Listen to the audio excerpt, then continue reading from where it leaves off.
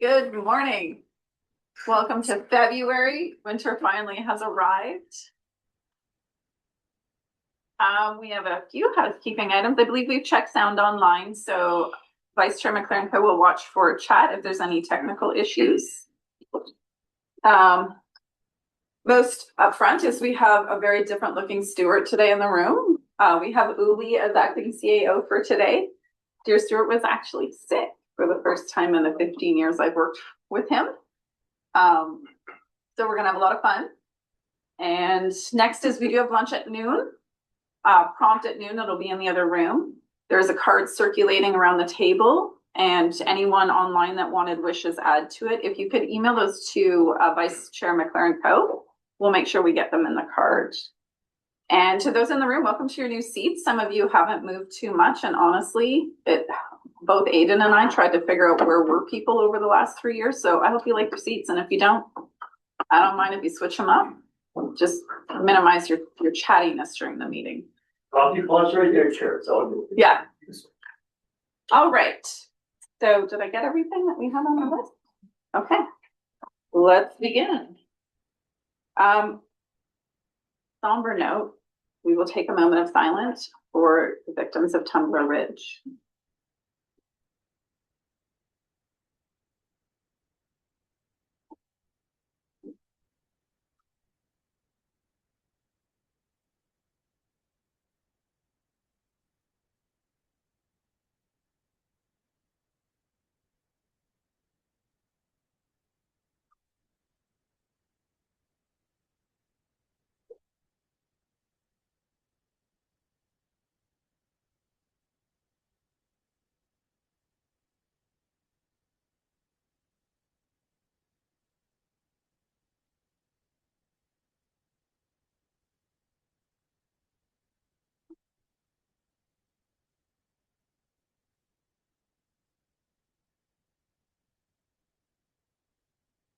Thank you.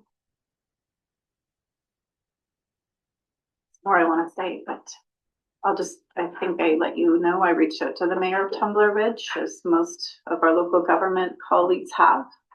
And I am working with one of their community acupuncture clinics to try and support trauma supports up there. And just to each and every one of us, hug your children. If you need to speak with someone, don't ever stop.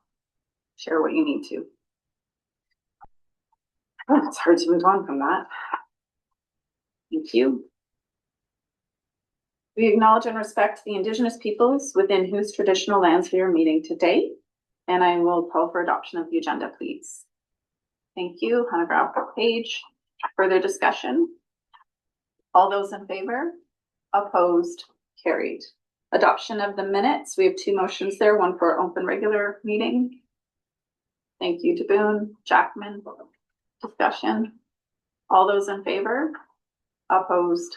Carried. And the special board meeting. Thank you, Jackman. Thank you, Jeremy.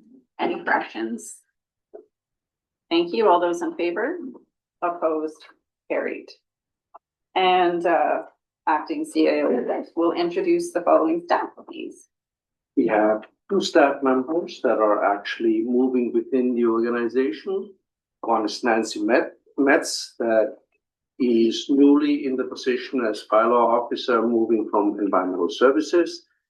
And we have Andrew Whittington as plan checker, replacing Graham Gordon, who moved into a building official position. Thank you. So we have a delegation, which is, they're considered a delegation, but this is one of our own internal processes we directed. So I am going to allow up to a half an hour for the presentation, questions and answers. The process today really is to receive the report, ask them about the report, engage on it. We don't look for any recommendations today. Staff will be bringing back a report to review what are the options and what might we consider, and that'll be next month. Anything that we include in the budget ideally will be right before or in advance of adopting the budget. So I want to reach over to Samson, and my view is, here we go, I got a better one. Hi, Tom, I see you there. And Carl, welcome. Good morning. Hi there. Thanks for having us. Good to see you. You're going to share your screen? Yeah, that's the plan. Hang on a second. And do you want questions throughout, or usually what we do is you present and then questions, but let me know what you would like. The intention is to whip through our very brief deck in hopefully 5 minutes, and then we can fill the rest of the time with any questions or a debate in what you see as necessary. Okay, thanks. Okay.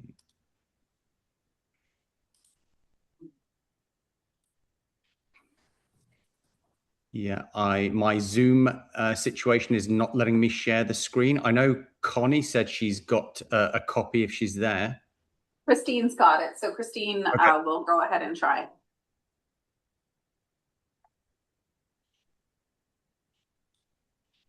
There we go.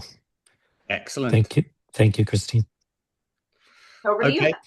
Thank you. So first of all, we just want to thank everybody that participated in this. Not only the the members of the board, which Tom and I came to visit back in seems an eternity ago now, but I think it was November. We had a great discussion then. We took your input, and then we met with the key stakeholders across the organization to develop our understanding, analysis, and ultimately the report that you received a while ago now. So Tom and I fully expect everybody to have read the lengthy report. Apologies for its length, but today's presentation is a lot briefer than that. So do you want to go to the next slide?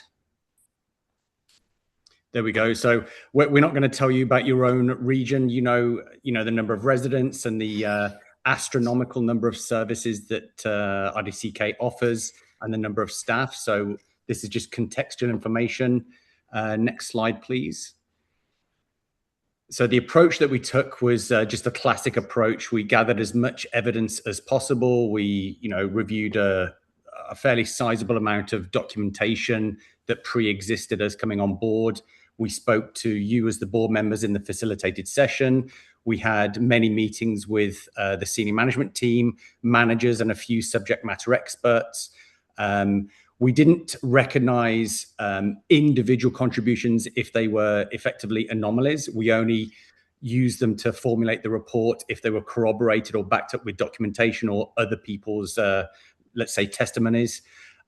We did some comparative analysis. It wasn't a true benchmarking exercise with RDEK, but we thought it was prudent to speak to the CAO in that organization to understand various aspects to see if we could learn from some of the lessons that they've established over the recent years.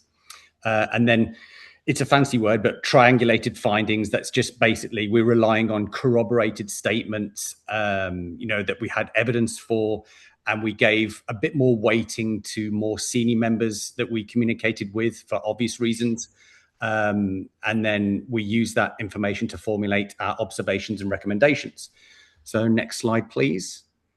So we had 6 key observations here. Again, I know that you've read the full report, but basically the first one of which is there seems to be a heavy structural reliance on the CAO as an individual. And that only seems to have worked effectively to date because of the individual capacity of that person. So that is great for the individual. However, that causes issues in terms of potential succession planning. And it, at peak times during the year, it does add potentially excessive levels of stress and workload. So we found that was working because of the capacity of the individual rather than the way that the structure and processes were established. Secondly, the senior management team meetings and the way they operate, it's made up of highly capable and passionate individuals. That there seems to be a bit of an emphasis on information sharing, which sometimes draws people into the weeds a bit more than necessary. And it tends to default to the CAO to resolve issues and integrate things across the organization. So our feeling was that if less time was devoted to information sharing, it would free up a bit more time to be a bit more strategic. And that's not to say it isn't strategic. It's just saying a bit more emphasis could be switched and dedicated to the strategic side. Fire services oversight. I think everybody's well versed on this. The way it currently operates, from what we heard, is that it seems to be very, very fragmented. It's largely volunteer based, and that creates its own issues in terms of, you know, consistent practices, procurement practices. And that's not to say anything untoward is happening. It just highlighted to us some of the inconsistencies and what that can mean for the organization in terms of efficiency of processes, efficiency of spending on various items. Board governance dynamics, and I'll be very, very careful what I say here, obviously for the audience. But given the nature of, you know, these regional organizations and your elected board members, there is obviously a biased interest in your own jurisdictions, which you're serving the you know, your residents that you're working for. However, that sometimes doesn't mesh with optimizing the practices of the region at large. So not that that's ever going to be solved to any, you know, perfect level of degree, but we need to recognize the fact that sometimes individual interests of board members sometimes results in extra work that maybe doesn't benefit the whole region, but it causes some staff members lower down in the organization to go off and do more analysis and come back and then report back 2 or 3 times. So yeah, that's enough on that one. We'll discuss that a bit more in the recommendations. Suboptimal prioritization. We first heard of this when we met with you as the board. And it was very clear that there seems to be an extensive list of, basically a wish list of items that is almost impossible to achieve in a timely fashion.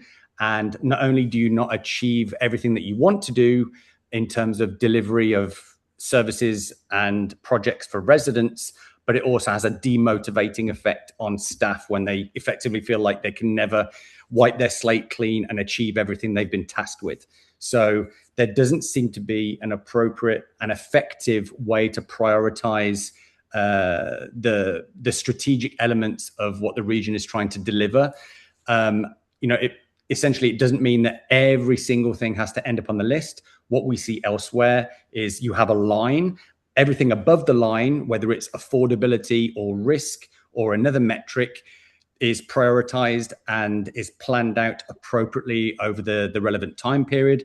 Everything below the line essentially is a nice to have. So if something gets achieved faster above the line or gets, let's say, relegated for whatever reason or deprioritized, then something below the line can take that place.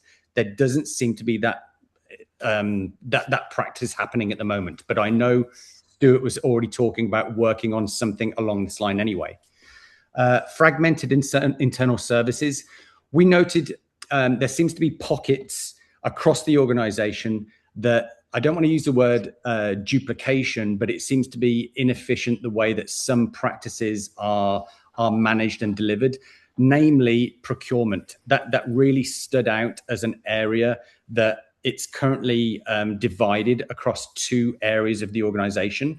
And you'll see, or will have seen in the recommendations, that, you know, that is an area that is causing a lot of inefficiencies and potential overspending through, you know, the lack of use of economies of scale and addressing things in a more strategic nature.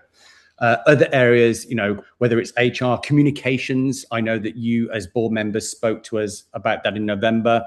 That the communications effectiveness that is going outside of the organization isn't as effective as I think most board members want it to be. However, there is a balance to strike between, do residents actually pay attention to it? What is the value offered by the communications function? So that's more of a discussion item. Okay, next slide, please.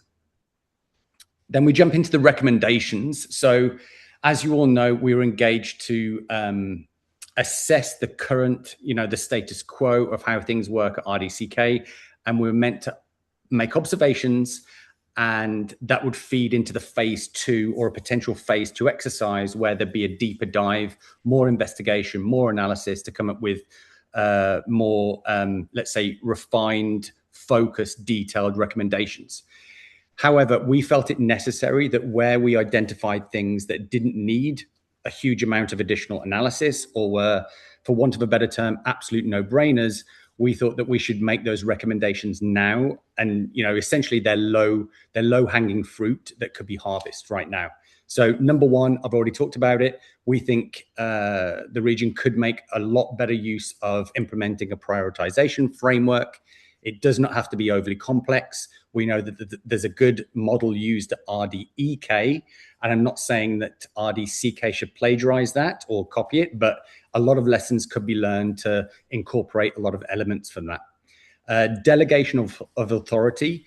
This has two elements that could feed into each other. So we noted that the levels of spending delegated authority have remained static for many years now. We see this as something that could be addressed and updated to basically allow people lower down in the organization at whatever level the CAO deems necessary to make decisions at a higher spending threshold. That has two benefits. One, it motivates people because they feel more empowered. And secondly, it prevents or it reduces the volume of items that escalate up the hierarchy and eventually make its way to RDCK board. So we see that a lot in the federal government where, levels stay static for a long time. They're adjusted to, essentially at a minimum reflect inflationary measures. And then after they're updated, it creates a lot more efficient decision making because there are less high level decisions being made at the more senior levels of the hierarchy. So you can have more strategic discussions. You can focus things on a risk-based perspective. Number three, strategic governance. So this is more of best practices. There is a need, in our opinion, to clarify and strengthen the governance practices at SMT to really free up the senior management to focus on the strategic elements. Number four, this kind of ties into number three as well. Because of the, I'm going to say, over-reliance on the CAO to integrate strategic matters across the organization, we think that there is a need to have a new position that would help the CAO coordinate strategic matters across RDCK and even with the board. That's not to make it into a second in command, but that is more to, refer to this individual to help them manage certain issues. And it would have to be refined and documented and very clear to make sure the boundaries were clear. But we think that would free up a lot of time for the senior management team, especially the CEO, to really focus on the most strategic things. And again, we see that a lot in the federal government. So we've used that. In the federal government, it's called a chief of staff. However, in this circumstance, we think something like a strategic operational manager or something like that, the name can be determined if this recommendation is accepted. Number five, centralized procurement. We think it's a very obvious win-win to put all the procurement/contracting personnel that currently work at RDCK underneath one general manager. In this case, we are recommending the CFO. I think that's very obvious why that is. We're not recommending a growth in that team at present, and that's something that you will have seen in the phase 2 recommendations. However, the short-term recommendation is to put contracting with procurement, and then over the next few months, if that is implemented, you can start to see potential efficiency gains where large-scale procurements can be made that cover wider areas instead of doing things in pockets. We would also recommend, as part of that, clawing back, and that's probably not the best term, but clawing back some of the procurement responsibilities that have gone out into the different business units. That there seems to be some duplication there in the actual business units themselves. So we think making that more strategic would reap significant cost savings over time. However, we couldn't quantify them at this time because we just didn't have the data available. Communications, I've already talked about that. We do think there's a need, again, not to grow that function, but to have a clearer reporting and closer reporting relationship with the CAO, with the communications function, so that can be more responsive, maybe more polished, and in line with what the board is looking for. And lastly, we're recommending that consideration should actually start now to amalgamating the functions of corporate HR and corporate administration. Corporate administration currently houses communication. It has a contracting person in there, so that ties in with recommendations 5 and 6. It also has the corporate officer in that role. We think that if there's an opportunity for whatever reason, staff turnover, people get promoted, moved elsewhere, we think the organization could benefit quite significantly from amalgamating those functions into one unit. This would give the CAO one less direct report in this circumstance, and it would also solidify and hopefully benefit from synergies between amalgamating these two groups. Okay, next slide. Then we get into potential structure changes. So again, at a very high level, an easy one to make is option A. And this isn't really an option, they're all considerations. A is talking about keeping the structure as is, but refining processes and benefiting from governance improvements. So I think that's fairly simple. That would involve the least amount of disruption, albeit that there'd be some process re-engineering, clarification of roles and responsibilities, that kind of thing. B would be a fully consolidated corporate services function. We see this a lot elsewhere. However, in an organization like RDCK, we think that may be a bit too big to bite off at this point in time, and it may cause too much disruption. So we wanted to articulate it in here, but we're advising against pathway B, because I think it would create a bit too much disruption, albeit, it does work elsewhere. In this situation right now, I don't think it's the best thing for RDCK. C, pathway C, is about having that strategic operation manager position created directly reporting to the CAO, as well as amalgamating the corporate HR and the corporate administrative functions. So you can see you've got one less direct report at the senior management level underneath the CAO, and for the benefits that I've just outlined on the previous slide. Then we get into the last slide. This is the phase 2 roadmap, which we were asked to create as part of our deliverables. So this is where we identified things where we believe it's worth investing time and resources to investigate things in a lot more detail, a lot more focused way, to come up with more changes down the road. So we've mapped out 6 items here over the next 3 years. We're not saying they have to be done in year 1, they have to be done in year 2. We're trying to spread the demand on the organization over an appropriate timeline so that you can bite off and achieve 1 or 2 things within each of the next 3 years. I'm not going to go through these in details. They're basically turning some of the things that I've already talked about in previous slides into future discrete projects. The value that we've assigned to each one of these, because like I said, they are individual projects, they are sizable. The values are only high-level estimates at this point in time. There does need to be, if it's blessed, there does need to be more investigation, more detailed scoping of each of these to really map out a true estimated cost. It may be a bit less, it may be a bit more, but until people know what the CAO and the board have decided, it's difficult to say how much each one of these elements would cost with a high degree of accuracy. And the last thing I'll say is, we're not recommending that you have to do all 6 of these. I would recommend you look at this as an a la carte approach, where maybe you choose, number 1, 4, and 6, or maybe you just choose one of them. It's totally up to the board and the CAO to make that decision on what is the most value-added 1 or 6 projects that you could implement over the next few years. And that's it from me. So I'll stop talking. Tom, did I miss anything that we needed to articulate before we turn it over to the board?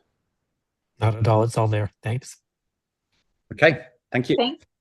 Thanks, Tom and Carl. Just before we open it up to questions, I just want to revisit what the process is for us on this end. So I'm actually going to ask Connie if you can just articulate kind of the process and the next steps around this, and then we'll take questions for the presenters. Sure. So through the chair, The intention will be that with the CAO and the SMT will review what's been proposed.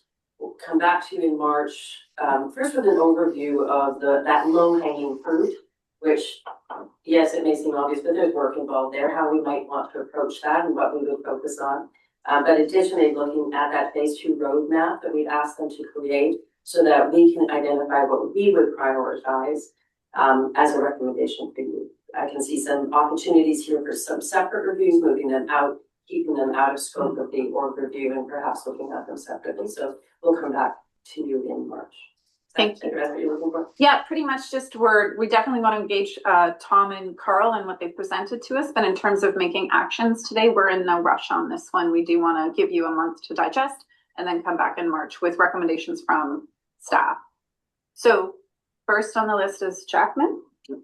Go ahead, Jackman. Okay, thank you. So, yeah, I do appreciate the insights provided here.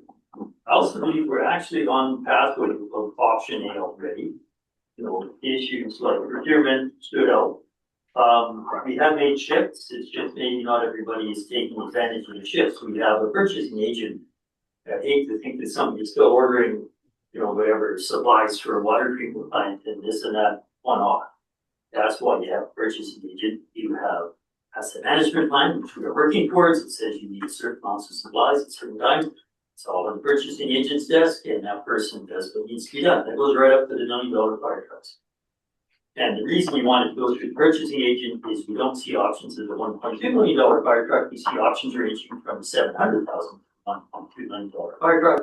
And why? Because the purchasing agent is detached from the actual preferences maybe of the front line. We need that detachment and looking at part of the trends. We also have a pretty robust project management team now. I think I'm really pleased with the sort of reporting and the sort of approach we've seen in projects. And between the three, involving asset management, purchasing, and project management, I think that is the path to option A. And that's really an internal thing, I think, which CEO and senior management team are working on. Governance, point number 3 in the one slide there. We have, in some cases, 7 goals or strategic priorities in a row, and then I asked CEO Horn to put one in the middle, and that is the, if you look at everybody looks at this every once in a while, page 6 to 13 of our strategic plan, that managing our assets and service delivery in a fiscally responsible manner. I asked him to put it in the middle and see if we could use spokes. He said, no, we didn't say put spokes. We are here to deliver service, and efficiency is a must.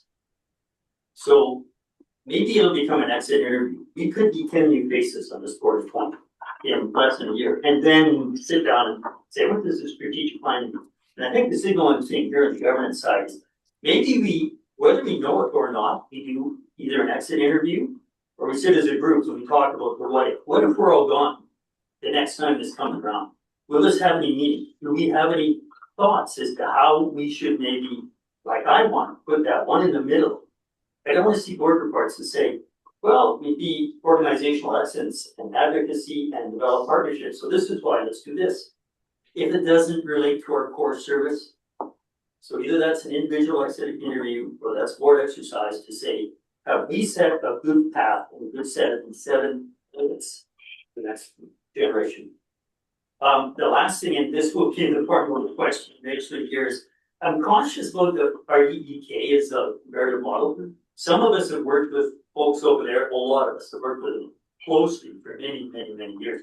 They are dominated by district municipalities, which take in huge swaths of rural areas and create a whole different dynamic. We are more than half rural population.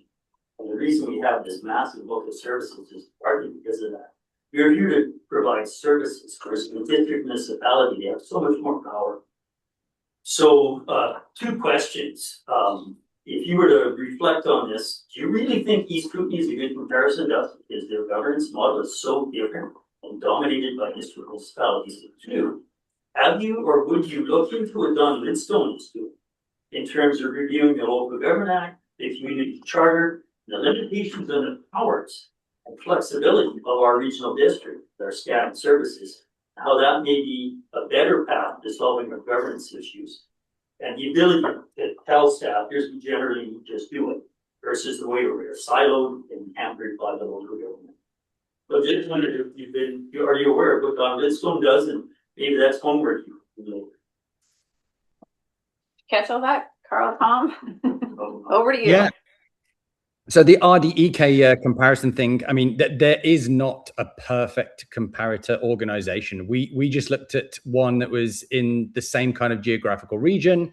And the report, hopefully I didn't give you this impression, but the report is not solely based on what we learned from RDEK. We just think or thought that it was necessary to speak to somebody from the organization to see if there was something that we could learn. I would say that if I had to give a percentage, probably only 10%, 20% maximum from what we learned from that conversation actually made its way into the report. The rest of it was based on best principles of sound management and normal operations in the public sector.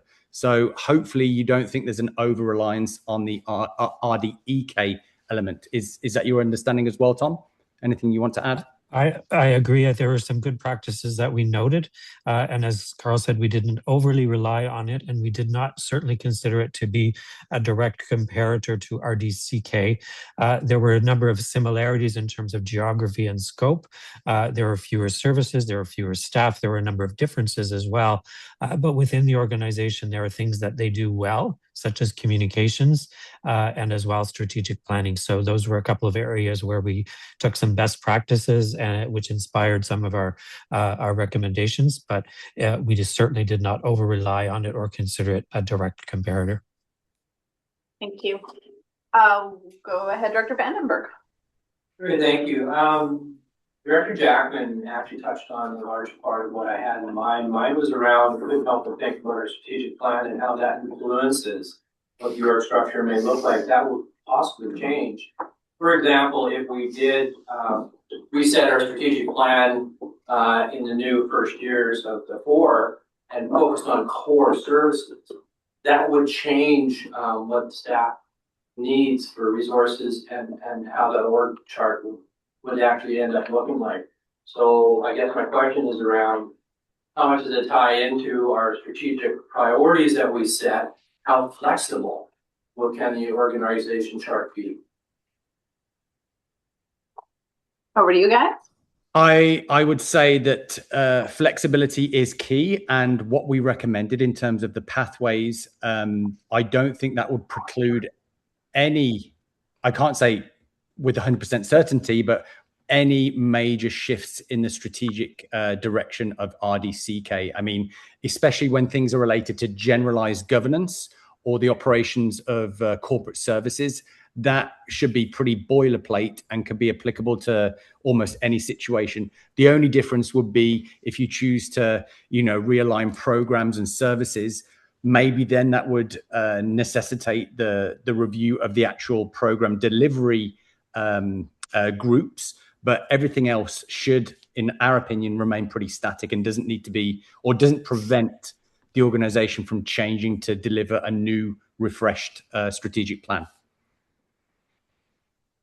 Director Lockwood, and noting I'm going to allow us to go over half an hour because we're about 3 minutes away from that and 5 speakers left. So we're going to go over, and I'm going to be okay with that.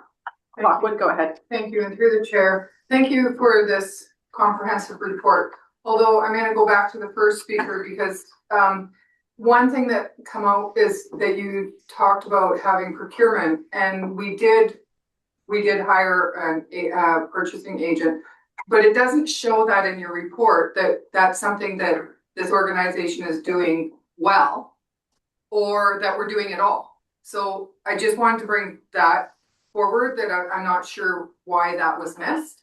And the other thing, that the question I have is, can you give us, and you may have, but there's so much information and I think my head is swimming here, is an example of the delegating authority, of how that trickles down. Can you give us an actual example in our organization, please? Do you, can I let Connie go and then I'll go to you guys to answer the... Yeah, through the chair. First, with respect to contract and procurement, they did not delve deeply into the organization to evaluate how any one function was doing. That's phase 2 work This is a general broad commentary, and the report doesn't say we don't have procurement. What it is suggesting is that we take procurement and contracting and combine them under the one manager. So right now, procurement reports into the general manager of finance, IT and procurement, and contracting reports into the senior manager of corporate services. So it's taking that contracting and moving it in so that it's working in partnership with procurement. Sorry, you can go ahead. And then an example of delegated authority, and also if you want to add anything to the procurement conversation. Yeah, so on the procurement piece, apologies if we didn't give enough attention to that in the report, but yeah, we fully recognize that the organization has taken steps to hire a procurement agent who, from what we understand from speaking to various people, is performing very well. So we fully recognize RDCK has taken a big step in the right direction. However, the caveat is we are very clear and certain that more efficiency gains can be made, not by hiring another person right now, but simply getting synergies from putting those two people together. Because I hate to get into the weeds. At the highest level I can say is that one person is actually processing the procurement and managing the contracts.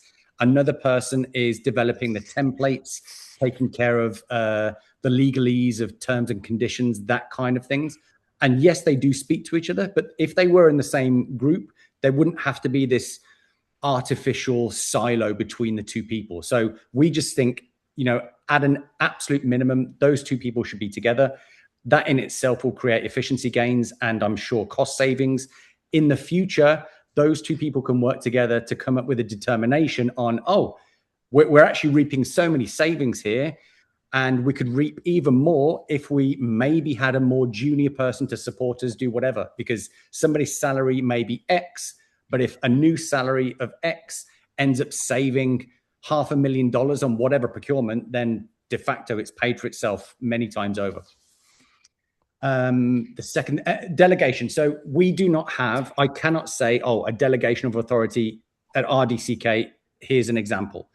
If you're talking about how does it work, it's more like the CAO would delegate a person at a specific level to have the signing authority to actually go and spend this or commit to this contract above the current levels. So that's just to say, over time, there's been no adjustment to accommodate inflationary increases in the cost of, whether it's consultants, whether it's service providers outside that are doing manual labor, I don't know. But there's been no adjustment to those delegation of authority levels over recent years, and thereby, de facto, the volume increases in terms of the number of decisions that go up higher in the organization.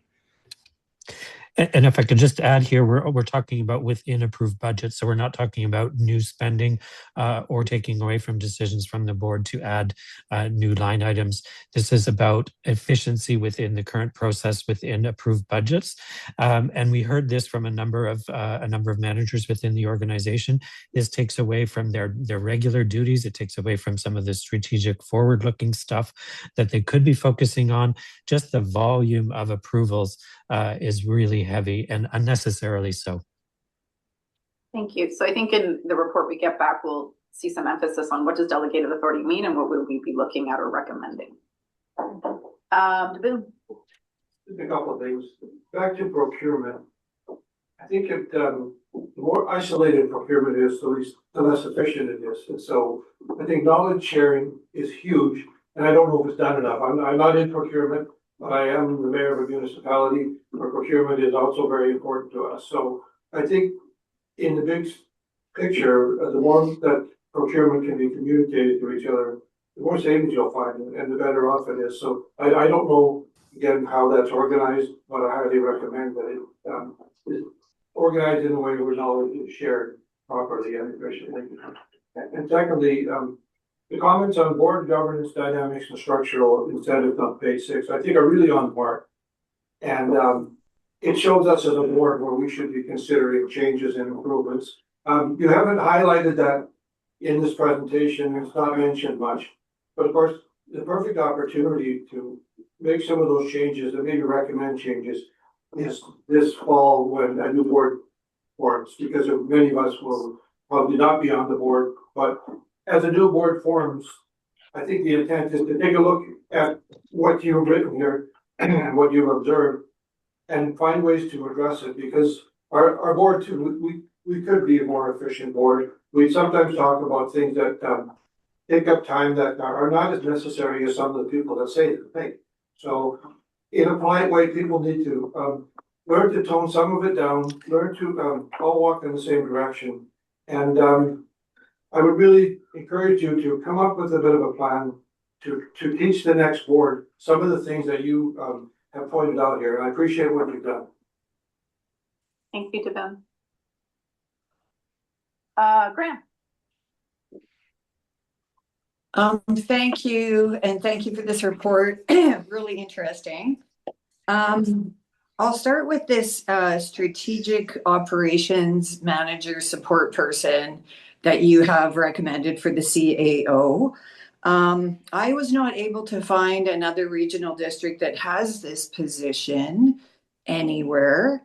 My view on this position is that it would be a senior position. It seems to me like it's a new position being created, and I don't see that as being low-hanging fruit. I see it as another person to manage and pay. And I would have a concern there that taxpayers right now are really looking at us to reduce administration, not add to administration. Unless you're seeing this as an existing staff person taking on this role, in which case I would see that as taxpayers thinking that our staff is not currently being utilized maximally. So that's my first question. Okay, so on that, I would say that this new position, it can either be, a new person from the outside, a newly created position, or if management obviously so chooses, it could be assigned to an existing person. It doesn't really, we didn't really land on that strongly because it's a new idea. And to be frank, we had a bit of pushback from Stuart on that. He is very passionate about delivering what he needs to deliver for the board and for the community. So it was mine and Tom's job, and in fact, we spoke to him on several times to try and emphasize the value of having somebody like this. And yeah, they'd be fairly senior. They wouldn't be at the same level of as a GM. They'd be a fairly senior person on which the CAO could rely to go and handle various issues and, put out fires, for inappropriate use of a term there. But that would allow somebody like the CAO to really focus their time on the most strategic things. And it could be looked as just a straight cost base increase. However, if you flip it around, how much value and time would that save for somebody of the CAO's caliber to go and invest that time in a more strategic way elsewhere? So, yep, you could look at it at a very basic level and say this would add X $1,000s to the budget if it was approved. However, how much could that generate in terms of strategic savings if somebody of the CAO's caliber is afforded more time to go and do something which could reap more savings for residents? Bonnie wants to add a bit more to that. Yeah, through the chair. So this will be something we'll specifically address when we come back to the board in March.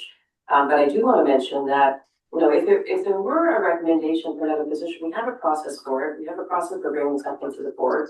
That would be undertaken separately. At this point, that's not something that we're looking at. We're considering how can we possibly integrate this into what we do now with the potential to keep it cost neutral or relatively cost neutral. And then if we determine that something is required over the longer term, we'll come to the board in due course with a recommendation as we do bring in the position. You heard that okay, Cheryl? I just want to make sure you heard that. Yeah, I heard that. I have a supplemental, if I may. I have 3 more speakers and we're 10 minutes over. Can I come back to you?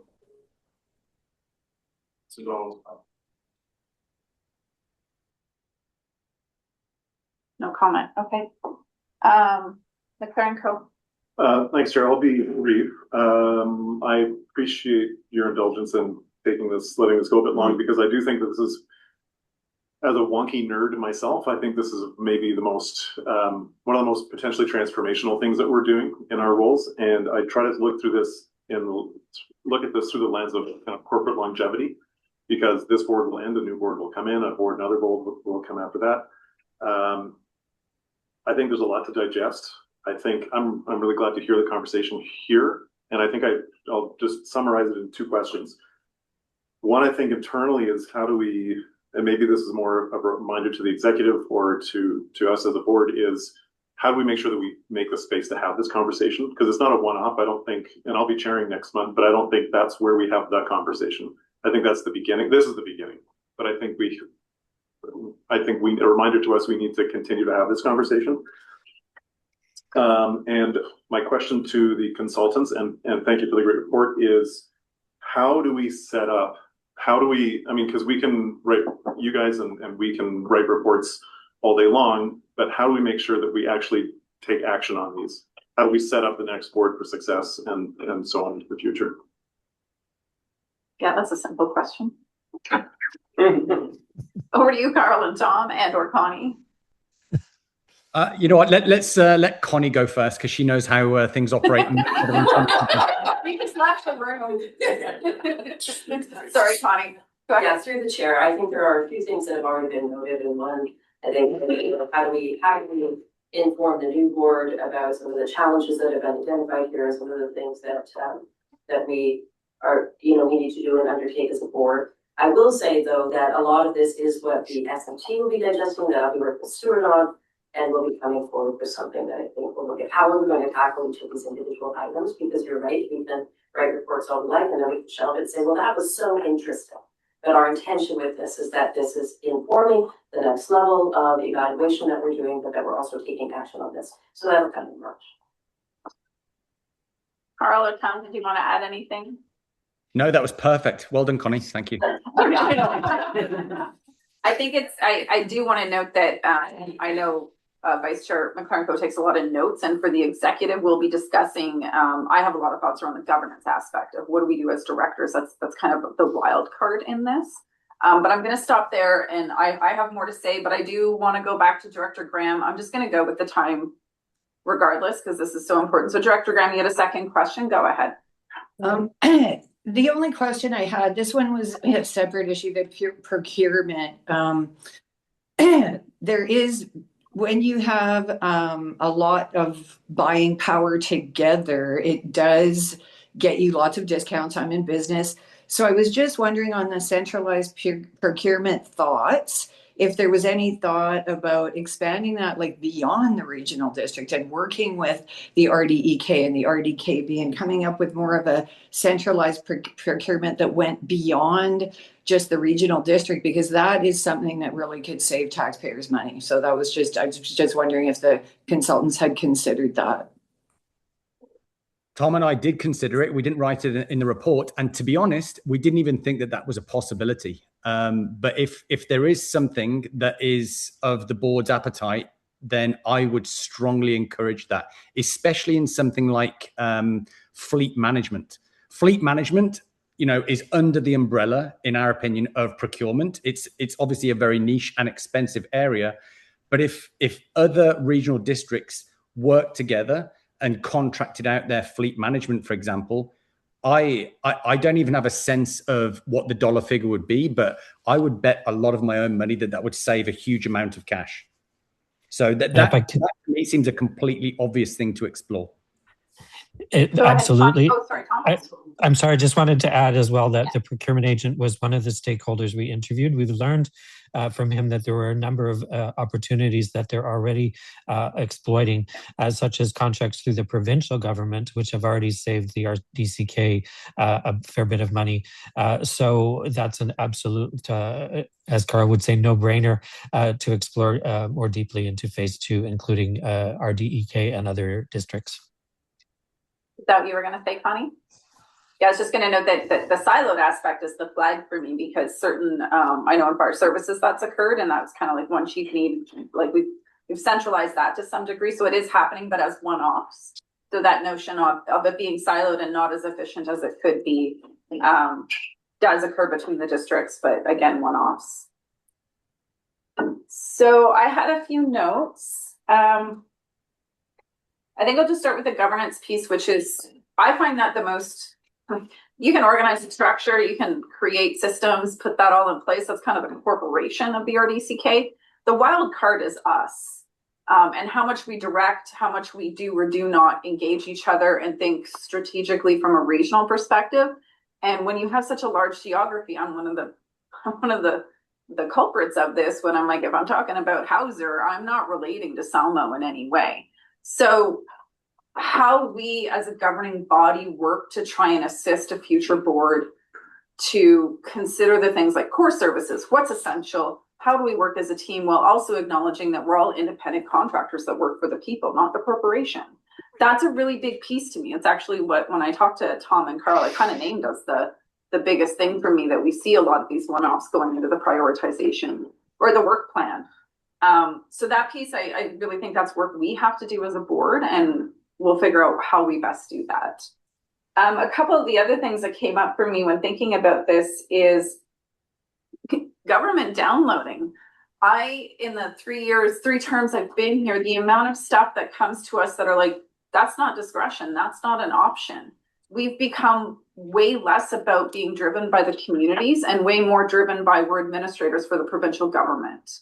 And that for me has been the biggest increase in workloads that I see. And it's the biggest beef I have with our ability to do a strategic plan, that oftentimes it's not us as the biggest proponents of messing that up. It's actually the expectations of other governments to do their job. So I will get to my question, Carl and Tom, but there's 2 of them. The first one is how do you incorporate that into this? The second one is, we have a lot of services, because when I did an RD comparison, I'm not an expert, I definitely could have been off, but what I found that was really unique about ours when you compared us is we deliver a predominantly high amount of municipal servicing. We actually are very much the shared services model that regional districts were created for. So we have a lot more services because we're actually delivering in municipalities these shared services. I know just for CASO and D, we have 11 alone that are CASO, not focused on CASO, but we share them. Yeah. So that comparative of how do we separate out, here's the regional model, and we're actually doing a really good job on servicing these jurisdictions as a joint effort, and the fluff. We have 180 services. How do we determine what to cut? Because I'm very interested in cutting the fluff. I'm also very interested in telling the provincial government they can go to the bottom of our work plan. That's my political statement. So those are my 2 questions in regards to your review. You caught those? Got any responses? So the number of services, correct us if we're wrong. We thought this sheer, astronomical number of services was, yes, there's a lot of individual services, but isn't a lot of it essentially an accounting treatment thing where they have to be accounted for separately? So you've got very similar, if not the same services, but it's sliced and diced according to how you manage the individual, costs associated budgets, with a given arena or something like that. Is that correct? It's correct. We created quite a few allocation services so that we could transparently show what's coming in and what's going out. So a lot of our services are actually just accounting processes to show organics versus recycling, that kind of thing. I mean, on that, I'm not actually sure of how much work has been done in that area to date, but that seems to be like a very complicated area that warrants its own exploration of the flexibilities, because as an accountant myself, I didn't dive into the money of that particular, treatment, but it didn't resonate to me as, and please don't take this the wrong way, it didn't seem the most logical approach to, account for these services. And that may well be restricted very closely or very tightly by the LGA or another piece of, governing directives or whatever. But that didn't seem to be the most obvious, cleanest way to do it. And I think going through an exercise, whether, Yev does it himself or engages outside expertise, I don't know. But I have a hard time believing that there isn't another possible better way to do that. Thank you. Does that answer your question? Or maybe I went off on a bit of a tangent there. I don't think there was a simple answer. I think the only other one noted in my questions, I'm just gonna leave it. We now have two other directors who have a lot of questions and we're well over time. I'm trying to do the balance here. So I'm gonna go to the two other directors. And we've noted that one director is asking for a workshop on this and we can discuss that at executive.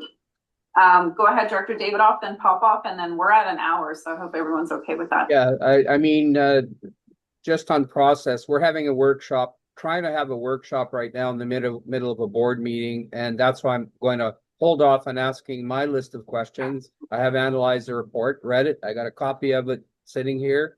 But this is not the place for this type of conversation. So, I mean, it's an introduction to the report, but when are we going to have a workshop on this? That's my question. Thank you, Chair. Thank you. And I'll just let you know that the conversation around a workshop, we have to be very careful in terms of giving direction in workshops. So it's a fine balance between what we do at the table in a formal business setting and then what we do in a workshop. So it's not impossible to do that. We're also up against the budget. So we're a bit of time crunch, but executive will discuss that with staff and see the best process. And for now, we wanted to receive this in an open board meeting and do formal business around it to engage. Director Papa. Yeah, a quick question to the presenter. I noticed in the first slide there was a comment about the directors getting into operations. Can you define that a little bit better, or how can we correct that?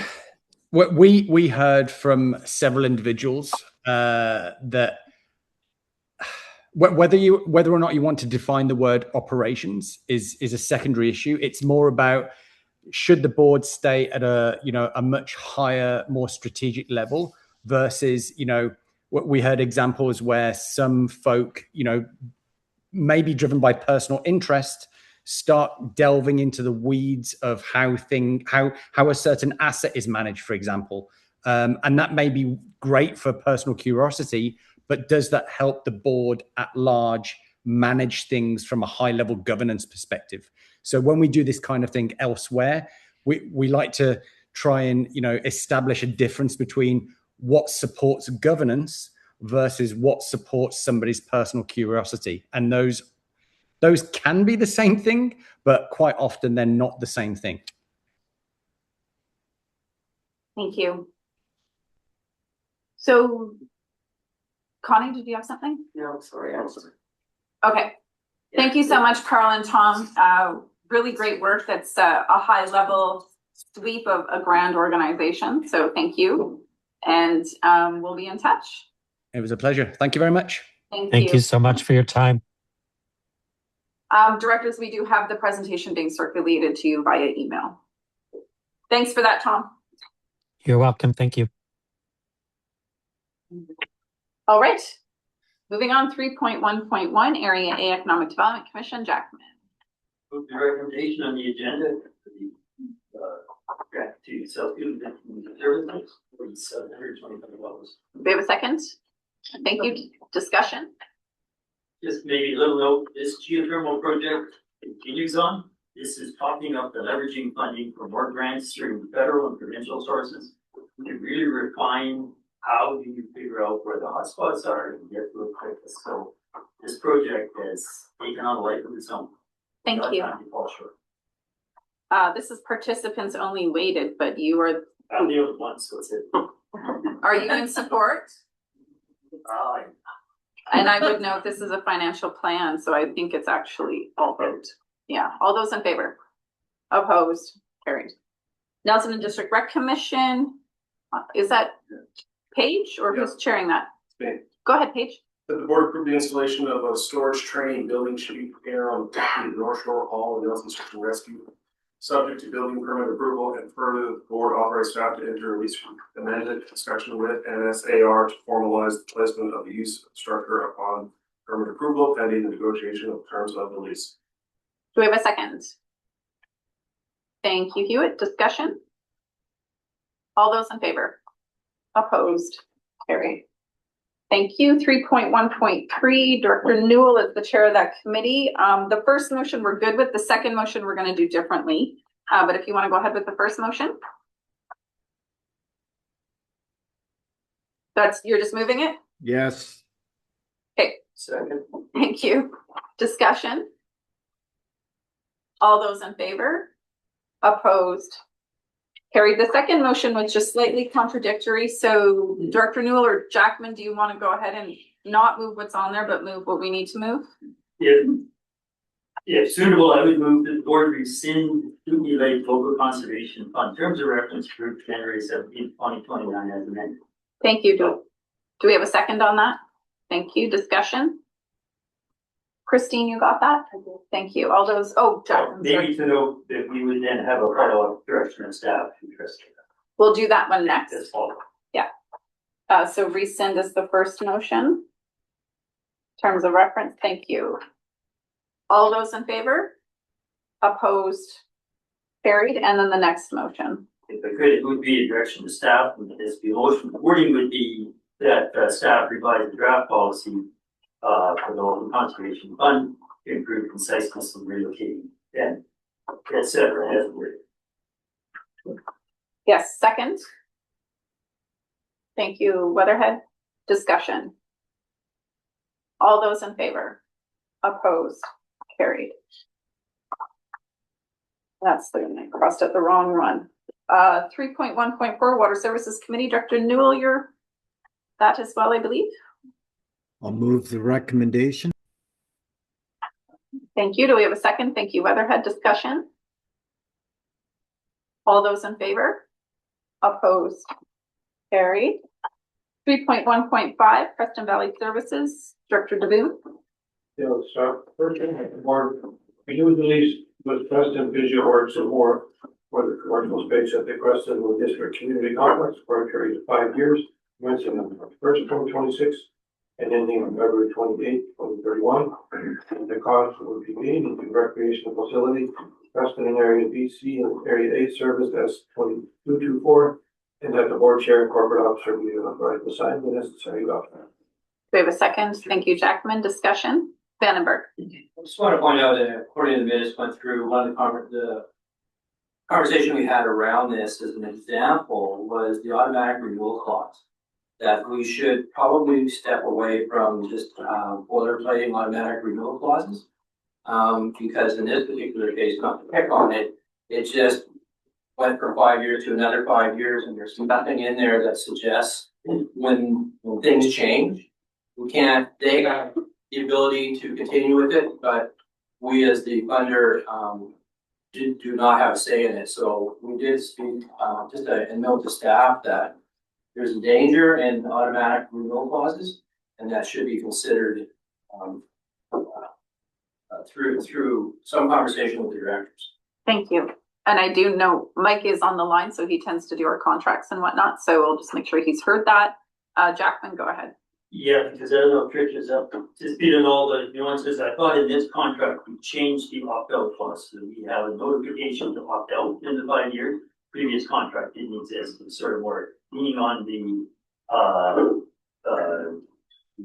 occupant under the lease. And it was their right to continue. I think now we flipped it to a more standard form where we could have termination clause or opt-out with 6 months or whatever it was. I think it is a fundamentally different contract form than it was 5 years ago. Thank you. I've got both Mike or Tricia, if anyone wants to comment. Through the chair, I'm just thinking that actually Craig, who did most of the work on the review of that, he's online and may be able to comment as well. Go ahead, Craig. Yeah, through the chair. So this is the last opt-in for 5 years for this group, for this lease. And yeah, the term of that lease is outdated, certainly something we don't currently use, but according to the terms of that lease with that tenant, that was their last opt-in for 5-year term. Okay. Good. I think we got it, Mike. Anything you need to add, or you're good? I'll just add that with the newer suite of templates that we've developed, that the extension periods or renewals are flagged for something that should be considered in the context of what the lease is about. So it's not an automatic thing in any of the templates now. Thank you, Mike. All those in favor? Opposed? Carried. And the next motion, Director DeBoon. The board approved the RDCK enter into a 4-month concession services agreement at the Preston District Community Complex with Rick's Iron Kettle Restaurant, commencing on February 8th, 2026, and ending on July 7th, 2026. That the board chair and corporate officer be authorized to execute the agreement. And just saying that it's a term. Hold on. Second.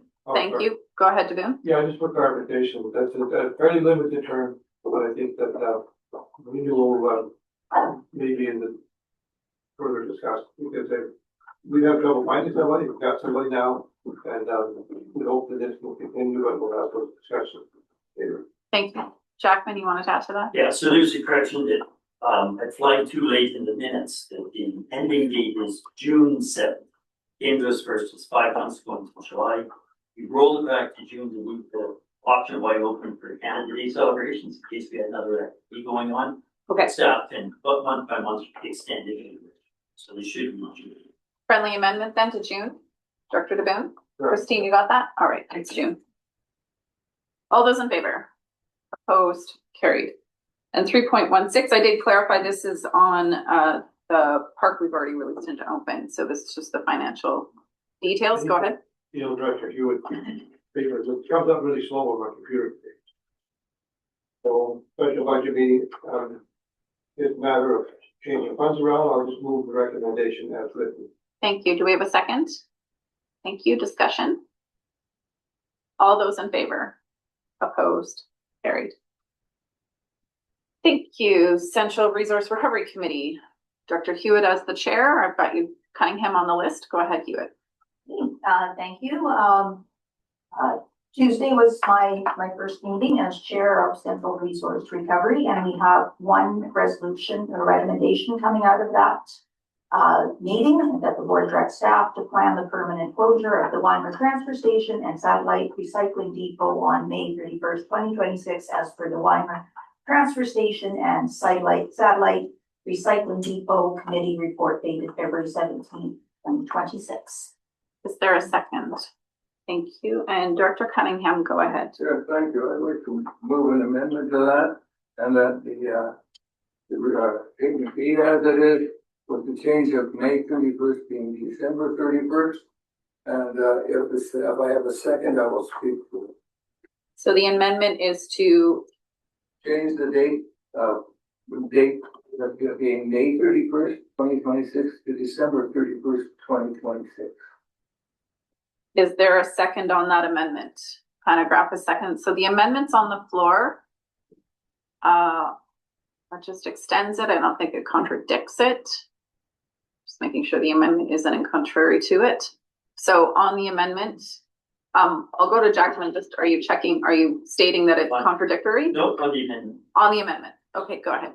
Yeah, because sitting in on this conversation is not my service, but I feel there's a lot of opportunity if we abruptly close in the near future. Now we'll put everybody in the community in sort of a defensive position of what's the RDCK doing for us. The extension would allow us to maybe revisit the curbside option, which wasn't totally rejected. It was a potential to shift to a better model for everybody. I wish we were able to do this the rest of them. This time I hope could be used to go to community in a proactive, positive way and say, there's another model you can follow. Curbside, maybe even with. So I think it's a great idea. Okay. Further discussion on the amendment? Go ahead, Lockwood. On the amendment, I'm not for the amendment unless we change it to that it changes to once a month for the rest of the year, but then I would be for the amendment if we change the hours to once a month. So we're not discussing hours right now. That'd be a further amendment. So, I guess then a further amendment, because the hours aren't in the amendment. We have to deal with this amendment, but we'll start amending amendments. That's the amendment page on the amendment currently on the floor. Okay, not opposed to the amendment. As it stands, I am curious how we're actioning what Jacqueline is bringing up through the chair. Right, if that's the principle to create some space to explore some options or create a referendum question, how's that actually getting action? What is that capture? We can go to your other hat, staff. So I think then a motion would be warranted to direct staff, or even as an action item, to direct staff to investigate alternative service options for the community. If that's the intent, I mean, this can be discussed at the next joint meeting too.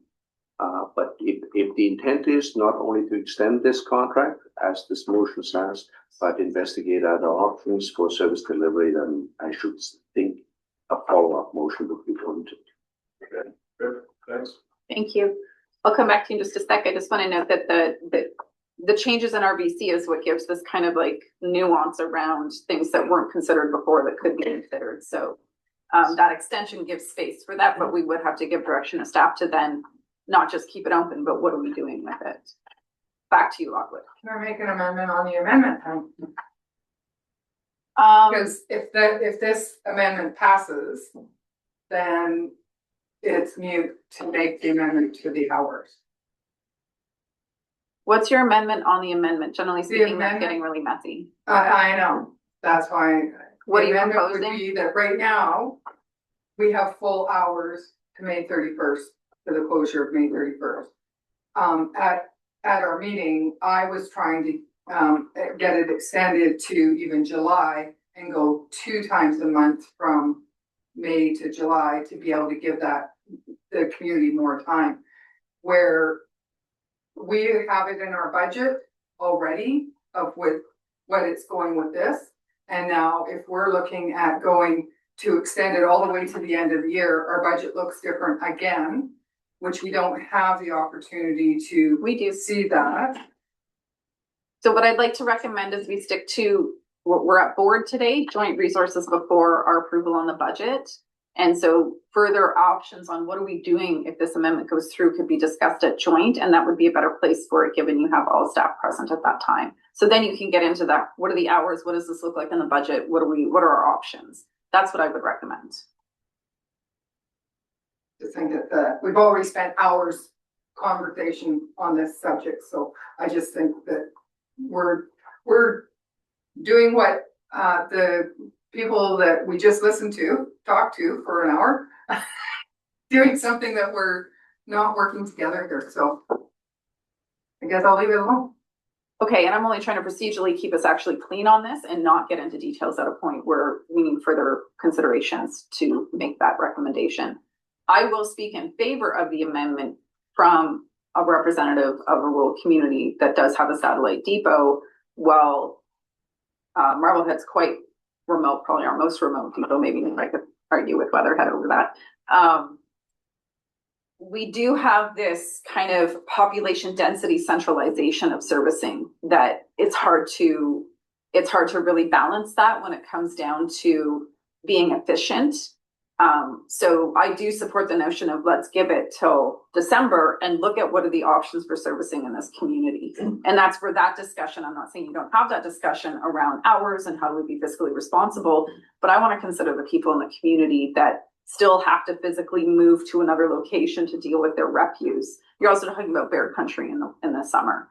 So there's considerations that I think are important to dive into a little deeper. The regionalization approach that made this recommendation wasn't necessarily looking at the population densities in small areas and wilderness. And that's a consideration I, as a director, would bring to this table. So I support this amendment. Papa. Yes. Sorry, I didn't know. Speaking in support of the amendment because I'm going to be looking at possibility of reducing hours in New Denver recycling and Crescent Valley recycling. So, and that will be looked at Joint Resource Recovery or West Resource Recovery. Okay. On the amendment, all those in favor? The amendment would be central. Participants only. Sorry. Thanks. Yeah. All those in favor for central? 1, 2. On the amendment, Hewitt, you were just in favor. Oh, you were not. Okay. 1, 2, 3, and Newell 4, 5. Those opposed in central. Lockwood, Hewitt. Motion amendment passes. And recorded as opposed. So you'll probably be opposed to the whole motion. We'll record that. So now the whole motion as amended. All those in favor, and this would be central as well. 1, 2, 3, 4, 5, and those opposed. Lockwood recorded opposed. Hewitt not recorded the post. You got that? Thank you. All right, good work, folks. Is there a follow motion? I think we'll do that at joint. Just to refer it to joint to investigate further options. Or then it just. It can so just it be officially submitted. gets there. I think, yeah. It can just be submitted to the joint agenda. So somebody's, sorry, Sharon. We can take that as direction to bring it as a new item at the next joint for discussion. It can include the hours consideration. It can include all the considerations that were noted. Paige? Be so fast, just for Louis. Also a phase down, right? Like if they're being transitioned to a location, reducing hours as we get to 31st being consideration. So people will see less and less opportunity to drop off and start going to Groman if that's where we're going, as opposed to just a 10-day for consideration. Just direction to what to include in the report. Yeah, I mean, some of the investigations have been done, but yeah, I think next meeting we come with receiving direction, clear direction of what to investigate, not with the report yet. Okay. And then I think we can include and have the discussion which components to be analyzed. This is not a joint resource meeting. We're gonna move on. And that will bring that to joint. Lockwood. That's my problem, is we just heard that we're gonna hear direction from staff and the budget is the next one. So as I said about the hours, is not gonna change the hours in our budget. So we're not gonna see the actual budget numbers at the next one. So that's why I would like to propose right now a motion that we actually, we. Do you have that extended the motion ready to December- go? No, because I didn't know after an hour. Well, that's what we do at committee. We have those discussions at committee. We don't do it at board the next day. We did. We You got can to submit your this. motion for joint and then that'll be one debated at joint.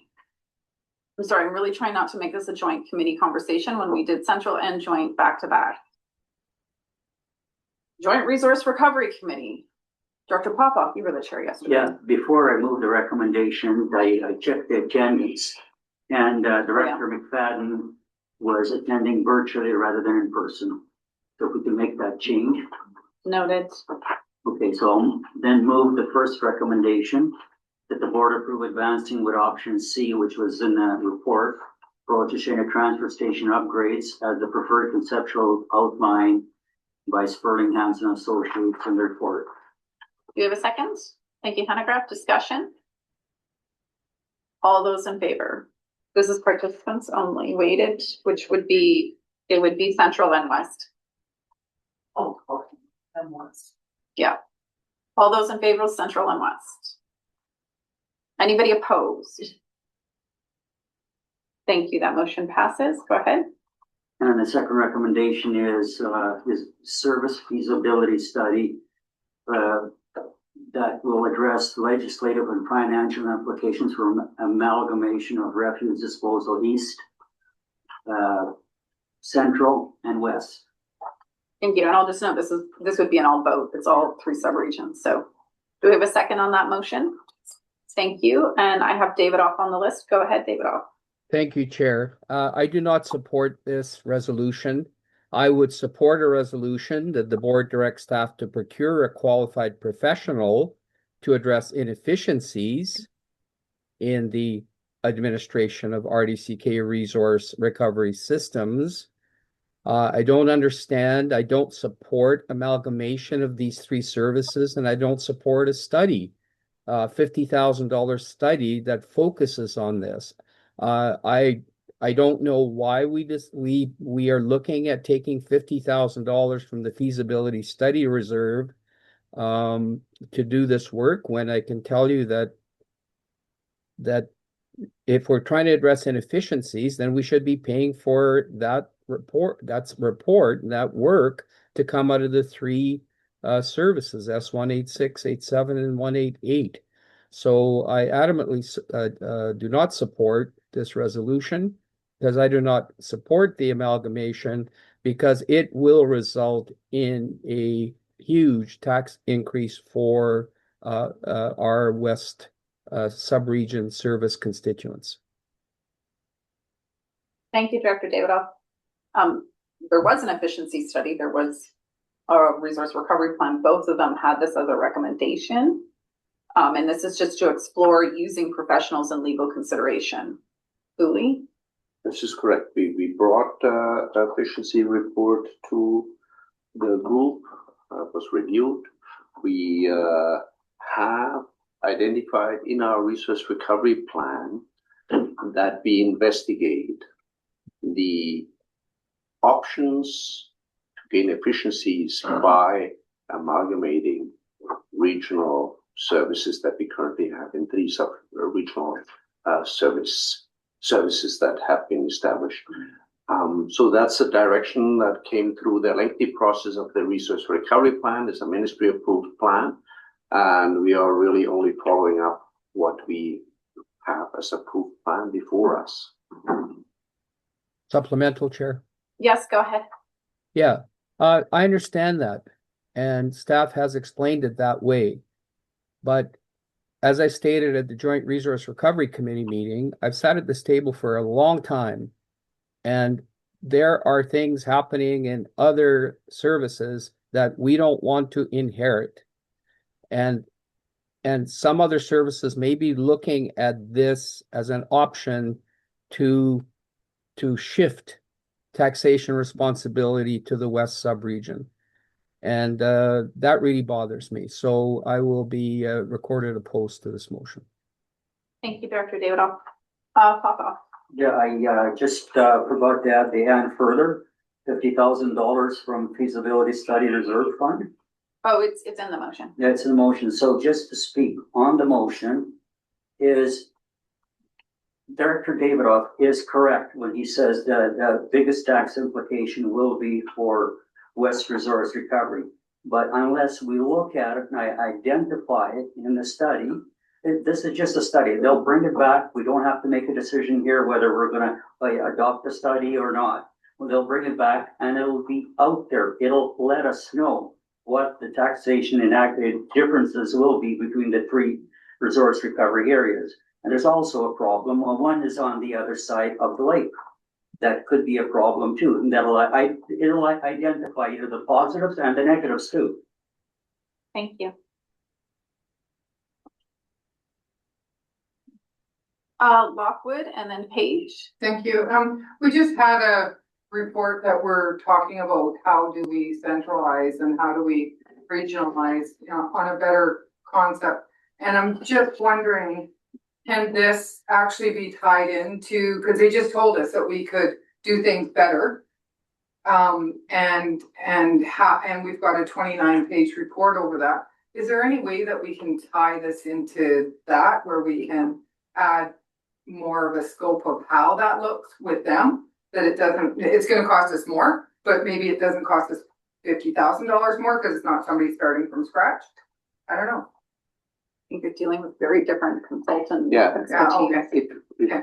Very briefly, this looks at the structure of our organization a lot more than the individual service efficiencies that may flow out based on structural changes that come out of this organizational stuff. Page. To staff, I just want to check in for confirmation. I appreciate that there's probably consideration in this report.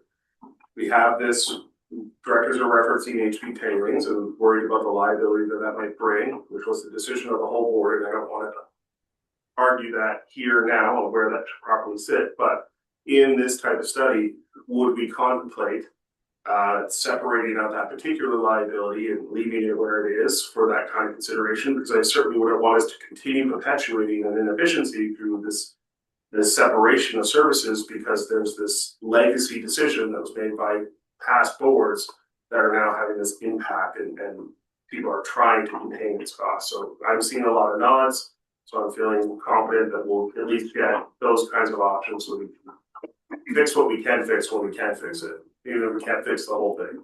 And again, very briefly, if I may, that was laid out in the report as one of the options to pull HB out of the equation as one of the concepts. Yeah, so we can support. Okay, great. So there's 4 options that will be reviewed in this report. And Dr. Page? Okay. Yeah, no, I'm answering your question as well. So there's 4 options in the regionalization report and joint yesterday. Yeah, okay. And it includes those different ways of looking at it. And just to note that taxation is going to be different based on what those options look like. So just going back to like assuming it's all going to be in one is presumptive at this point. Sure. That being said, so that is in the joint committee agenda if you want to look at those 4 options. Was that it? All those in favor? And this is all vote because it's all sub-region. Those opposed, we've got David off opposed. Yeah, recorded opposed, please. Got it. Others? Okay, David off opposed.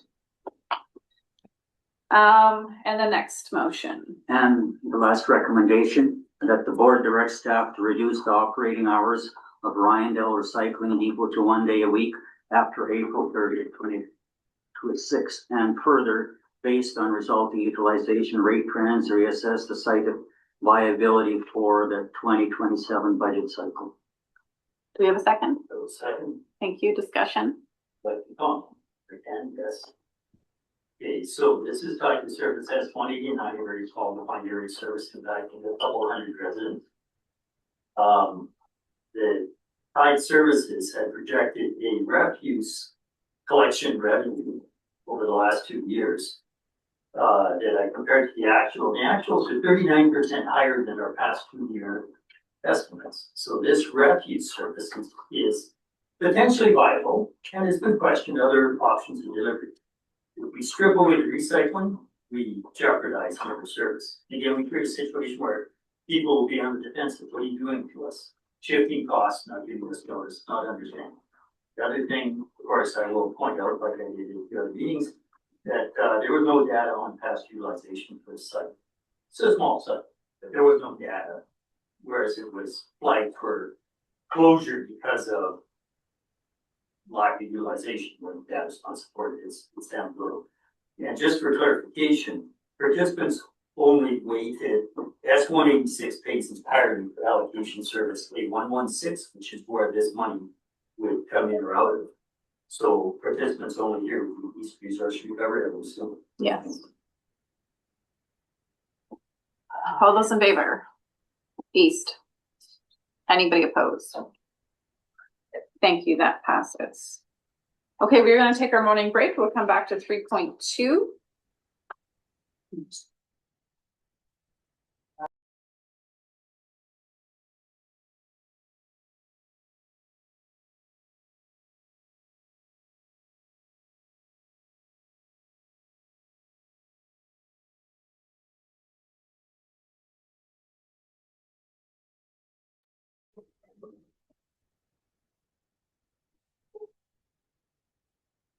Good stuff. We are on 3.2.1, ready grant local selection committee appointment. This is one motion.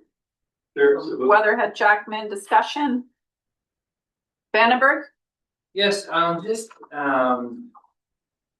things change in here. There's a lot of work that goes into setting this up. The people's names are going to change. At least I experienced that last year. What is then the path forward to, does this have to come?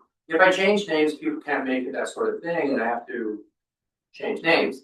These are formal appointments to committees. So these are the people on your committee. If you want to change those names, they have to come back to the board for approval. Why? Because these are formal committees you're appointing members to. It'd be like your commission that you can't just switch people out. And this is a requirement of CBT.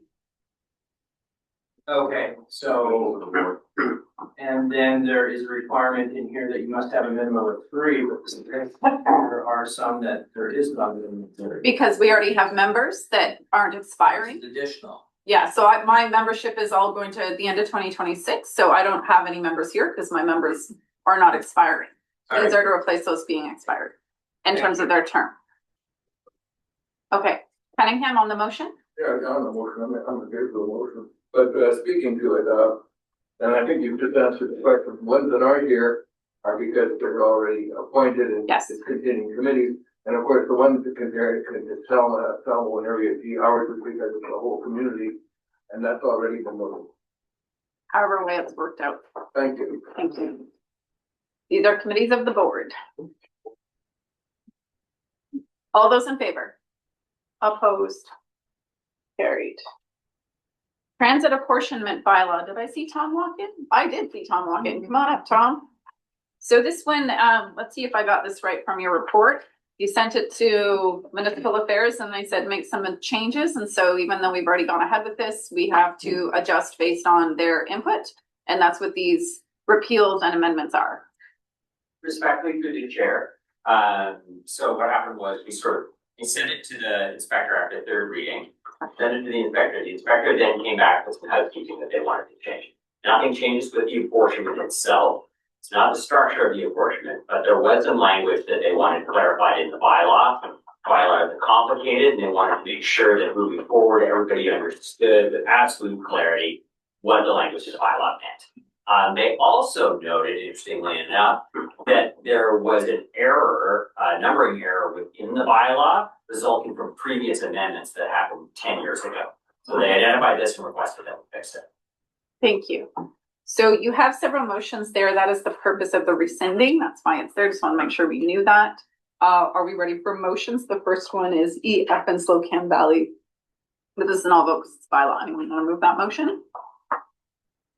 Thank you, Lund. Thank you, Popoff. Discussion. All those in favor? Opposed? Carried. And then the same one for third reading. Thank you, Lund. Popoff. Discussion. All those in favor? Opposed? Carried. Kootenay Lake West for rescinding. Thank you, Hewitt. Second, Lockwood. Discussion. All those in favor? Opposed? Carried. And for third reading on Kootenay Lake West. Thank you, Jackman. Thank you, Cunningham. Discussion. I feel like I'm going sideways. All those in favor? Opposed? Carried. Thank you, Tom. Electoral area G, this is for adoption. So do we have any questions before we go to the motion? Sadie did come in the room. Hi, Sadie.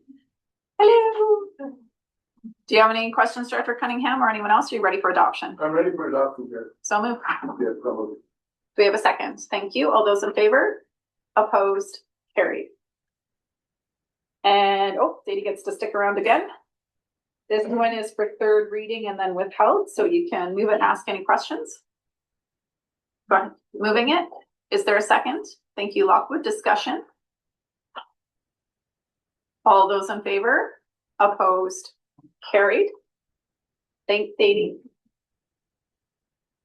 4.4, this is electorals A, B, and C, dangerous and aggressive dog control. This is for third reading. Move third reading. Thank you, Jackman. Do we have a second?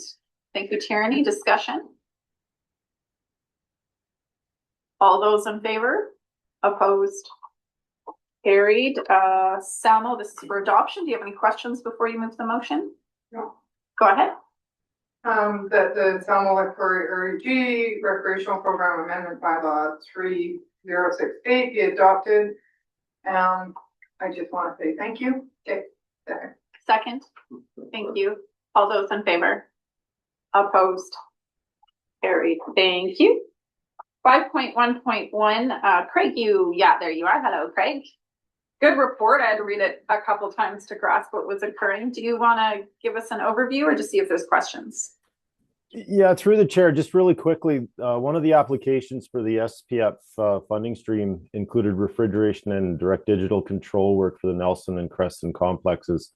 The UBCM told staff that this application needs to be split so that the funding is requested from one location. So we're trying to prioritize these projects in a way that makes it fair to both services. So we followed the same methods of prioritization used in the report from July, and we found that both projects offer the same benefits to the communities and the services and they're also partners with the City of Nelson, for example, and the Crescent Curling Club. So on the face of it, they're very, very balanced, but further analysis, as shown in the report, indicates that the Crescent project provides higher benefit to the RDCK in the form of greater reduction in greenhouse gas emissions and greater energy conservation and cost savings through utilities over time.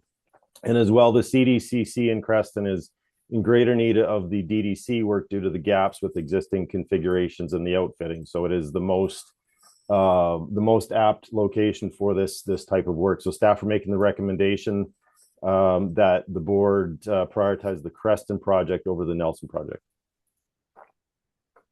Thank you, Craig. I'll open up the floor. Do we have a motion, questions? Joe just came on, so we can grill him if we'd like. Dr. Vandenberg and then Paige. Yeah, question to Craig.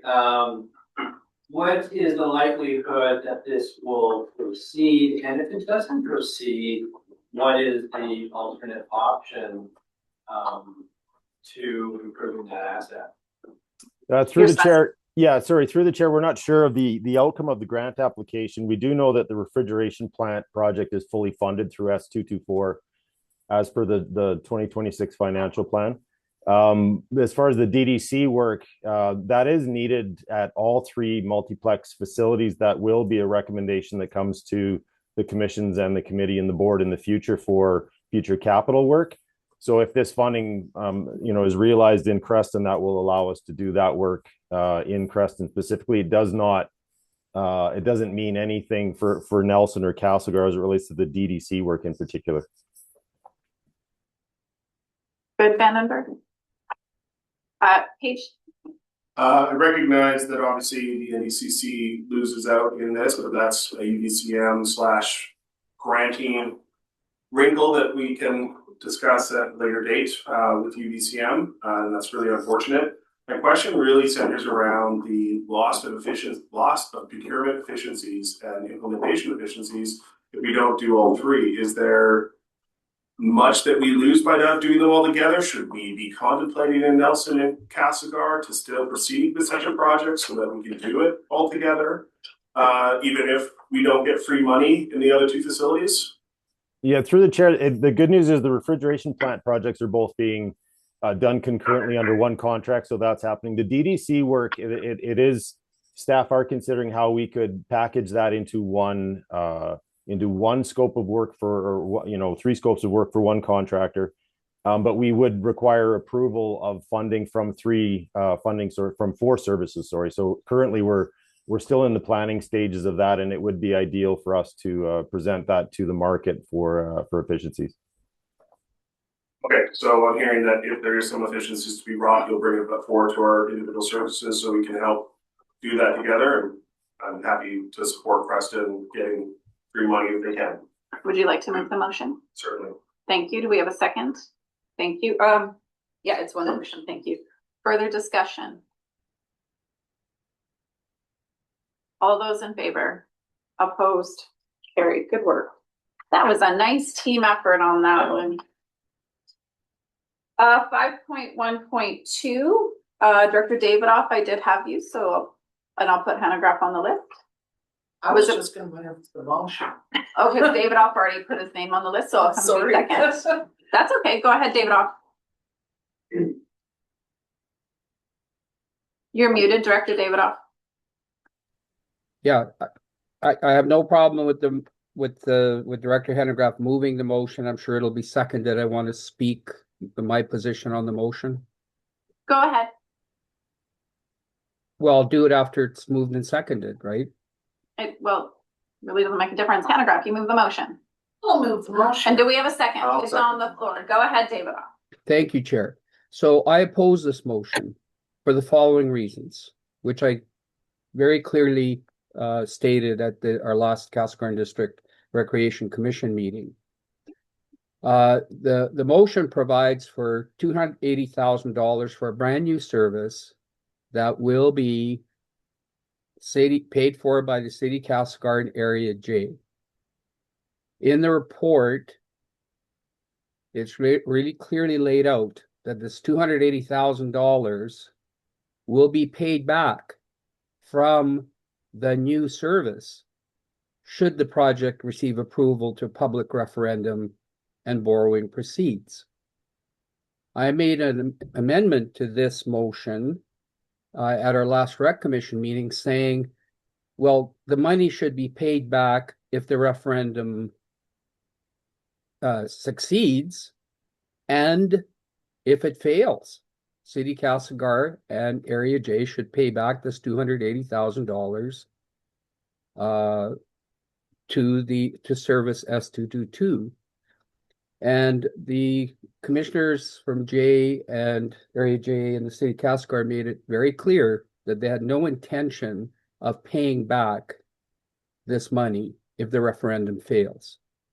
So basically what's happened here is that my constituents now are facing a $40,000 increase in taxation, which is 2% overall, because we're paying for this $280,000 and then we're borrowing $280,000 in 2026 for service S222. So I'm seeing like a $560,000 swing. And the problem is, I really am opposed. The city and Jay can do whatever they like. That's not an issue. And I really commend the commission for coming to all 5 of my distinct community halls and areas and hearing the voices of my constituents. We have no intention of blocking Area J and the city from going ahead and doing a project. But what's happening is that now we know on the record that Jay and the city are not going to pay back the 280 if the referendum fails. And that's why I'm opposed to this.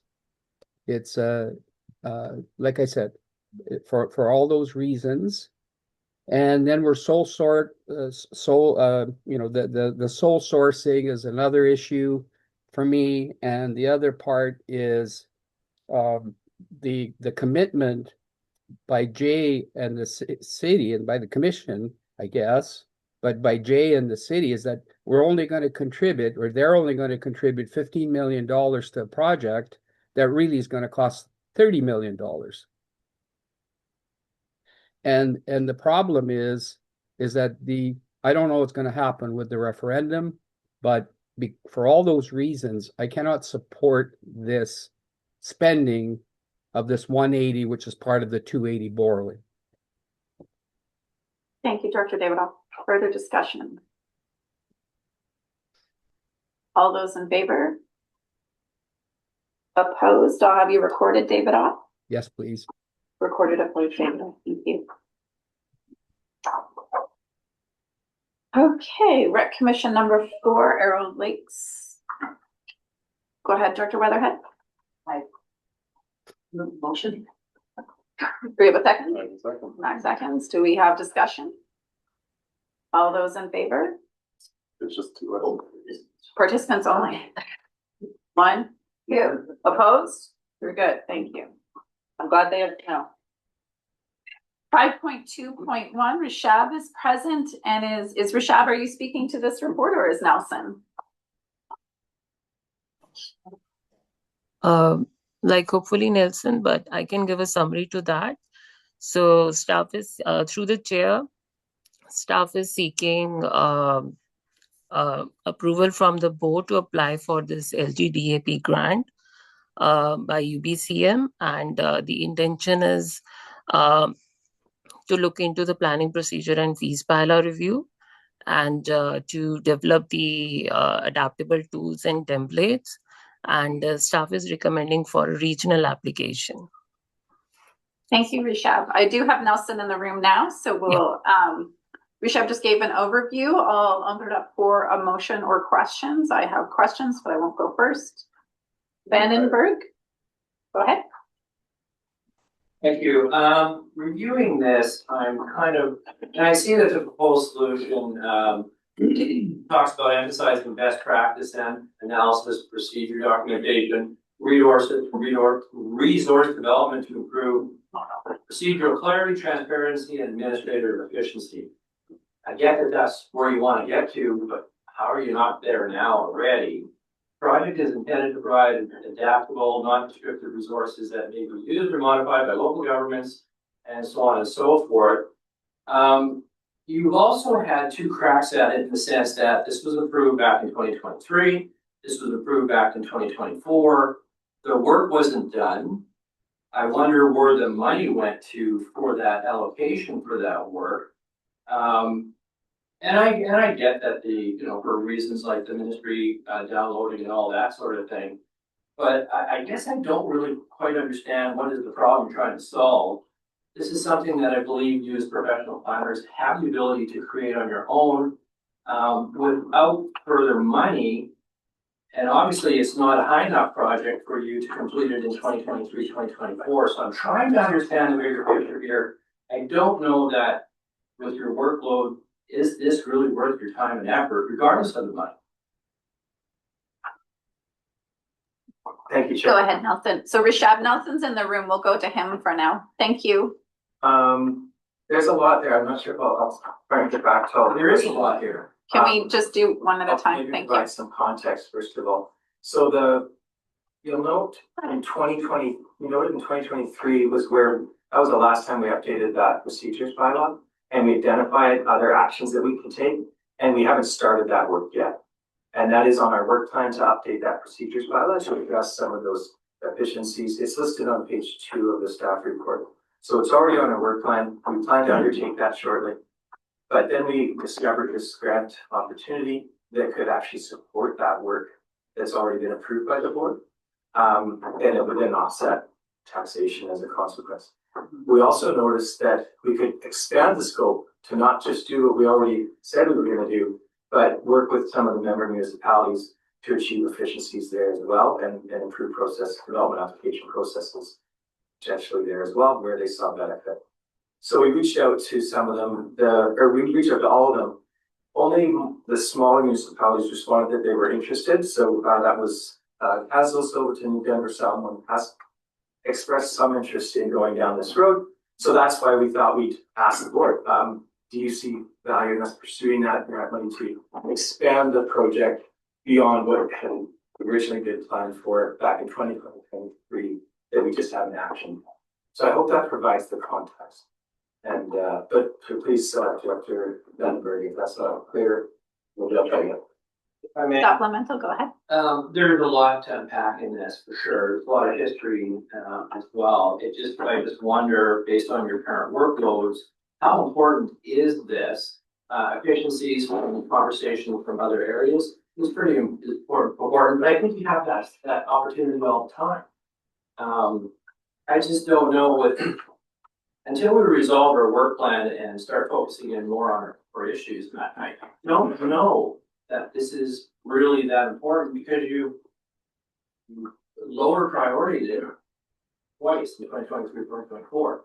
So that's the struggle that I'm having with this. So it's more of a comment and it's not a question. Thank you. I'll move the motion. Oh, sorry, we have a speakers list. I was distracted there. Ruby doesn't have his phone. I was asking him a question. Sorry. So I have Graham, Cunningham, and Page. I just want to respect the speakers list page. Graham, you're next. Thank you. I'm going to echo a lot of what Director Vandenberg has just said. I struggle because planning has 14 items on their list now, and I have been at this table for 3 years listening to other directors who are trying to get things done, like Area D getting their zoning. So I think that this would detract from the current workload. And I think all of us as staff and as workers in general, we have to get our things done before we take on these additional nice to projects. So I don't think I can support this particular one. And I've also wanted to add as a comment that I've been, I would say, disappointed with some of the grant funded projects that come to the planning department over the past and how they've worked out. And I've wondered, like, why did I support that in the start? So I think even with my limited experience here at the board table, I just don't think this one is one that we should be adding to our work plan at this time. Thank you. Thank you, Director Graham. Staff, anytime you want to add anything, just give me the nod. Cunningham? Yes, thank you. Will there be a cost to administering the program? If the funds come in? Maybe just a point of clarification, Chair, like a, when did I misunderstand? Like the. Can we just go one at a time, please? Thank like you. grant could fund the work entirely, is the expectation, as opposed to impacting our requisitions of them. So including administration if the grant was successful. That's what, that's, I just wanted to confirm, thank you. Okay. Now Paige. Yeah, I was just gonna move the motion. If there's the seconder, what I see is an opportunity to. Let's just see if we get it on the floor and then you can keep talking. It's on the floor. I just need Christine to note that. So now you can keep talking. What I see is a proposed solution that reduces taxation to accomplish direction we've given, planning has been given in the past. There is some additional collaboration, which we always, at least from my perspective, I'm always supportive of those opportunities to collaborate so that we're killing two birds with one stone. I'm sure that's not politically correct somewhere, but I do support that we make the application, bring that in and keep taxes low, get more done together. Let's do it.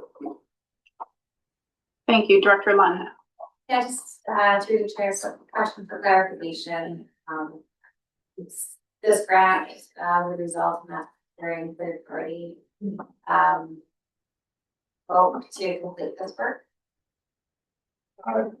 Chair Watson, the intention would be to possibly extend a temporary position within our existing planning team beyond what we had contemplated originally. So it would not be for hiring consultants. We would be extending an existing temporary position.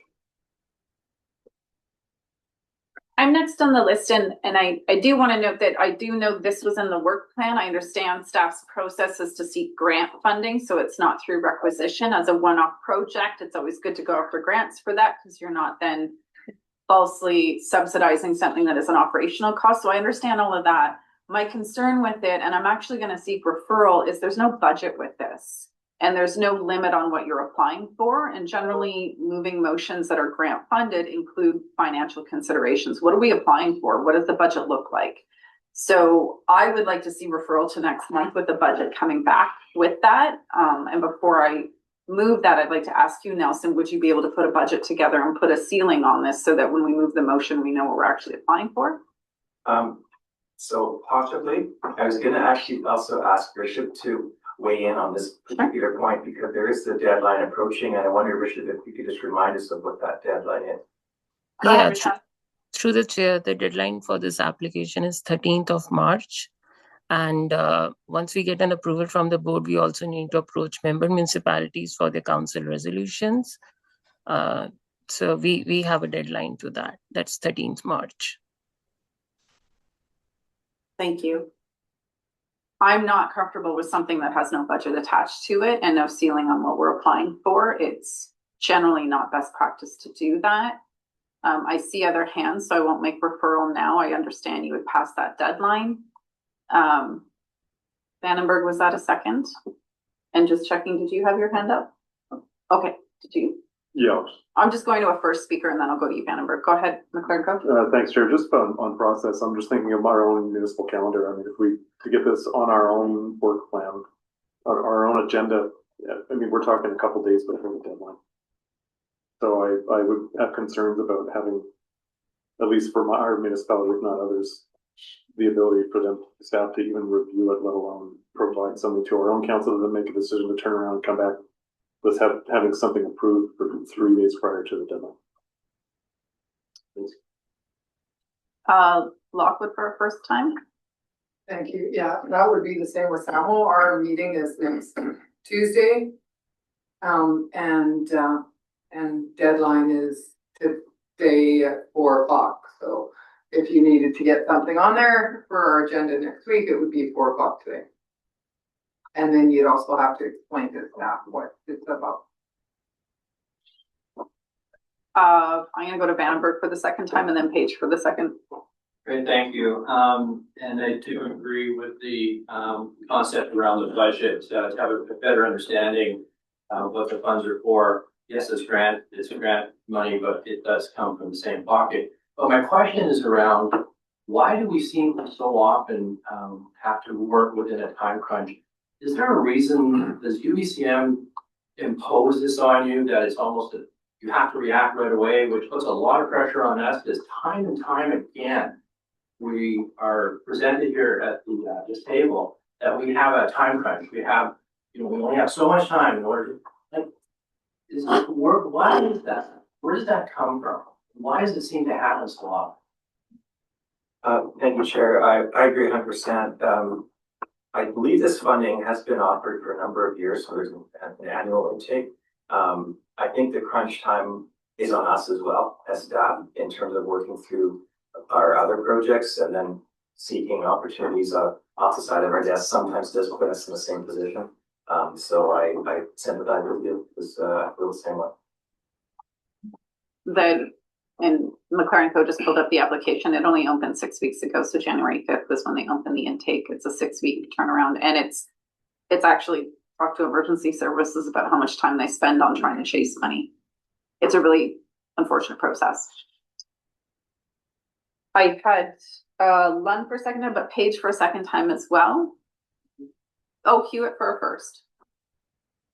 Me? Yes. Okay, thank you. I have 2 questions, if I may, through to staff.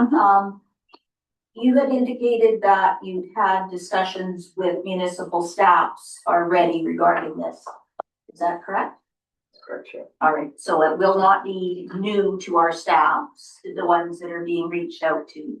And given that it will be tight, our meeting in March is on the 10th, but to make sure it goes through.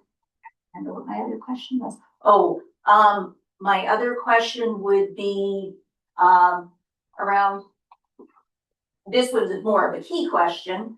Do you see there being the capacity, if successful in getting the grant, to action it? So the likelihood of us being able to proceed with the project. Yeah, Chair Watson, I'd answer yes. We have the capacity. We have benefited from, we've got some overlap between position of someone returning from a leave and a bit of overlap with the temporary position that we hired to backfill. And there's some overlap there and an opportunity to extend that temporary position as well. So it wouldn't impact other projects. Thank you. So Paige for a second time, then Lund for a second time. Okay, I'll look to the staff to shake their heads at me if I misspeak in any way, but to me, this particular program comes from the Ministry of Housing and Municipal Affairs. Its intake had one in 2021, intake in 2024, and again, an intake in 2026. It hasn't necessarily been rolling.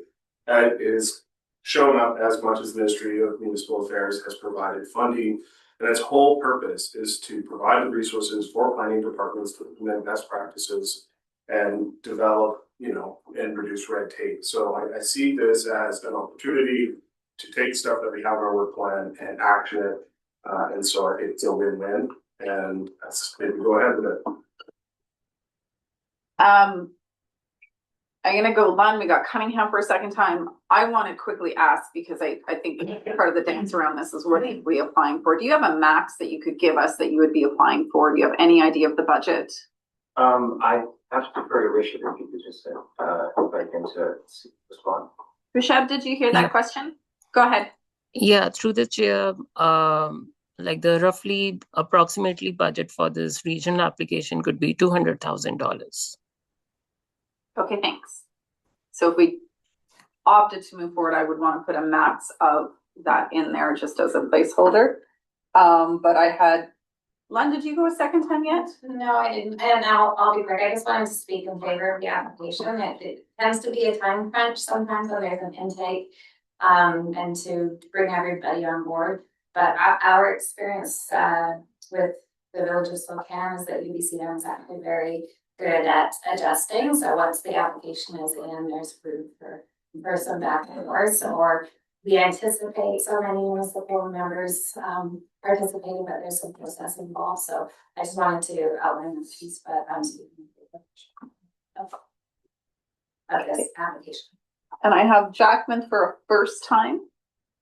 Thank you. So maybe something to do. I guess the bigger question is, and detail. Every time we take money, especially in the hundreds of thousands of dollars, it's a cascading effect on the organization. Will the $200,000 grant pay for all frontline work, all middle and senior management? Will it compensate for all impacts on that in procurement, anything else? Will it do all of those things? Or does it have that additional cascading, you'll end up being another $20,000-$30,000 on the rest of your organization? I think this is where Chair Watson's going to the budget. And as it does that, it has an impact on every other work item in the organization. So maybe it's good work to do, maybe it's good work, it's been contemplated for a few years. Does this have to be the year? I haven't yet seen an entire planning division work plan for how they're gonna go ahead with requesting clarity, where do we wanna go with zoning updates, where do you wanna go with OCTs, where do you wanna go with that? I think we provided direction. I haven't seen work plan update on that and the time criticality and the impact of that on the entity, the organization. So I'm concerned that we pull another few $100,000, not knowing what the core work plan looks like, and not understanding whether or not the 200 actually covers the full impact on this organization as a whole, which it never does. Or even if it did cover monetarily, it still interrupts the workflow of whether it's from Mr. Morrison to whoever. It interrupts the rest of the workflow. And we've taken in millions of dollars of grants. And we've never tried to do an analysis of what has this done for our core work plan. So here's another big chunk of money. The other disappointment I have is I see you taking hundreds of thousands of dollars of grants, then it stretches over a longer time frame than we anticipated. So this is anticipated to extend an individual. Would that individual have to go and getting a part-time that this is going to take 2 years? I don't understand that because we don't see a budget or detail on how this would work. If the work cannot be achieved by a person working full-time on it, because the interaction with all municipalities necessarily will only get halfway through the work, will be all the way through the month. Difficulty supporting this. We need to get back to the core. I will not support this. Thank you. Cunningham first. Oh, do you want to respond? No. Okay. Cunningham for a second time, McLaren Co for a second time. Thank you, Cheryl, be fast. I've been going over the provincial budget in fine details because that's the implications that they have for us. And I think the number of grants that will be available in the future will be very, very slim. And so maybe I'm going to be in favor of this because maybe the 10, this is our last best chance. Because for the next couple of years, there isn't going to be much in the way of grants. The treasurer will probably does this way of laying out 15,000 workers.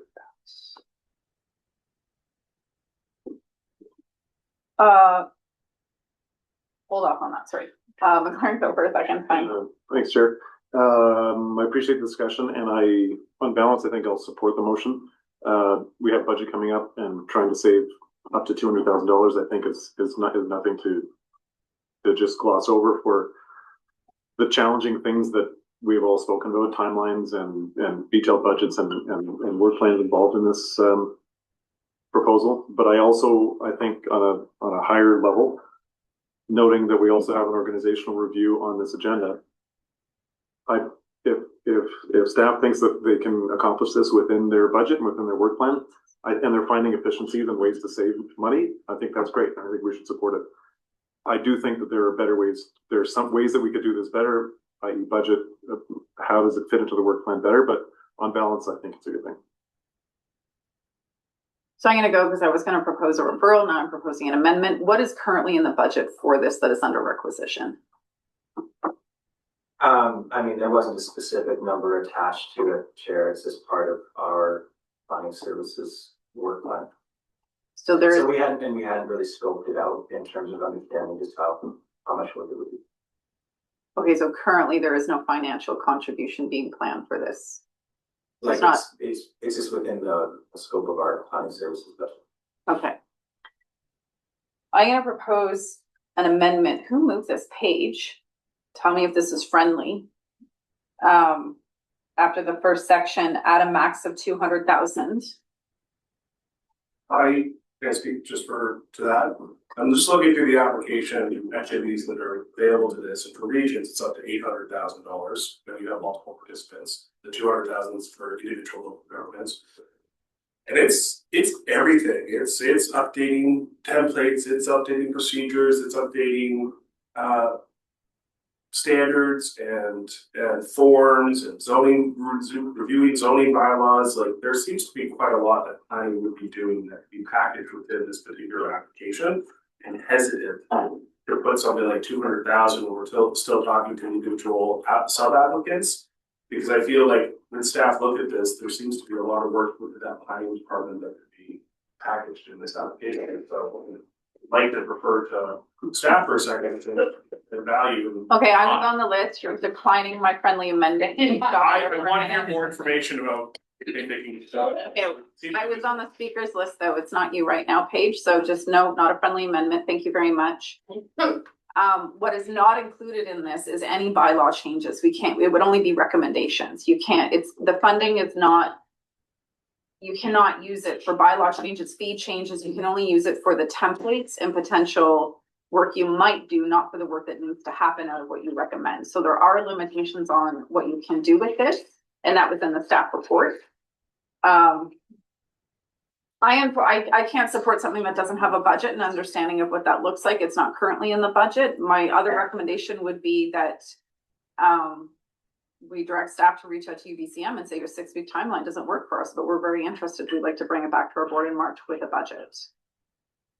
That would be my suggestion, and we now have more speakers. Just one. Newell, go ahead. I just wanted to say that I'm strongly in support of the motion. Strongly. That's got bolded with an exclamation mark. Use your emojis. Okay, I'm gonna leave it there, and those that are opposed will be opposed. This is all vote. All those in favor. And you know what, I think that carries more, I think. Oh, there's at least 11. those opposed. You know, 1, 2, 3, 4. Andy, your hand is up. Are you in favor or opposed? Nope, my hand was up for in favor. But you still have a hand up now. What kind of hand? You have. Oh. I'm gonna lower that hand. Right? I can do that. I figured out how to do that, so that's good. I'm gonna ask again, those opposed. Thank you, Graham. I'm opposed. Bike is opposed. Motion carries. Okay. Questions here? Yes. Okay, if this is an approval to apply for the grant. If we get the money and decide that the budget isn't suitable, we have to take the money? No. No. So in other words, for those who are opposed and understand the difficulty, that there's no budget, by then we would probably have our costs down. And at that time, if we don't like what's happening, we can just say, sorry, take the money back. I'm just suggesting this as a suggestion, and my question was, is that possible? We'd have to give direction to staff to bring back, if it's approved, what that final is. Yes. Yeah. Sure. And that'll be continued. Okay. Nelson, you heard that? Sorry, could you repeat Dan. Just bring back once you apply, if you're approved for the funding, can you please come back to us what that budget looks like and what the project scope is? Thank you. Okay, 5.2.2 Local Conservation Fund. While we would not normally be needing to discuss a surplus allocation within the board meeting, the reason why we're doing this is because this service is a parcel tax, and we wanted it identified in the budget before the grant cycle began, which is early fall. Where are we using this surplus? Over to you, Jackman. Sure, thank you. So appreciate when we looked at a budget, it was sort of an open-ended, forever rolling forward surplus, potentially growing.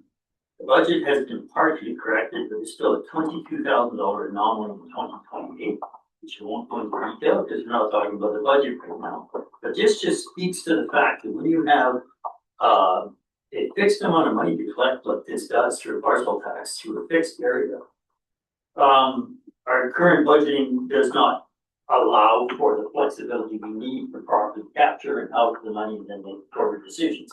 It's never a good idea to show the public we're just going to kick tens of thousands, $80,000 ahead year after year.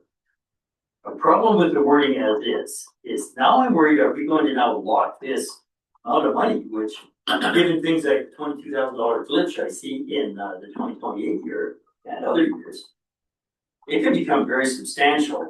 Are we going to lock it into only future conservation land acquisition? And that was my suggestion that the committee So I think the wording of this would be better moved with where it would read in draft 2026 financial plan for optional use such as future conservation land acquisition. Are you moving that motion? I would like to move the motion for those modified words. Let's just see if Christine has that, and then I'm gonna go to Director Noel. Would you repeat it?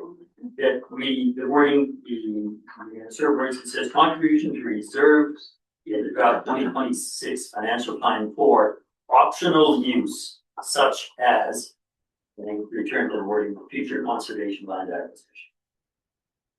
Got it. Is there a second on that? Thank you. It's on the floor. So Director Newell, I apologize. I forgot you were the chair. You guys split that day. So normally I would have gone to you first. Over to you.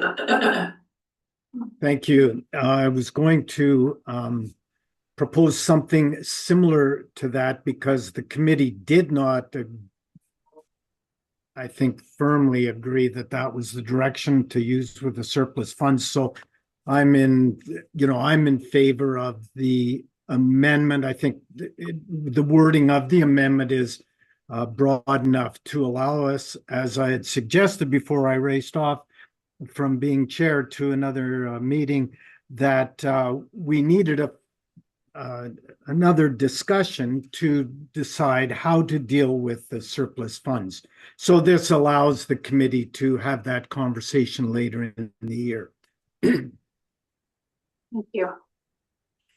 So as a member of that committee and that service, I'll just note that the primary reason why it came here is we have one committee meeting a year generally to look at to look at the applications. And then as mentioned, the grant intake is in early fall. So we wouldn't be meeting again. And the question at the committee level and why it came to the board is, was this going to go to increasing the amount of grants available, or are we going to put it in an allocation for things like land acquisition? So this leaves it open, but it still at least identifies what we're doing with the surplus. And as noted with the parcel tax, you can't just simply reduce taxation to cover that difference. So there's a longer term conversation to have around the additional funding in terms of, we now have Area H a part of this with the parcel tax. So how are we running this program? That being said, I'm in support of this motion. Further discussion. All those in favor? Opposed? Carried. Thank you. 5.2.3, this is our annual, I believe this is annual EOC regional grant. Are you here for Chance, or is Chance? Oh, Nora's on the line. Chance is on the line. Dan's in the room. Hi, Chance. Nice to see you. Nice to see you too, Chair. Do we have any questions at this time? Anyone want to move a motion? Moved and seconded. Vandenberg, question. Go ahead. So just to be clear, the $30,000 is going to, what I see in the report, we're talking about some VHF radios, some office equipment, some more training on incident command, certain levels, that sort of thing. Is that the radios? I guess my question is, the 30 grand going to cover off those asset purchases? And then the other thing is the VHF radio system the way you ought to be going with the current technology today? The satellite might, you have to have towers to be able to support the VHF radio. Don't know how many you're looking at acquiring. I guess just around that, if you're going to be an ask for some more assets, office equipment and that sort of thing. I see the training is probably a good thing to have, but I also know that our fire departments are trained with incident command as well. So is this complementary? Are we going to be utilizing the fire department and their training to assist with emergency management? Kind of a hodgepodge of questions, but I guess the biggest one is the 30 grand going to cover off the radios and that which is in the report? And are the radios the most effective way for communication? Go ahead. Through the chair. What the radios are doing is we already have a satellite text capability with the iPhones that are issued by the RDCK to RDCK staff. The radios are a tertiary backup system in the event that we do not have that satellite capability, or if we lose other means of communication. as well as there are large swaths within the RDCK that do not have normal cellular commercial communication, in which case the VHF radios will act as a backup to that communication and allow us to continue that communication with operational staff in the field. When it comes to the repeaters or towers, we are going into partnership with the West Coast Amateur Radio Club. They already have the repeater infrastructure in place. We will just be working in partnership with them to utilize their assets already.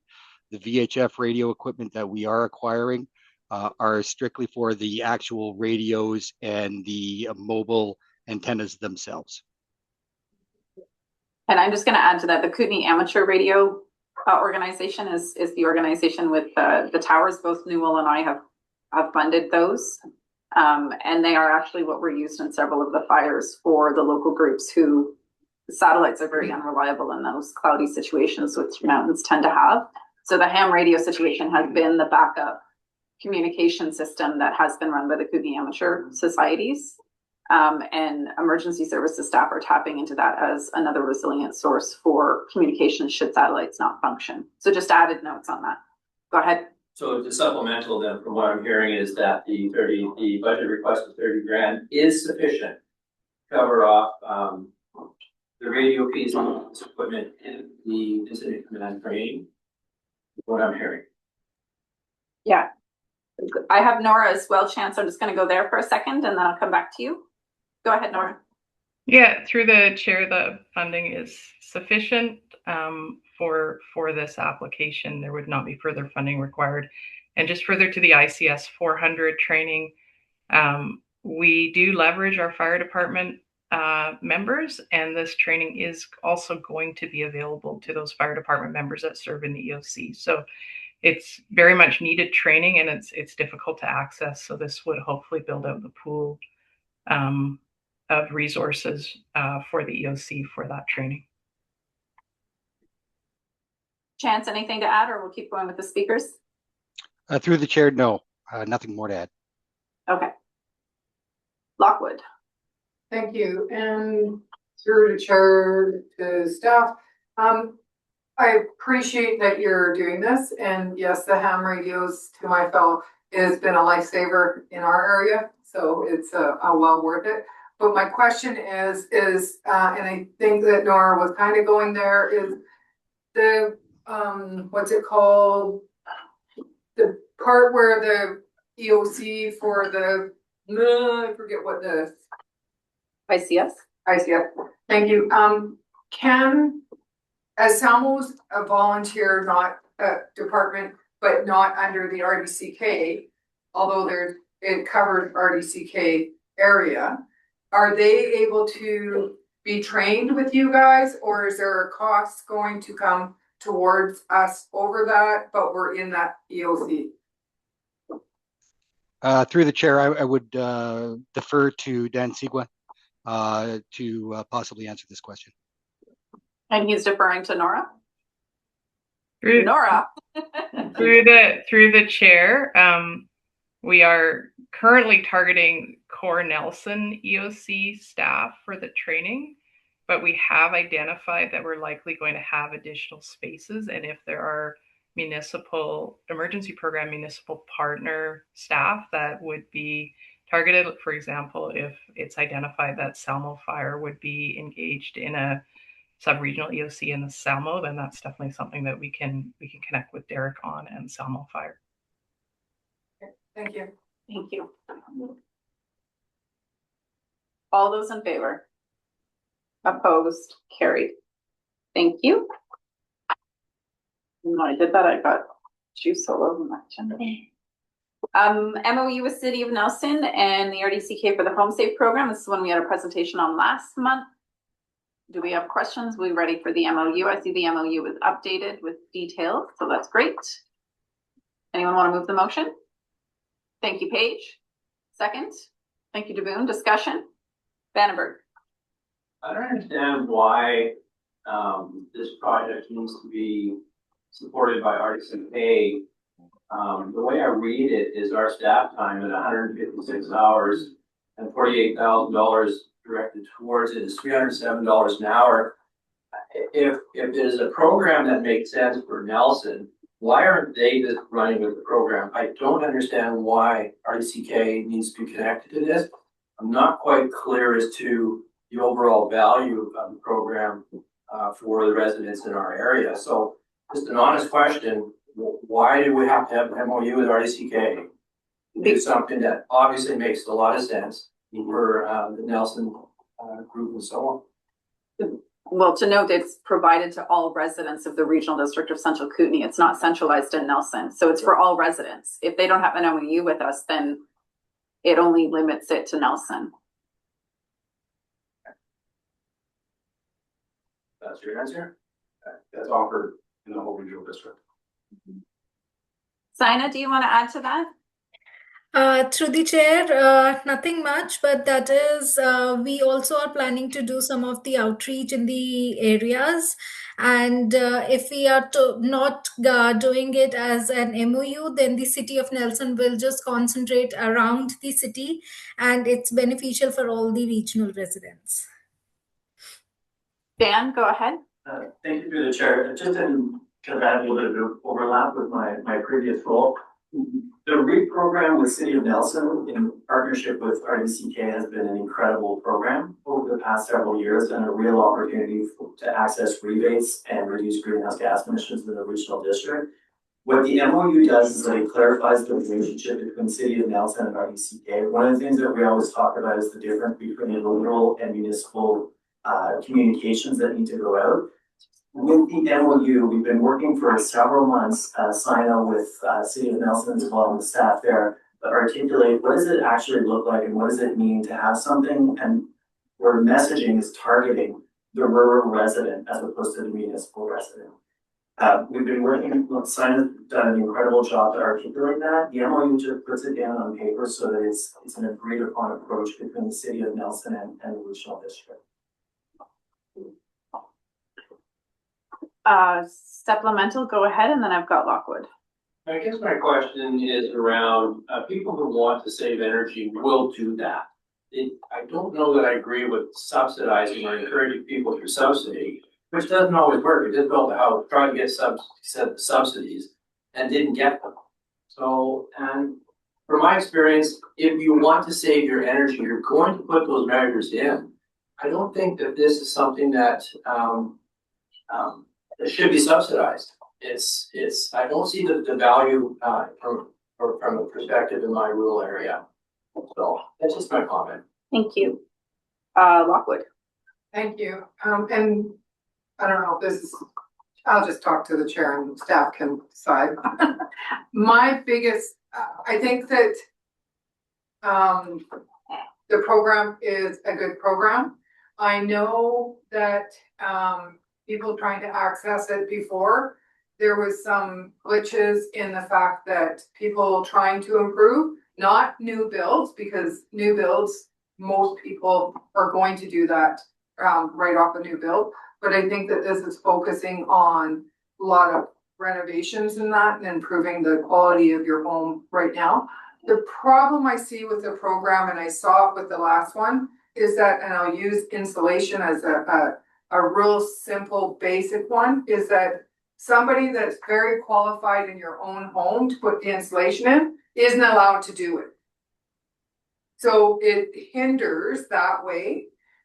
So that's just one of the downfalls of the program, is that you're always having to get professionals to do the work that costs you even more that maybe you don't, and that's when you don't see people taking access to these programs. The one thing that I do have an issue with, and I don't have a problem with Nelson and RDCK partnering, but the communication that goes out can't have the headline, City of Nelson is doing this, because then it will be that it is just, and it's not that the City of Nelson is going to do it, it's just that people will see, whether it said the Village of Salmo or Town of Crescent, they will see that first and they will not think it's for anyone else. So if there's anything I want to say about communications, that's something that has to not be in there somehow. And I'm pretty sure City of Nelson would want it to be at the top, but for partnering, I don't think it should be. Sorry. Sina, I see your hand up. Please go ahead. Through the chair, I just want to add on to it. We are in communication with City of Nelson regarding how it will be projected to the residents. So the website is having rdck.ca. We are having a completely new platform for it.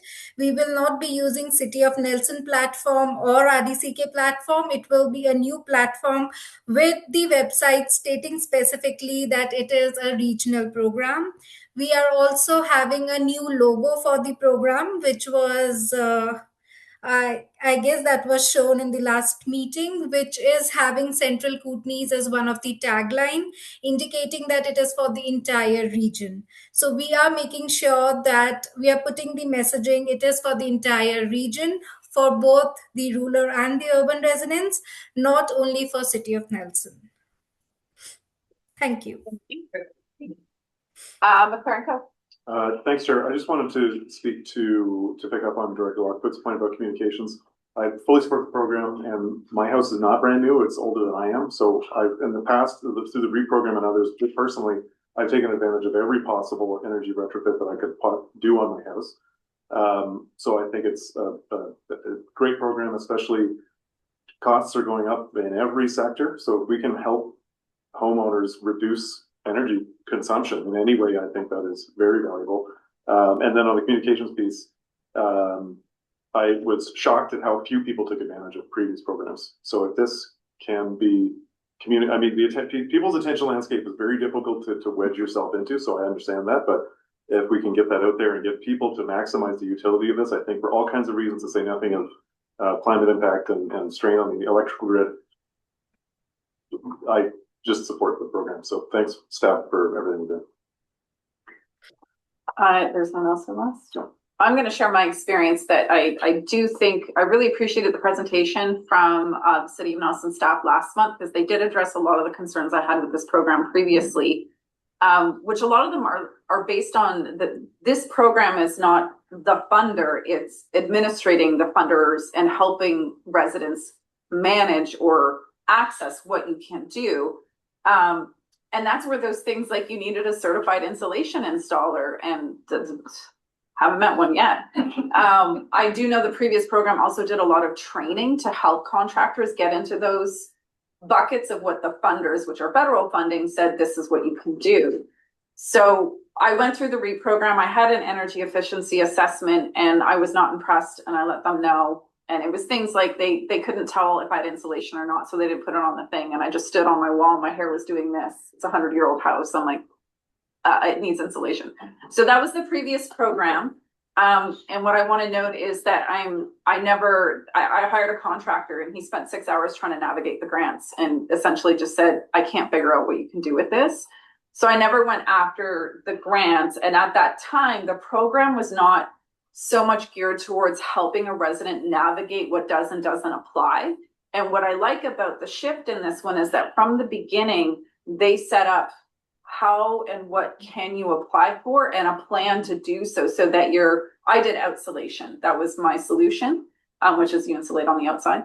And that never qualified. They'd never heard of it. So I hope this program, and from what I've heard, it's going to really look at it from the beginning of here's your assessment and here's a plan that notes what do you qualify for, what do you need to do that before you even start.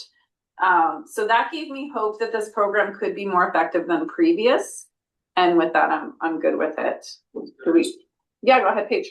I'm not going to go over all the points. I heard some really good conversation as we talk about how we do partnership to make sure we're conserving our resources long term. I did hear one thing, and I do want to make clear one of the shifts in this program is about achieving measurable energy efficiencies. So getting that contractor to do the blower test and establish that you have achieved those results is important. The DIY projects, do-it-yourself projects, when it doesn't apply to a mechanical system, are allowed. You're not allowed to charge your labor, but you can buy insulation, and that's an FAQ. And you can put it in yourself, but you can't put your own furnace in or install your own solar or do anything electrical. But a DIY project does qualify under this program. All right, then, all those in favor? Opposed? Carried. All right, folks, we're at 11:44. I did see two of our valued members of the public that also have a letter of request to us today we haven't gotten to yet, but I'm going to break now for public time. We have a hard stop at noon because we do have a very important lunch that we are having today with our retiring members. And noting Helen Vita in the room, why don't you go ahead and then I'll go online if there's any questions. Come on up. Morning, chairperson, directors, staff. I'm Hal Wright. I'm the manager of one or two locally owned, locally controlled hydroelectric utilities in RDCK, and Melton Hydro being the other. And I know it's on your agenda for later, as mentioned, to discuss a request that we have in regards to provincial issues which are threatening our existence. And so my question for you is, would you like me to be present later for questions or clarifications at your desire? Thank you, Hal. I really appreciate that. Procedurally, we don't entertain the public during debate. I think what we'll do is, should we get to the letter of support request and there is questions, we can then follow up with you outside of that and make sure we get clarification. I appreciate you want to be back and forth with us. It's just not how we do the business when we're in our business. But your letter was very well articulated. I'm familiar with what you guys have been trying to do. So I think we'll come back to you if there's enough questions that warrant we need more information. Feel absolutely great. I'd love to provide that if I can. Thank you, Hal. Yeah, thank you. Okay. Vita, did you have a question as well? Or you? No, I iterate. In support. Okay, great. Thank you. Now I will pop over online. Is there anyone online who has a question for the board? You're welcome to unmute. I see a hand up with the last digits 16. Go ahead. Oh, hi.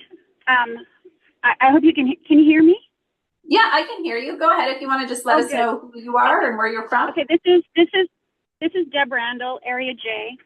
Oh, hi, Deb. And hi, I'm calling in about the budget.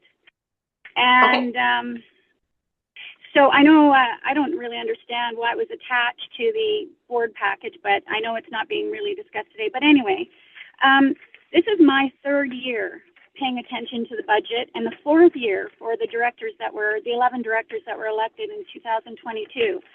And I just wanted to share some of my observations over the last 3 years. And the first one is that the budget papers provided are they're impossible to understand. This has been raised by the public and by all those 11 directors many times over the last 3 years, many times, and they haven't changed. Like, they have not become more understandable, not even in the slightest. The same questions get asked over and over. I can't even imagine, like, it's frustrating for the public, I know personally, but I can't even imagine how frustrating it is for those new directors to, 4 years in, still cannot fully wrap heads around, surplus, reserves, blah, blah. Anyway, I feel for them, and I don't understand why that hasn't been addressed. So that's the first thing. The second thing is that,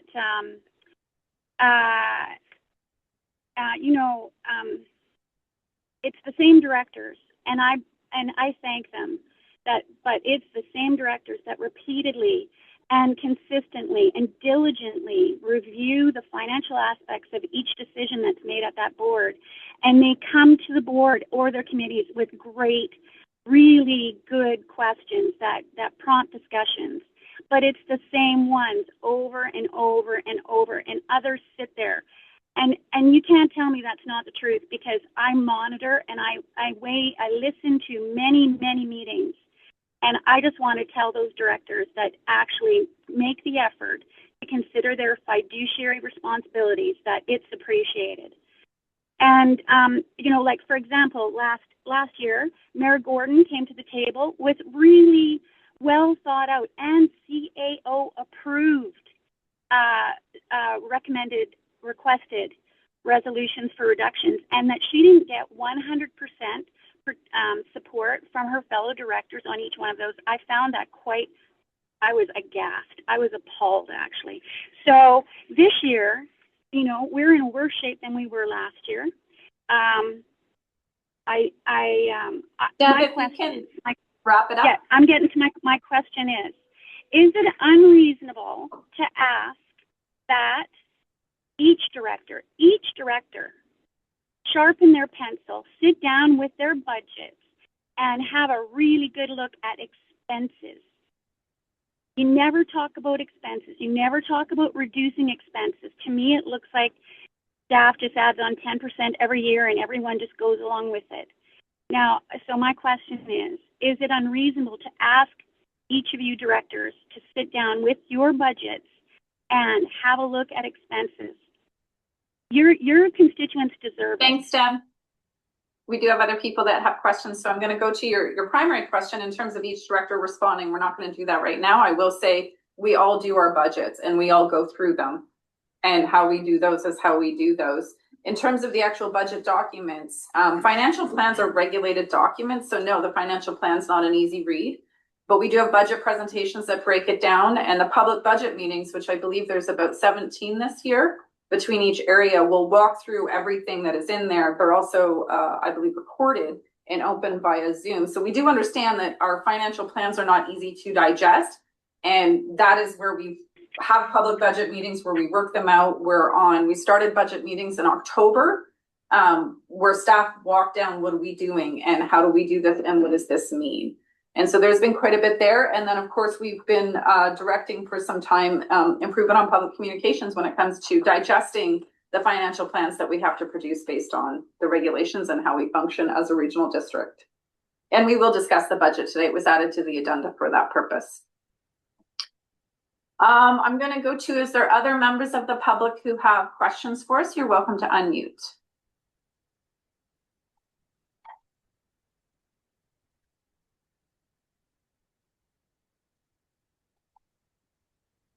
I'll just ask one more time. Any other members of the public have questions for us? Okay, then the budget meeting schedule is on our website now for those members of the public, and by all means reach out directly to your directors. I just produced a 8-page document on the budgets for Area D, and again, we do those differently. Graham and Newell also have a joint newsletter they're putting out. So there's lots of different ways we can get that information and reach out to your directors. So with that, we are going to break now for our celebration lunch with Joe Kirko. Thanks to everybody online. Sorry for those directors who aren't present. We'll see you at 1 o'clock. Thanks, everybody.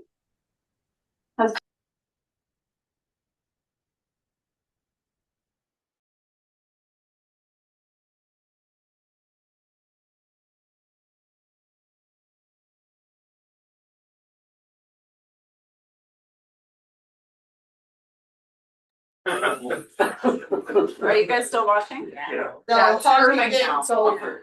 We're on Curl. Okay. Yeah, I sleep with people. We have an active lifestyle. Okay, folks, we're back in session. Are we unmuted? Let's just check sound. Director Davidoff, do you have a good lunch? Director Graham, hello. Yeah, can you hear me, Chair? We can hear you. Thank you. Director Pike, Newell, Gordon, everybody good? Welcome back.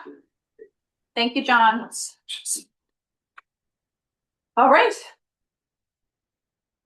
We had a riveting lunch of a mix of Joe stories and a hockey game. We won't discuss that at this time. And silver is still good. What's that? Silver is still good. Silver is good. We are on 5.2.5. This is the Disaster Resilience and Innovation Funding. This is a report from staff letting us know we've been declined on our funding. I have a comment, but there's no motion with this. I just want to see. Nora wrote the report, I believe, or did you, Dan? Okay. Oh, hi, Nora. There you are. Is there anything you want to add to the report at this time? Through the chair, I don't think there's anything to add at this time. It's disappointing that the funding isn't available, and it was recommended by provincial staff that this is funding the RD Pursue for these projects, but I don't think there's anything else to add at this time. Okay. I'm actually going to seek a motion for the board to support me writing a letter as chair to the appropriate ministries and authorities indicating both of the things that were declined in this intake are requirements under the Emergency Disaster Management Act, Mitigation Act. And I've been on that provincial committee, and vocal as I am, I've not been shy, and I'm not the only one. But the important thing for me that I would like to write a letter of advocacy regarding is when you give us new authorities, but don't support us in carrying out those authorities, and we don't have the financial capacity to just add that to taxation, we're not doing this. So I don't have the motion crafted. That's my bad. Okay.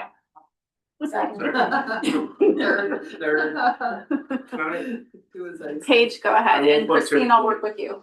I would just maybe suggest also run it through the cities, the municipalities, like just see if you can get some coast well, because you have a letter from the RD and then the city of Casper, the city of Nelson, and a bunch of the customer, and I think that has some power to it, and I think you'll see lots of prospects. So I think in terms of a motion, just because I don't want to leave Christine hanging, is the board support a letter of concern regarding lack of funding for new delegated authorities under EDMA, and further that we share this with our municipal partners in interest of their alignment. Did you get that? Yeah, she did. I just want to check in with Nora and Dan. And Dan knew I was going to suggest this. Nora or Dan, do you have any concerns? Or I know it's a political point, but anything on your end you want us to consider? Dan shaking his head no. Nora, go ahead.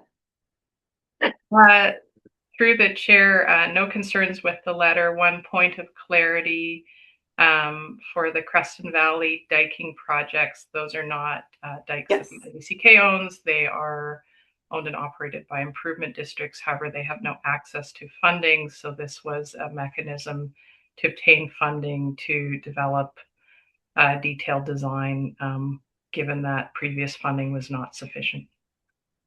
Thank you. I've got you, Lockwood. Really important clarification to make. I was referencing the hazard risk vulnerability assessment and the MEMJO, which is the multi-jurisdictional emergency management organization. Those are EDMA requirements. However, the diking, as Nora has noted, is not an EDMA requirement, but it is something we took to UBCM this year and spoke explicitly about the management of abandoned infrastructure that is not only abandoned if we're talking about different dikes, but also from the perspective of organizations that are not local government and how those get supported. Dan, you wanted to say something, and then Lockwood, I'll go to you. Thank you, through the chair. And just a point of clarification as well for your letter, that the MJEMOs are not a requirement, they're optional. Okay. So, just how you phrase it. That changed, but that's good. Okay. Lockwood? In the letter, can I request that we tell the province that if they're not going to fund it, that it goes at the bottom of our work list? We'll do it, but it goes to the bottom of our work plan. That's kind of how I've approached it, or how I've considered it. So, further discussion. Good question. McLaren Co. or DeBoon? DeBoon. Yeah, so in the case of a Creston Valley high-risk dike repair, it may be at the bottom of our work plan. When we get flooding, it's gonna go back to the top. And it's gonna be a major cost. So I'm not sure how we articulate that, but you can't really put it at the bottom of the work plan. Especially when we have a year with potential for a high runoff and something happening. So you can't just slide that one off the shelf. So again, I don't know how you word it, so I can't do that. So I think the clarification in terms of what I'm interested in sending is more of a generic delegating authority to us without the following funding capacity to do so. I will reference these items as example. I would want to separate out the diking considerations because there's actually a whole working group. The Columbia River Treaty is involved in that to some degree, and it is a serious consideration, but how dikes are managed and the ownership aspect that gets incurred as soon as we start dealing with it from a capital perspective is a different part of our work plan on how we address that. So I wouldn't necessarily note that, but it is definitely there. I don't know if that answered it. Any other questions, McLaren? Sorry. I would just say that my question is to whom exactly is this addressed?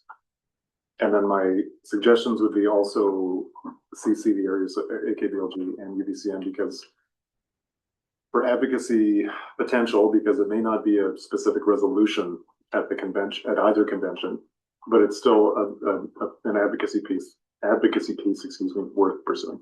Okay. In terms of who, I was gonna just work with staff on, there's multiple, it's not just DMCR, there's other ministries who would be involved in potential triggers. So I was just gonna work with staff on who it gets sent to, of course, our MLAs, both of them, and then the area association.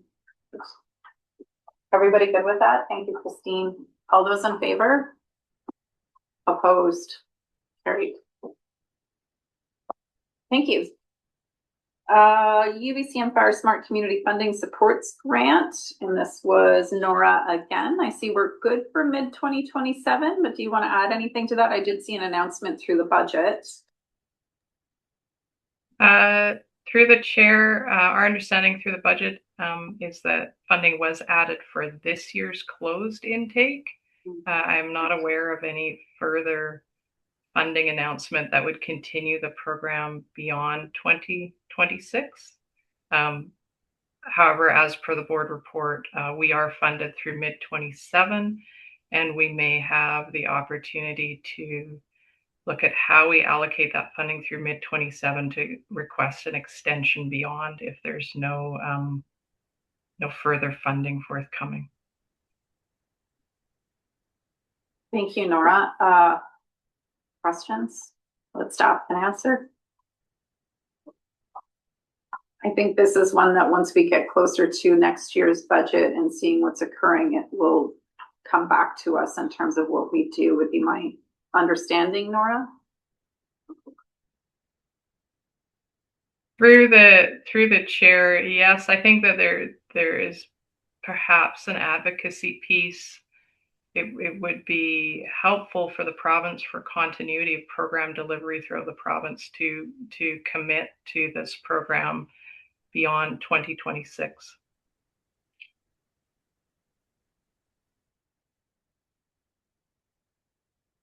I think there's a couple different avenues. UBCM would be the first one I would think of, so I think we can note that. Would anyone disagree with advocacy to encourage them to continue Fire Smart?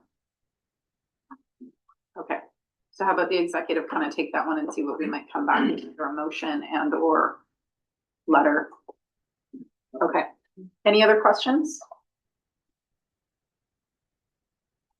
Okay, 5.3.1, Yev and Cherie are in the room. This is Cherie's report. The report, I believe the distinction in this one is that this is moving to a borrowing model so that we are not in requisition and general admin. So general admin requisition was reduced by this and we moved to borrowing. Anything else you want to add or just open it up to questions? Just open up your questions, please. Okay. Questions and or a motion, directors? I'll move the motion in the agenda. Hewitt's moved the motion. Do we have a second? Thank you, Paige. Discussion? All those in favor? Opposed? Carried. Good to see you, Cherie. 5.3.2, City of Trails sponsorship. The amount listed here is what we have done historically, and that's why it's there. But by all means, open it up to question and or motion. Vandenberg, you're looking at me. Do you want to have a question or? Well, I'll make the motion. Okay, go for it. Yeah, I may. You may. And then if I may qualify that, yes, in the sixth grant, so it's a gold sponsor presumably, did I read through it? It's seconded by Paige. I'm sorry. Yes, it's on the floor. Yeah. So why not just reflect what sponsorship is? Oh, you mean in the motion? Yep. Well, we can. It's gold, right? Because it's $500 more than what's required. So is there $500 towards a party gift of sorts? I don't know. That's my math. City of Trail Pet. I think we can just add that to the motion that this is the gold sponsorship. That's what you're looking for? Yeah. Okay. The amount is quite clear in that. Okay. And Jacqueline, go ahead. Yeah, it's worded up to, it's just that, you know, we started with whatever, $2,000. The wording is up to so many dollars reaches this level. You can get anywhere within that range. It's not less. And traditionally, I think we were getting 6,000 prior years. It's not up to. It's not now. Not in the resolution. No, but the. The guidelines. sponsorship The levels. sponsorship, yeah. Yes. Sorry, Christine, go ahead. It's just what we've done in the past to 6,000. Yeah. Further discussion on the motion? All those in favor? Opposed? Carried. Okay, 5.3.3, this is the financial plan. We're gonna have Yev come up and just do a quick overview on the adjustments made from when we started to today. Okay, put Jacqueline on the list. And before we get to the motion and the agenda, this was the only one we received that was, yes, please put it on the agenda. So that's just noted. But what I'm going to ask you to do is to kind of just do some highlights on what's changed. I believe there's about 3% reduction since we last saw this. And also for you to speak to the process in regards from now until adoption in March. Over to you. All right, thank you, Chair. We've, as you know, there's a new budget was published a couple days ago and attached to the agenda, and it's about a 3% or $1.3 million totaling decrease in requisition. So the summary page puts our net increase at about 5.2%.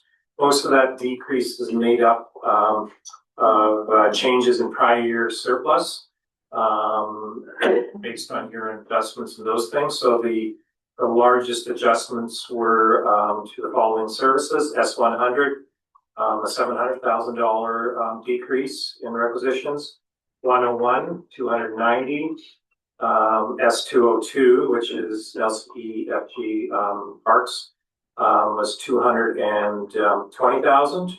And then we have 4 or 5 other services that were sort of in the $40,000 range. And so that makes up those numbers to get us to that 5.2%.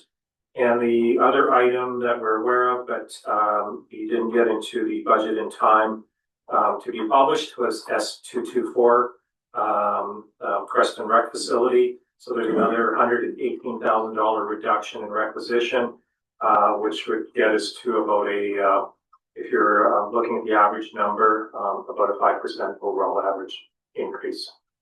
So a fairly significant reduction from where we stood in January.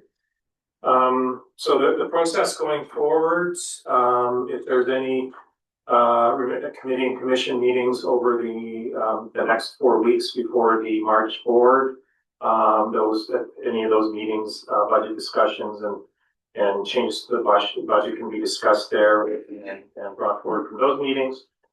We also have 9 scheduled public budget review meetings where we will present our budgets, our budget presentations, also hear feedback from the public, and potentially incorporate that into changes in the budget. And where there are no committee or commission meetings, or if it's an individual director service, then send an email to myself as well as the budget manager. And just a note, after Tuesday, don't send any more emails to Joe. So Tricia will, if there some of those small community ComServe services where you're the only director, please send those Tricia's way and include me in the email, and we'll figure out the process how to incorporate those changes. And then of course, fire would be Dan and the appropriate regional chief, and CC me as well. And then just we're at that point where we really want anybody who's involved in that service to be aware. So myself and then the managers. And then for the board meeting, we'll follow the process that the chair has laid out. Just send an email to myself, the chair and Stuart, and then we'll see what we can do to translate that into a motion for the next board meeting if there isn't another venue to discuss those changes. So I have Jackman, Graham, Newell, and Claren Co. Dr. Jackman, go ahead. Thank you. So, yes, good to hear, but maybe a question we heard earlier about why don't we look closer? We always look closer. All of us always look closer. My closer look list is down to 19, beyond my previous closer look list. And of those, I'm happy to say staff has answered most of my questions. Tweet makes sense, was logical. The other ones, maybe they weren't logical. I didn't understand. So I'm going. So the big reductions weren't just part of your surplus. It's all $10,000 here, $5,000 here. That's edit. Elected quality. This board asked me how much does $10,000 matter, and I stared for a little while before I answered. Every $10,000 matter. So the only one I have now that I think we need to talk about in a little bigger group is S105 C-slot. If I can't bring it today. We are projecting currently in the latest publication that we will be wrapping up all our grants and projects and investigations and contract work through 2026. Yet, we're still projecting more staff time. We do a little bit in estimated staff costs for 2026, and we're back up to staffing support levels that are 76.4% of the budget. We had general admin and IT, that's another 13%, and we had us as directors, and that's CSOC committee, 6%. More than 95% of the 2027 on budget is us with no projected projects, no big grants, nothing large to do. I have to speak about this because we have to stop just thinking, well, we solve 2026 and we'll look beyond. Because if we're going to make big changes and transitions and meaningful organizational-wide transitions, those next 4 years of our multi-year budget matter. So my sense is that the next big grants for a lot of this will go under S100 because C-SPOT participation has dropped off. And so staff should be under S100. I also had a sense that some of the staff that are under one budget are working for others because they have talents and knowledge and they give back up to some of the energy savings, the decisions on procurement, on whatever. But I don't see this year or future years any repayment of that effort as transfer of other services into S105. So either that's missing or it's not being appreciated by the other services receiving help, or the model shifted from what I anticipated I would see. So two things. I want to see if staff under that S105 cohort are working for other services that those services pay into this service and reimburse the now smaller group of directors supporting that function. And then I want to see, based on the trend of members leaving the service, I'd like to see the case for ramping down. Because if we have no or less, fewer anticipated large projects under F105, we should have less staff assigned to F105. That doesn't mean we don't have those staff, but they are assigned appropriately to the right service, which will do the work, which we feel is required to serve our constituents. So with all the budgets, that's one I'd love to see most of the work. There's also still a $22,000 glitch that appears in 2028. You can't have a surplus in 1 year that doesn't show exact amount next year. Now, most of those glitches have been fixed, but there's still a glitch there. So that'll come out of the wash somewhere. So question, when do we see the next publication of the whole thing? Before March 2nd, I guess it would have to be. And we will then have time to wrap our heads around this enough through the chair. Go ahead. Through the chair, it'll probably be early next week based on any direction given today or other direction received outside of this meeting. And then that will inform most of the other, the remaining public budget meetings. I don't think we will, be able to get an update out in time for, Monday's meeting, but I think we're probably close enough for Area B and Castle. So, there's, already outstanding, we have, S224, and then what various other discussions that are ongoing. So I would, expect that, by next Tuesday or Wednesday, we should have an updated one that will inform the remaining meetings. And just to clarify, Monday's meeting is our public budget meeting in Caslo and D. So we're good. I do have Sangeeta. What I want to note about the direction we're receiving regarding sustainability service, the bulk of that discussion, what I'd really like us to capture is the highlights of what we need to have in the sustainability next meeting. So I'm looking to the chair for that you've captured those notes. And Sangeeta? Yeah, through the chair, I just want to respond to a couple of things. So there are projects that aren't supporting other departments in S105. We have the Spokane Lake River Partnership, which the terms of reference will evolve. The Goat River Water Sustainability Plan is also a project within S105. We also have the Kootenay Lake Partnership. Some of that funding will be spent. I've been talking to the coordinator, and we're going to be spending some of that money. We'll see a report in March coming to the board, just informing you of how that money is being used through the grants that's been received. So there are projects that are specific to S105.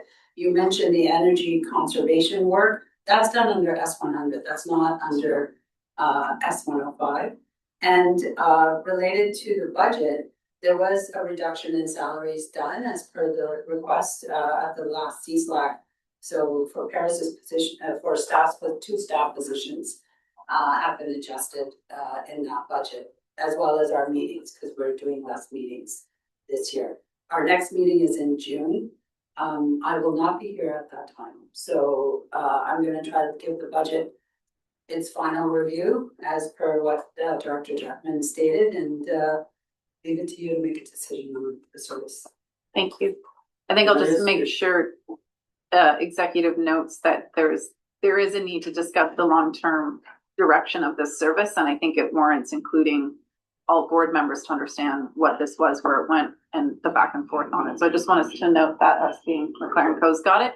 Jackman, back to you. Yeah, thank you. So I recognize that stated there was a drop in salaries for 1 year, then it jumps back up 27% for subsequent years. 24%, sorry, jumps back up 24%. So I need the breakdown of what the project work is finished, what's ongoing, how it's allocated in order to understand that. Because in the past, large components based on outside grants and other works and state handling that. And the budget currently shows projects 0.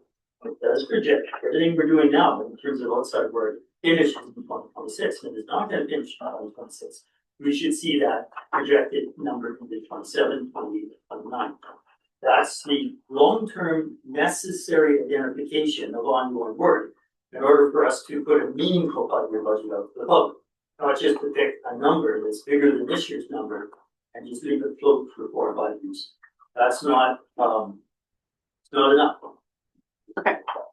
Sangeeta? If I may respond through the chair.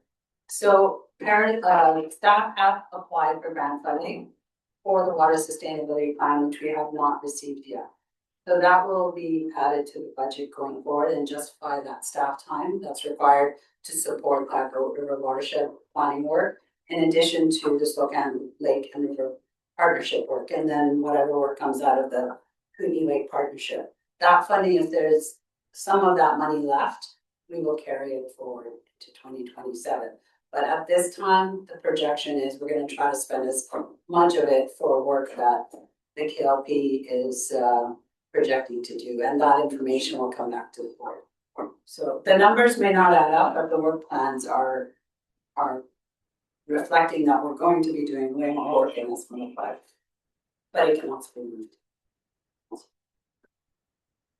Okay, I am keep going with the speakers list. Dr. Graham.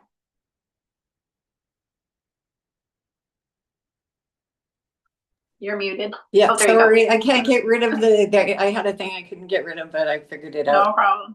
So I do have a motion, but I'm wondering if it would be appropriate to be on the speakers list after Director Newell and let him have his motion that's on the agenda. Would that be more appropriate? I think it can go either way because we'll be discussing both of them. So I just went by who had their hand up. So go ahead. Okay, I sent the motion to Amy and Christine, so I'll read it. That the board direct the removal of phase 2 organizational review budgeted at $100,000 in contracted services in S100 general admin from the 2026 to 2030 draft financial plan. I have 4 reasons and I'll speak to that if I get a second. Is there a second on that motion? Vandenberg has seconded, so go ahead and speak to it. Okay, thank you. So I was reluctant to make this motion until I heard the consultants with the delegation this morning. But I think I want to remind the board that we just spent $30,000 of taxpayers' money to hear 7 recommendations. So that's $4,200 each, or $1,000 per page for the report we received. So I think some of the recommendations we already knew. Some of them have been talked about for a long time, such as prioritization of the work plan. I believe Chair Watson has been asking about a priority matrix for some time. So I think we should see the value of what we have already gotten and see if any of these low-hanging fruit come to fruition before we start spending more taxpayers' dollars. And I think there's an election coming up, and I actually think this type of spending can potentially be an election issue. Taxpayers want savings. I know that. That's what I'm hearing every day. They want savings. And had I seen different things on these reports other than here's another report for you to spend $300,000, and I saw some substantial savings like that we were going to get right away, that we're really going to do something, I might be in a different position, but I'm not. So I think this is something that should wait. I just don't think we're in a rush. And I don't think in this particular budget where we have got in contracted services in S100, $690,000. And I would encourage the board members to get the list from Yev of what these are. I have a bunch of questions about some of these. So I'm not going to go into those detailed questions now. And I just have one last comment, which is getting the financial plan the day on Tuesday night when you've got a meeting on Thursday morning and then meetings on Wednesday makes it very challenging for directors to have any time to prepare properly. So I don't feel like I'm properly prepared, but I do want to make this motion. So I'll leave it to the board and see what you want to do. Thank you, Dr. Graham. So we've created a separate speakers list specific to this motion. And we'll keep the original speakers list as well, because that speakers list had other motions I knew were coming. So on the org review motion, we've got Jackman, McLaren Co, and myself. Jackman, go ahead. Yeah, thanks. I do have to agree with the director about timing. If we see recommendations that are not a surprise out of this first phase report, they're not a shock. Everybody said, oh, I never realized that somebody said we should review your complaint, or that we should do asset management better. We've been beaten around the head by the province and Fed saying, if you don't do these things, we're not giving you money. Not surprising. And then the third pillar of that maybe is project management. And we're responding. So as I said earlier, I think our CEO and senior management team are well underway on what was described as pathway A, to do better with what we have, is what I would call it. And need time to evolve and do better. Then if we go into maybe a year from now, more expensive, external analysis and kind of oversight, they will see a little bit sharper, crisper organization to analyze at that point. I don't think the senior management team is lacking in great ideas and focus and some really, ongoing positive changes that they will implement through this year. You've seen it in overhaul top to bottom. Some big changes in fire and emergency services. You're kind of seeing it in every department, that there's an understanding, citizens are rising, we're on it. Let's give our senior management team a chance.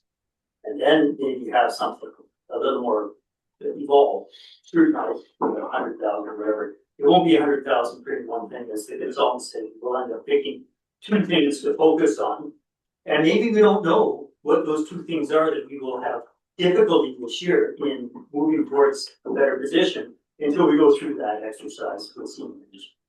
So I'd like to see it deferred. I don't want to see it disappear, but I don't think now is the time. Thank you. McLaren, come. Thanks, Chair. I would respectfully speak against the motion, mostly because of the things I've already said when we were interacting with the consultants. I think there's always a 4-year election term is very short in terms of changing the direction of a $45–50 million ship.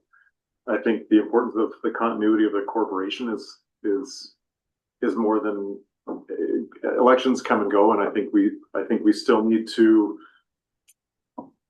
allow ourselves the opportunity to chart that change going ahead. And like I said before, I think this could be one of the most important things that this board does for the sake of this board.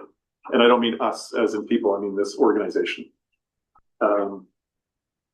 $100,000 seems like a lot of money, but in terms of the efficiencies that could come out of this phase 2 report, I think we could be flipping that several times over. So I don't see it I see it as an investment in cost reduction.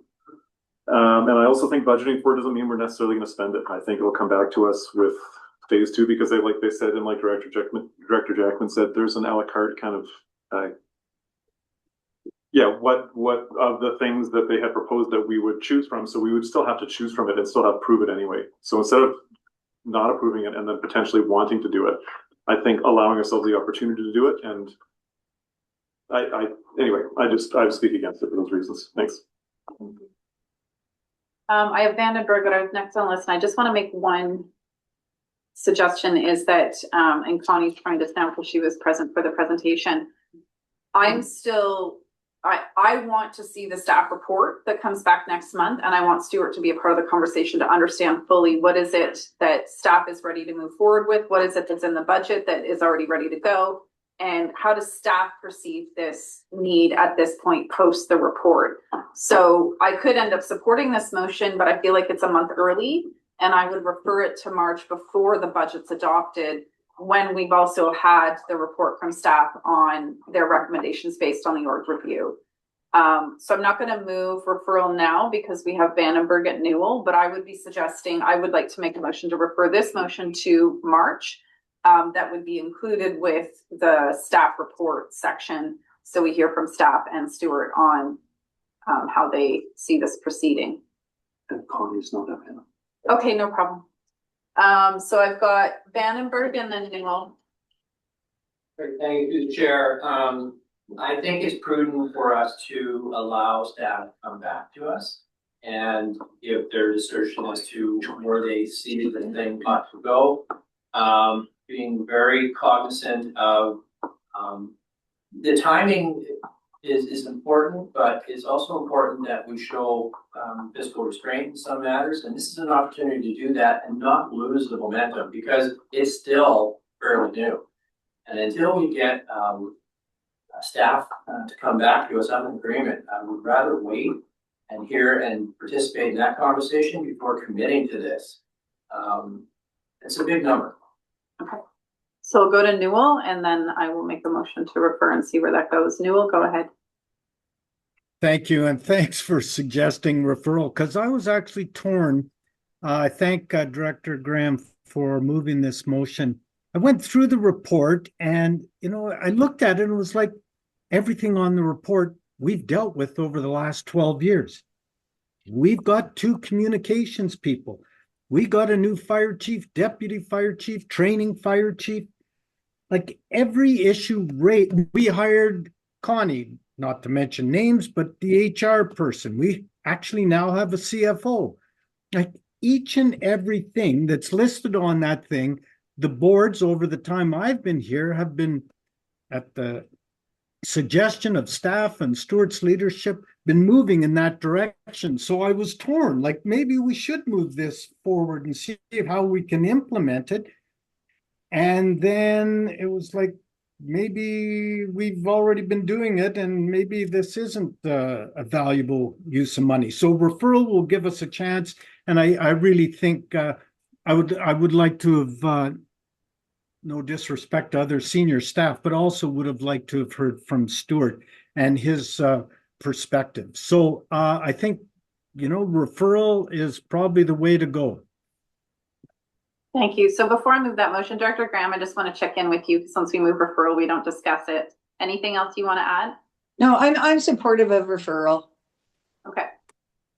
I move this be referred to the March board meeting. Second, on the proprietary of referral, Connie, I did see you join. If there's anything you want to note in terms of timing on that. And if you're not there, that's okay. Okay, all those in favor? Opposed? Carried. So that's referred to March.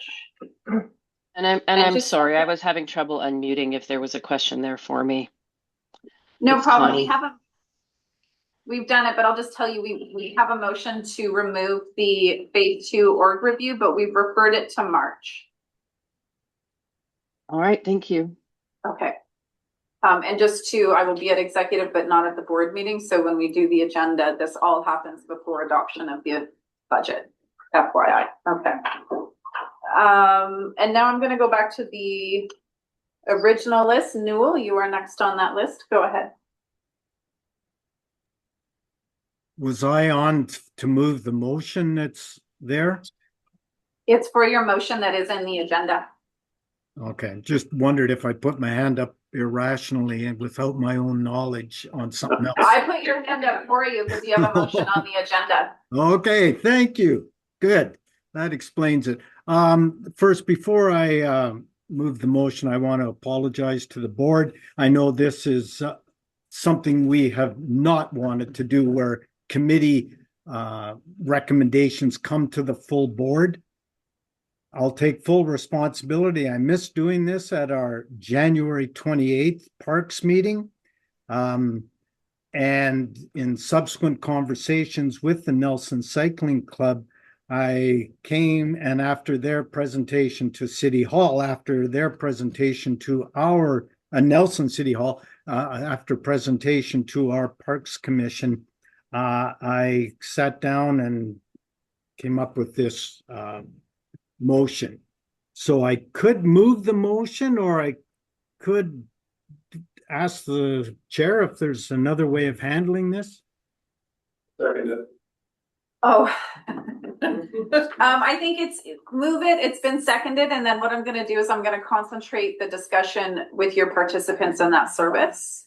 Thank you. Well, then I'll move the recommendation, and I think the numbers are correct. And then I'll speak to it briefly. So it's already on the floor because Paige seconded it before you moved it, but we know what we're doing. We're good. Go ahead and very good. Speak more Thanks. to it. Yeah, so just for Go ahead, no, sorry. Yeah, so just so the board knows, the contribution to reserve being reduced works out. 2 years ago it was 100,000. Last year it was 110. So 100 this year would not be a major reduction in what we have been doing traditionally. So on the asset management side, I didn't see it as a huge impact. And it is a small increase to the requisition to make up the balance of the 20,000 increase to the Nelson Cycling Club. I did a lot of reflection. I met with the executive of the Nelson Cycling Club and had a further conversation with them. And in light of the fact that I believe, and I could be slightly incorrect, but I do believe that Castlegar, I and J do contribute to cycling club in their area, that it's not out of line with what the RD has been doing. And of course, the RD, the aforementioned RDKB, oh no, it was the EK they talked about, but Kootenay Boundary Regional District as a major contribution to their mountain bike trail group. Director Graham and I, and previously Director Faust, E&F have contributed to this group and through via Morning Mountain, which is an extremely popular mountain bike trail. So anyway, that's my thinking, my justification, and again, my apologies for coming to the full board. Thanks, Newell. If you can mute, we'll go through, we've got Lockwood, Graham, and Page, and I'm going to hold this to the participants at this time. Lockwood. Thank you. Respectfully, I'm going to decline the extra $20,000.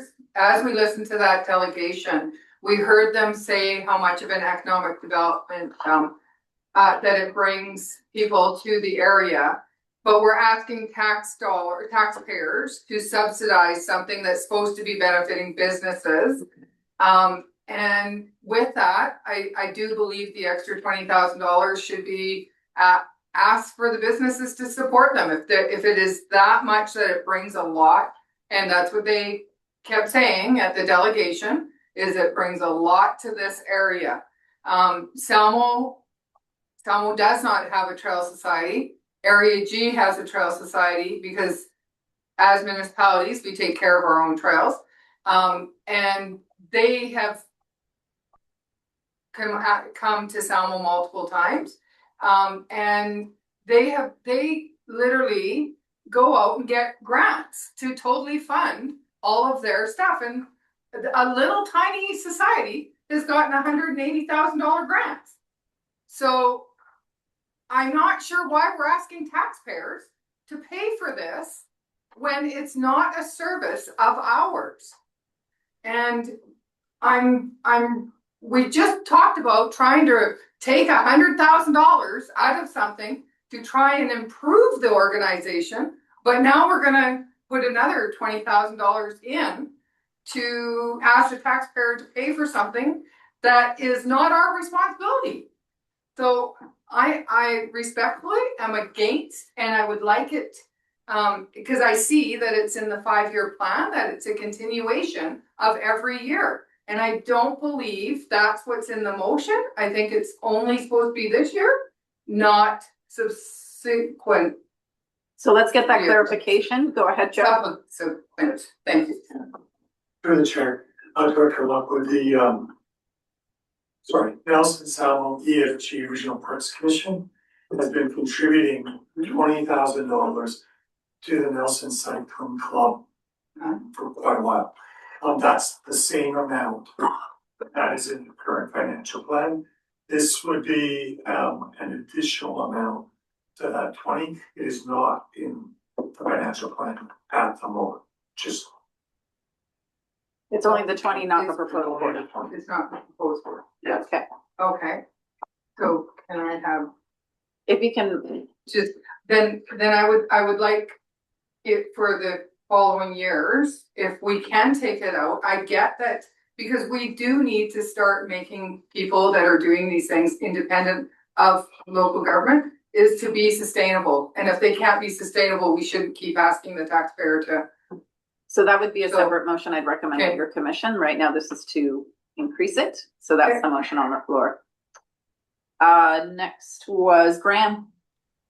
Thank you, and I fully respect Director Lockwood's opinion. I also agree a lot with what she's saying, but in this particular case, this society is doing a lot of good work for the area, and they did come to the table asking for $100,000.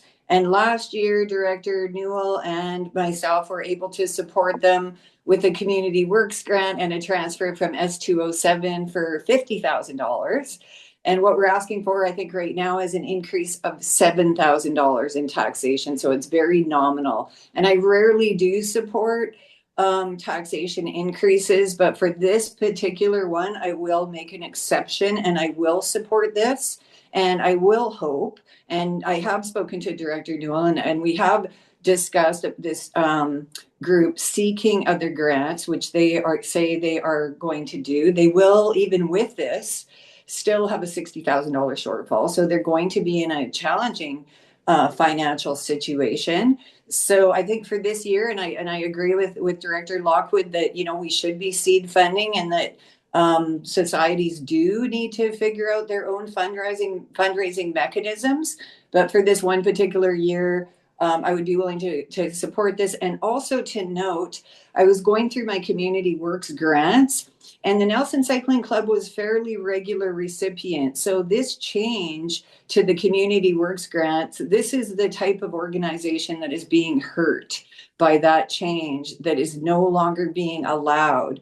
So now we're seeing the results of these changes coming to us in real effects. So those are my comments, and I will support the motion.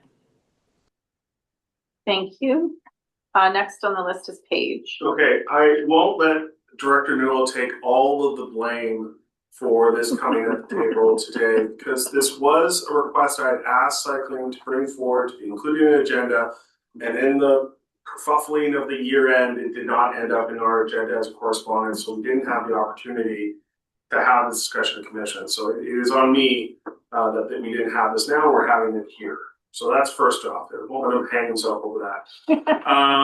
The other thing there is the grants have often funded the creation of these trails. And one of the things about these outdoor facilities is they are one of the most effective, cost-effective ways of creating recreational opportunities in our area. Aside from the fact that the Kootenay is becoming world-renowned, as we've heard and as we know and as we see from the number of both businesses and participants, for its high-quality biking infrastructure. And there are certainly things long-term to figure out how we fund those. It's not a conversation for today, but I do think we need to have a broader conversation amongst the communities that are supporting these types of activity of how we as the RDCK provide that service, so we're not being compartmentalized and doing slightly different things in slightly different ways. Because there is a real set of infrastructure around our communities, providing trails, providing recreational opportunities, bringing people into the community, creating quality of life improvements that are sometimes intangible, but are certainly present in our community. We should probably figure out a way we approach it as a district. At some future conversation, maybe in all rec, maybe when we have our trail master plan in place. But for now, I think doubling this to $40,000 is appropriate, and I think we still need to have some of those larger questions so that we know where we fit when we're investing in outdoor facilities, because it's not just about the dollar, but it's how much benefit the community gets from those dollars spent. So I think this is still really good bang for its buck, so I support it. Okay. I'll ask your other participants at this time if they're able to engage, but I will go to McLaren Co. Thanks, Chair. I have more of a procedure question because this isn't all vote. It's actually, I'm sorry, just to clarify, I'm back and forth with Mike right now on this because he's noted it as participants only weighted. Oh. And I'm trying to determine that because usually financial plan is all vote weighted. So I'm working on that right now. Okay. In the meantime, it's as if it is all vote weighted. We all have to vote on this. The fact, considering that and I'm torn. I mean, the arguments are all compelling. It's not all vote weighted. Okay. Never mind. I know Mike's on the line and I'm reading his email. It's not adopting the financial plan. It's general direction to include something in the financial plan. So I think the catch-22 here is that commission, it would just be the commission putting it in their financial plan. It's when it comes to the financial plan adoption, that is an all vote. So that's the distinction here. This is technically a committee conversation we've allowed at board because correspondences were missed. Okay. So with that, it is weighted. It's weighted, right, Mike? Services participants, so. It's not weighted in the committee. Mike, can you just get me on track here?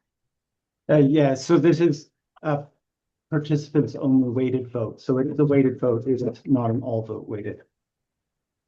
Because eventually at the commission, even though it's not weighted at the board, it would have been weighted regardless. Correct. Except this wouldn't come to the board if it went to the commission. Yes, but if it's at the board, if it was. But it's at the commission, it would board, be- so we have to apply corporate weight. Yeah. So that's what you get from missing a correspondence. Yeah. It's just hanging you there. Okay. Lockwood. Thank you. It wasn't missed correspondence. Regardless, it's here today. We can't go back and It change. should have been on. Yeah. So I'm just stating, here we are today. We're not gonna go back and fix something that wasn't on an agenda. Director Graham, in favor or opposed? Or I'll just call the question on the motion. In favor. All those in favor, and this is Nelson E, F, and G part. So in favor, 1, 2, 3, 4. 5 votes anyways. Okay. And those opposed? And recorded. Recorded opposed, block. I do watch my budget. Okay. You got that recorded opposed, Christine? Yeah. Okay. Now back to, did we still have a speakers list? Newell, can you mute, s'il vous plaît? McLaren Co. and then Vandenberg are on the list for the overall financial plan. Go ahead. Okay, thank you, Chair. I'm trying to remember what I wanted to say. I think what I was going to say before we got on tangents here was trying to get ahead of next month, because I'll be running the budget next month. If you have things that you would like to propose, please send them to the chair, myself, and staff, prior to, with some time before the meeting, because I would very much like to have a smooth operation of the financial plan next month. So thank you. Yeah, I like shut. Sade's cute in the back. Vandenberg. Great, thank you. And so I'm going to take everybody back to the conversation we started with the CSLAC, the S105. And so my question is more of a clarity question. I think I know the answer to it, but it's kind of ironic. So CSLAC S105, and my question is around the reporting. I mean, we talked about the SLOCAN in terms of reference, the water sustainability plan, the Kootenay Lake partnership. These are things that are active within S105. But it doesn't report to S105. It reports to the board. Is that correct? We're funded through S105, but the reporting is to the board. Am I wrong there? So it depends on which one, and I believe because there's no meeting till June and we want reports sooner, that's why it's coming to board in March, but generally they would be going to sustainability. Is that correct, Sangeeta? Go ahead, Sangeeta. Yes, through the chair, generally those reports go to CSLAC, but because we're not meeting till June, as Director Watson says, it's the report for how the funding that is currently in the service for Kootenay Lake Partnership is being proposed to be spent will be coming here. That's kind of like a jumbo reports. So it's coming to board because we won't meet in time for CSLAC. Okay. Oh. That is grants, if I may, through the chair. Yeah, just noting we're on budget. I'm allowing this, so go ahead. Yeah, this is grant funding that the Kootenay Lake Partnership received through the Real Estate Foundation and other grantors. This is funding we will need to spend this year, otherwise we're going to be asking for another extension. So the work that's being proposed is what, right now I'm working on the details of that, but I can give you some highlights of what that work is. No. And I'll leave it till my board report. Wait for the report, just because it's not good. Go ahead if you're specific to the budget. I don't want to take any more time. I'm going offline with you on this. Okay. Because I am, as the chair, I am confused. Okay. That's not what I understand. Okay. So we will talk about this after. No problem. I'll do my best to know what we're doing. Be black, I don't know. Okay. I don't have any other speakers at this time. Is there any process questions regarding further opportunities? You know when your public budget meetings are. If you have committees or commissions, you can make direction then. One-off services, just send them to Yev. And do respect Acting Chair McLaren Co. in March. If you can, send things to him in advance so staff have the appropriate motions. Often that has more to do with making sure you got the right line items, contracts, where it comes, where it goes. So it does help quite a bit to get things in advance and not, the morning of. So if you can do that. Any other questions? Well, going from 9% to 5%, Thumbs up. Yes. Good job and good team effort. I know that's a lot of you doing your deep dive into your services, and I won't mention Creston, but oh my goodness, 4 hours at a budget meeting. I hope to God you shaved some money off that budget after all that time. Not done yet. Oh, not done yet. You have anything else from you? Okay. Okay. So David, you have a question?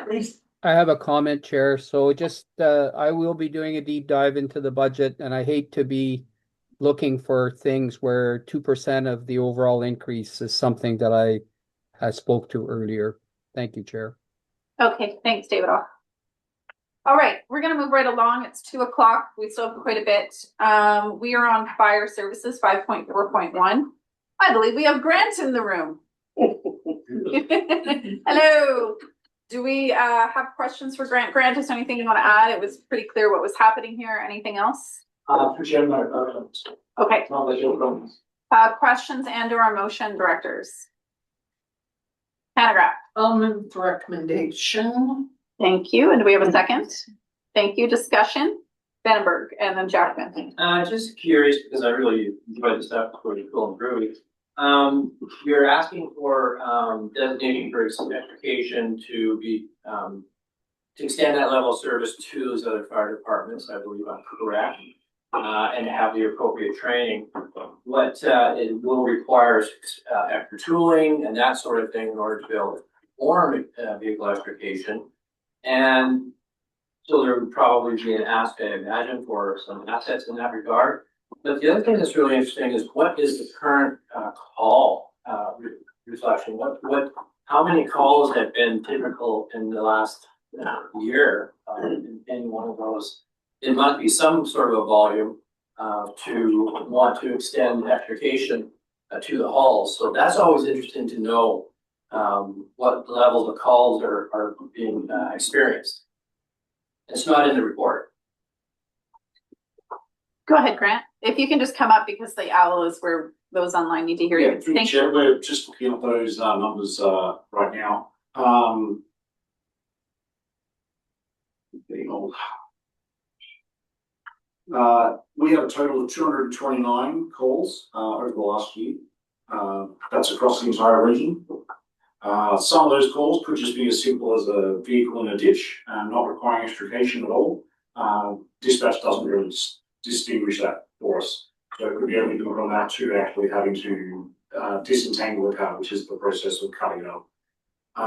Specific to this, the departments that are looking at being authorised now have already purchased the equipment they needed. Most of that has been grant funded through various other places where they found money. So there's no initial or upfront cost involved in turning these services on. This is basically a policy question. There may, of course, be some ongoing costs in outgoing years. Most of that has been built into the budget, so the appropriate directors are supporting the service. On a brief side note, we don't provide auto electrification services through every fire department. It's historically been spread out to try and minimise costs. But it is very much our belief that every single department should be able to provide basic electrification services to a life safety issue. Thank you. Jackman. It's the same question. It's built into the budget, and if you pre-purchase the tools, that's great. Just training. Weatherhead. Thank you. This is not related to policy. This was just my interest in how this works because I'm working on road rescue in our area. My question is does it also fund any of these road rescue missions by when you are tasked out to do them? Do you also get to also get that provincial funding for each call out? Through the chair, EMCR does fund response outside of a taxed area. So where we provide a service on a taxation basis, you're not allowed to also claim money that's double dipping kind of illegal. I can just offer some context that search and rescue in Calzone Area D is our auto extrication service because the fire service is a 13-kilometer radius from Caslo and we're a lot larger than that. So search and rescue, not that it's the fire services preference, because they're actually the ones that do the training and it combines well. They do get reimbursement for call outs outside of the fire service area. Yeah, just a clarification. Yeah, go ahead. The fire protection area is based on a distance from the fire hall under fuss requirements. Right. The auto extrication area can be a different size. Sometimes it is. For example, in the case of area J, the fire protection area is about 13 kilometres. The auto extrication area goes out to Deer Park, for example. So it's they can be different sizes. And when it's beyond, sorry. And when it's beyond that, so that way you could have a particular service, a separate auto extrication service that taxes the people within that extended area. If it is not taxed and therefore is outside of that, then yes, you can apply for EMCR funding. So we do have a number of departments who actually get EMCR funding when they respond outside of their area. Definitely take it offline, that one. Let's focus on the policy at this time. Cunningham. Well, thank you. Through the chair, sort of curious, what's the cost nowadays for the fire department with that kind of rescue of the and all that? I know what it used to be 5 years ago. I'd like to know what it is now. Sure. Through the chair, a full setup is probably in excess of $120,000. A single tool is roughly around $30,000. It's not too bad. Okay, we're gonna focus on the policy and thank you, Hannah Graff. Yeah, I just want to say, because 2 out of the 3 fire departments are within Area J. When, I was approached about this, it seemed like a bit of a no-brainer. I know we're hearing that word a lot today, but I can't imagine how frustrating it might be to have the equipment to do the work, but not be allowed to touch the equipment. I mean, if you got the equipment, train the fire crews to use it, and hopefully you don't have to use it, but if you need it, it's there and you're trained. So thank you. All those in favor? Opposed? Carried. All right, 5.5.1 discretionary grants. Someone like to move that motion, please? Thank you. Moved and seconded. Any corrections? Questions? All those in favor? Opposed? Carried. Community development. Thank you, Leatherhead. Thank you, Lockwood. Discussion? All those in favor? Opposed? Carried. Chair and CAO reports. CAO, do you have anything to report? Almost nothing. Okay, almost nothing. You got something? Okay. I'm good for now. I'm gonna keep going. Rule Affairs Committee, Director Jackman, if you can block any of these, go ahead. 3 of them at the end could be blocked. Okay. So as always, the Road Committee has the authority to receive delegations for respective unused issues or its applications or actions on our part. We had delegations this time under item 7.1 Schmog Orchards and 7.3 Goddard by parcel store report. So 7 recommendations, a little bit of an anomaly. I will explain as I go, but I think the only way to go on at a time. So I have, the one that I'm looking staff discussion, just put in small book chat. So the first recommendation is direction to the file number subtitle. I'm sorry, is that motion different than what's in here? Okay, yeah, so yes, what we normally do is we have wording, if an active building permit or building application is in place, it will be canceled. That's part of the adding further. Discuss this with staff. In this case, there does seem to be intention to reach compliance. If we cancel the current application, we will set the landowner within 3 months, because then they have to re-enter the process with unchecked whatever. Merrick Stowe did agree that maybe this is not a case where to cancel it. So the wording I would like to word, as it's in chat, is removing if an active building permit or application is in place, it will be canceled and finally. So I can read the revised wording. You can read in chat what's your preference, Chair. That Christine knows what you're doing. Okay. Yeah, that Christine, we did discuss it yesterday. Okay. Okay, so I moved the recommendation. Not on the agenda, but the one in chat. And then this is seconded. You know what's happening? Cool, I'm good. Discussion. All those in favor? Opposed, carried. Next one is straightforward, so I move the recommendation that the corporate officer be authorized to remove the notice of that relating to the property rates described. Second. Thank you, Weatherhead. Discussion. All those in favor? Opposed, carried. Third one is as it reads in the agenda, all vote as well. Move the board support application A2509B for the proposed subdivision in the LR as described. Second. Weatherhead or Tierney, take the choice. Discussion. Pardon? You're good? It is in B, yeah. All those in favor? Opposed, carried. The next one, interesting, we create amending bylaws and then sometimes it takes a good part of the year to come out. So the only question for staff to confirm, this recommendation reads zoning amendment bylaw number 3040, issue 2026. Is this version of that amending bylaw did not exist until 5 o'clock yesterday afternoon. So I do want to note to the board, we could not move readings on something until you saw a final version. So our minutes say that direct staff, we create a final version, we thought it'd take another month. You all saw it, if you read the entire addendum package, which of course you all did, which was released at 5:45 p.m. yesterday or something like that. So with that only minor change, I would like to move this recommendation. Regional District Central Kootenay zoning amendment bylaw number 3040/2026. In first, second, and third reading by convent and as. Do we have a second? I'd like to make one more comment. I need a second. Done. Go ahead and make your comment, then Lockwood. So this honors the request by Director David Law to remove 2 little clauses respecting Area I, R3I zoning, where he wanted further discussion about what the determination would be. Maximum of 2 residences under the kind of newer model versus area based. So this respects Director David Law's request with the fastest turnaround I've ever seen by staff. That seems like 3 or 4 hours on a bylaw amendment.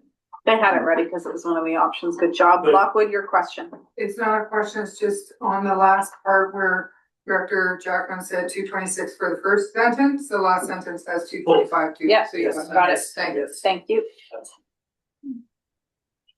All those in favor? Opposed? Carried. I'd like to move the next 3 as a block. They are all community works funds applications. They're all done internally with respective electoral areas. And they're all callable. So I move those 3 as a block. Do we have a second? Thank you. Discussion.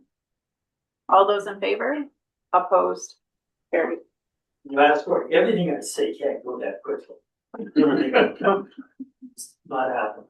Okay, but you're next too. So you want to let us support Community Food Hub? I read your letter, looks great. I'm good with it. Go ahead. Yeah, thank you. This is just helping one of our food hub is I will move the recommendation board finalize and send letters of support to food hub for site acquisition. Do we have a second? Thank you. Discussion. This is just a letter of support. Yeah, this site has now gone on the market. And it's leased, but of course the lease can be funded if someone else buys it. Yeah. So in addition to just a letter of support, separately they may start looking for financial support.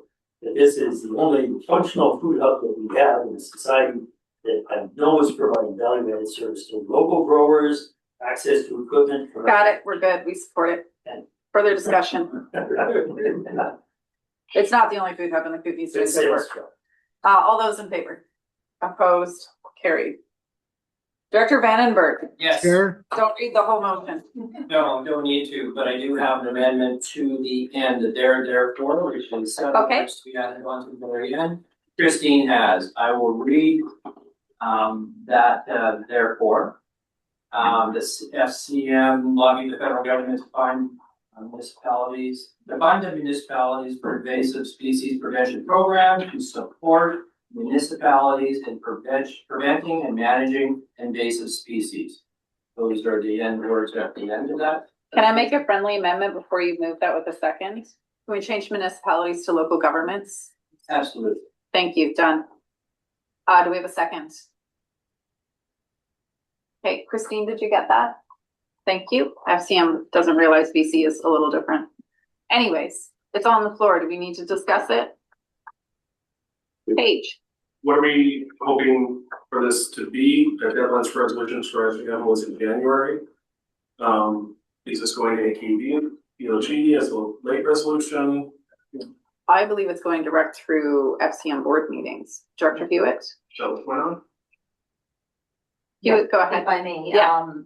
yes, Lori had discussions with FCM staff. I connected her with the appropriate people before this was drafted. It's longer than it needs to be, but the enactment clause was worked on with an FCM staff member, so they're aware of it.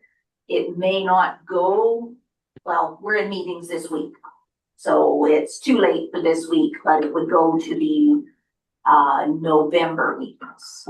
The November FCM meetings, and so that's who staff is sending it to through you and Lori?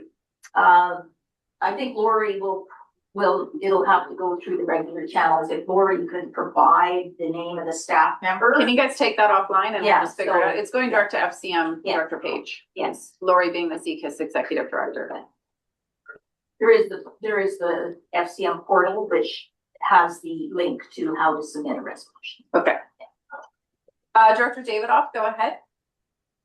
Yeah, I just want to point out there's a recent news item about a huge multi-billion-dollar settlement on Roundup, use of glyphosates, Roundup in particular. And I would just hope that whatever we're doing, that we're cognizant of what is happening and this massive settlement. Thank you, Chair.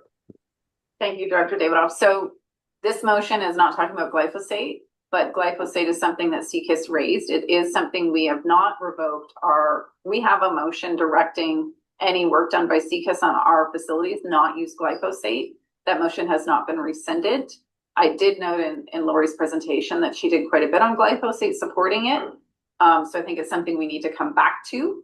But this motion is not talking about glyphosate, so I just want us to be a little cautious over that rabbit hole at this moment. Page and then Cunningham. Okay, to take some of the rabbit hole, there's already a SCM resolution about glyphosate, so we'll leave that alone. Okay. I'm gonna vote against it. It's nothing wrong with the intent.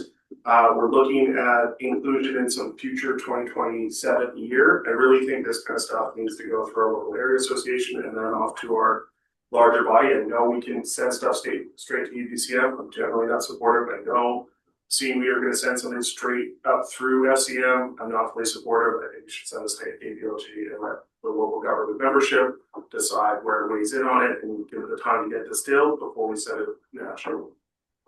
Okay, so procedurally, the process you're concerned with. Gotcha. I just think there's more to add to the rest of it. I'll put you on the list, Hewitt. We've got Cunningham left. Yeah, thank you. With regard to the glyphosate thing, it is cancerous. Look at it. Okay. That's it. There are some plants that you need that to kill. For example, Japanese stockweed. It's the only way you can kill. Now. So glyphosate is not in this motion right now? No, I know. Sorry, I got off track. Okay. I just wanted to point out that. We're running out of time. Yeah. License procedure. Has to be ways to be able to use anything that's cancerous or dangerous in a proper way. Any chemical. Back to you, Hewitt. All right, through the chair, based on my discussions when I was connecting Lori with the FCM staff member, they didn't previously have terrestrial invasives on their list, just aquatics. So this was a welcomed addition to their resolutions and advocacy. I don't really, other than delaying, having it go, unless it could get right to AKBLG right away and make its way through, I don't see why we would delay getting it to FCM. They've had discussions and know this is coming, and it's a welcome resolution. Okay. Oh, no. Yes, go ahead. Thanks, Chair. I would just say that AKBLG can accept late resolutions. It doesn't mean they will, but they can. Okay. Okay. All those in favor? So, Chair, hold on. Process, please. What? What? Yes, go ahead. What the Vice Chair just said, Because I tried to move a director's motion, bring it to the board as a late resolution, and I was informed it could not, and it would have to be a special resolution to AKBLG. And this is the two-tier system of rural highways and how they're treated with seal code. Director Davidoff, we're gonna focus on the motion on the floor right now. Well, You I'm asked just- for a late motion and it was declined, and Director McLaren Co gave you the process to get it to where we need to get it. So that's not to the motion right now. We're gonna focus on the motion right now. I think the process, Chair, just is really important.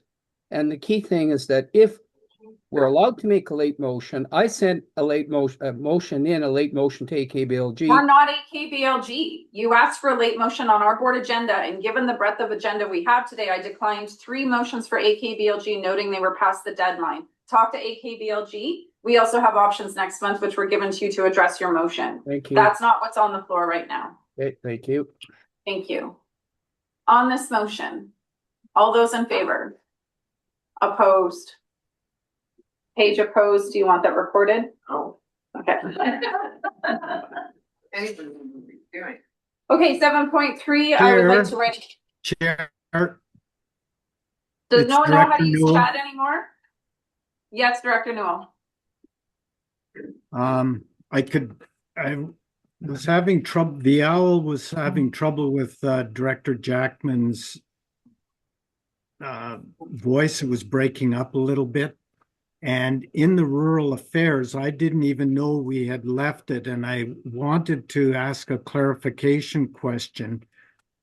And I want to ask it now. Which item? Resolution number 4. Can you just send it to staff? The motion's passed. Well, no, but I need to know a question. Is it the Mace file? No. There was no further Where action. is- So Where there is was no the further Mace action. file? Where is the Oh, where's Mace? the motion? Where's the Mace motion, Director Jackman?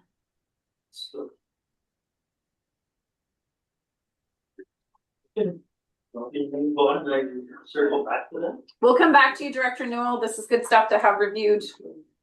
We don't have it right now. Well, We'll I come back thought to you. number 4 was it. No, That's the what I'm numbers saying, in but this then his agenda voice are not broke up. this. Okay, anyway, come back to me if you would, please, because I don't see that one, and we passed it yesterday at RAC. Thank you. Thank you. 7.3, I move the motion to write a letter of support for the Castle Legion's project application to secure a standby generator. Thank you. Second in discussion. Generator is really good to have when you're a warming center. We don't fund those. All those in favor? Opposed? Carried. Director Popoff, I move the recommendation. I've seconded. I'd like to say a couple of words. couple of words. It's on the floor.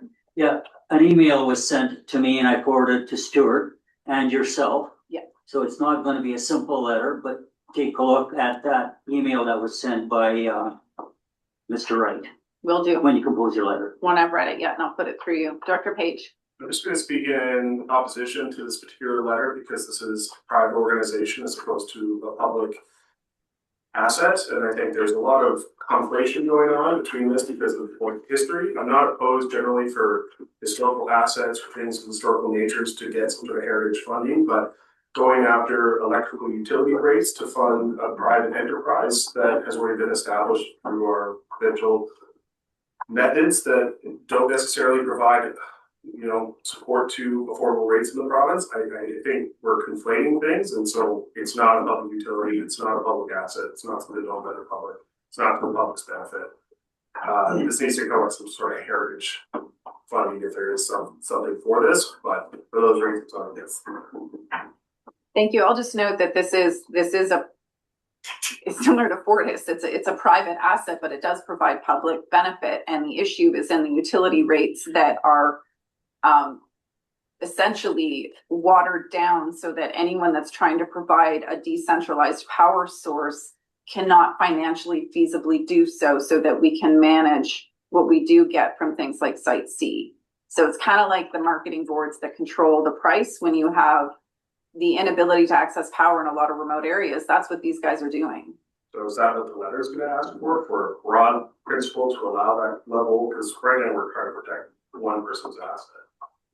The focus of the letter is to talk about utility rates that are reflective of being able to provide a utility in remote areas that can't access reliable power. And if you read the. Hold on, we have a speakers list, people, please.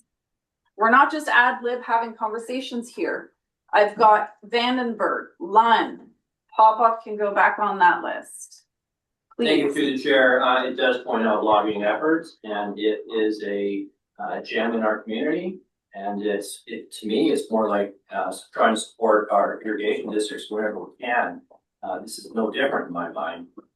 They're not asking for funding. They're just asking for support and what they're trying to maintain what they're doing.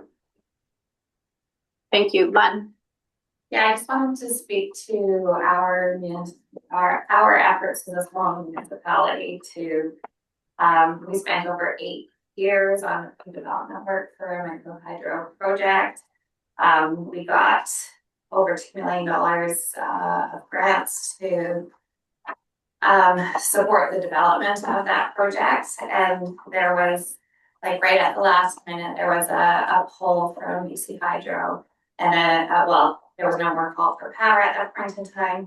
And the rates there doesn't seem to be a method to the madness, and there are limited opportunities for small power production. So I would support the letter at the high level of establishing, supporting fairness and consistency in their call for power outstanding offer program and the wholesale rates as outlined in the resolution. Thank you. I'm gonna go to you for the close, McLaren Co. Thanks, Chair. Just quickly, I was going to say I wrote the recommendation, and it's written specifically to be broad and like Director Lund said, it's fairness and consistency in establishing wholesale rates and regulations for all electricity producers. It's not particularly trying to support one business. Thank you. Pop-Up. And the quote is the same as McLaren Code for all. Thank you. All those in favor? Those opposed? Okay, it passes. Director Data, if you want to send a letter to Andy Ozeroff, Yeah. move that motion. Yeah, Chair, I'd like to read the motion that the board send a letter to Andy Ozeroff, thanking him for 45 years of service to the Area I community through participation on the Area I APC and APHC. And if someone seconds this, I would like. Go ahead, you're seconded, it's on the floor. Thank you, Chair. Andy has not just served on the APHC. Andy has served on the fire department. Andy has served on the Hall Society board. Andy is part of the Glade Cemetery board. You name it, whatever's happening in our community, in Glade and further than Glade, Andy's been part of it and still going strong. So just want to take the 1 minute to thank Andy here and with a heartfelt thank you. And thank you. Sorry, it's a lot of emotion. When you realize someone served that long and still going strong, that's pretty sweet. Thank you. Can you mute Director Newell? All those in favor? Opposed? Carried? Thank you. Director Hewitt.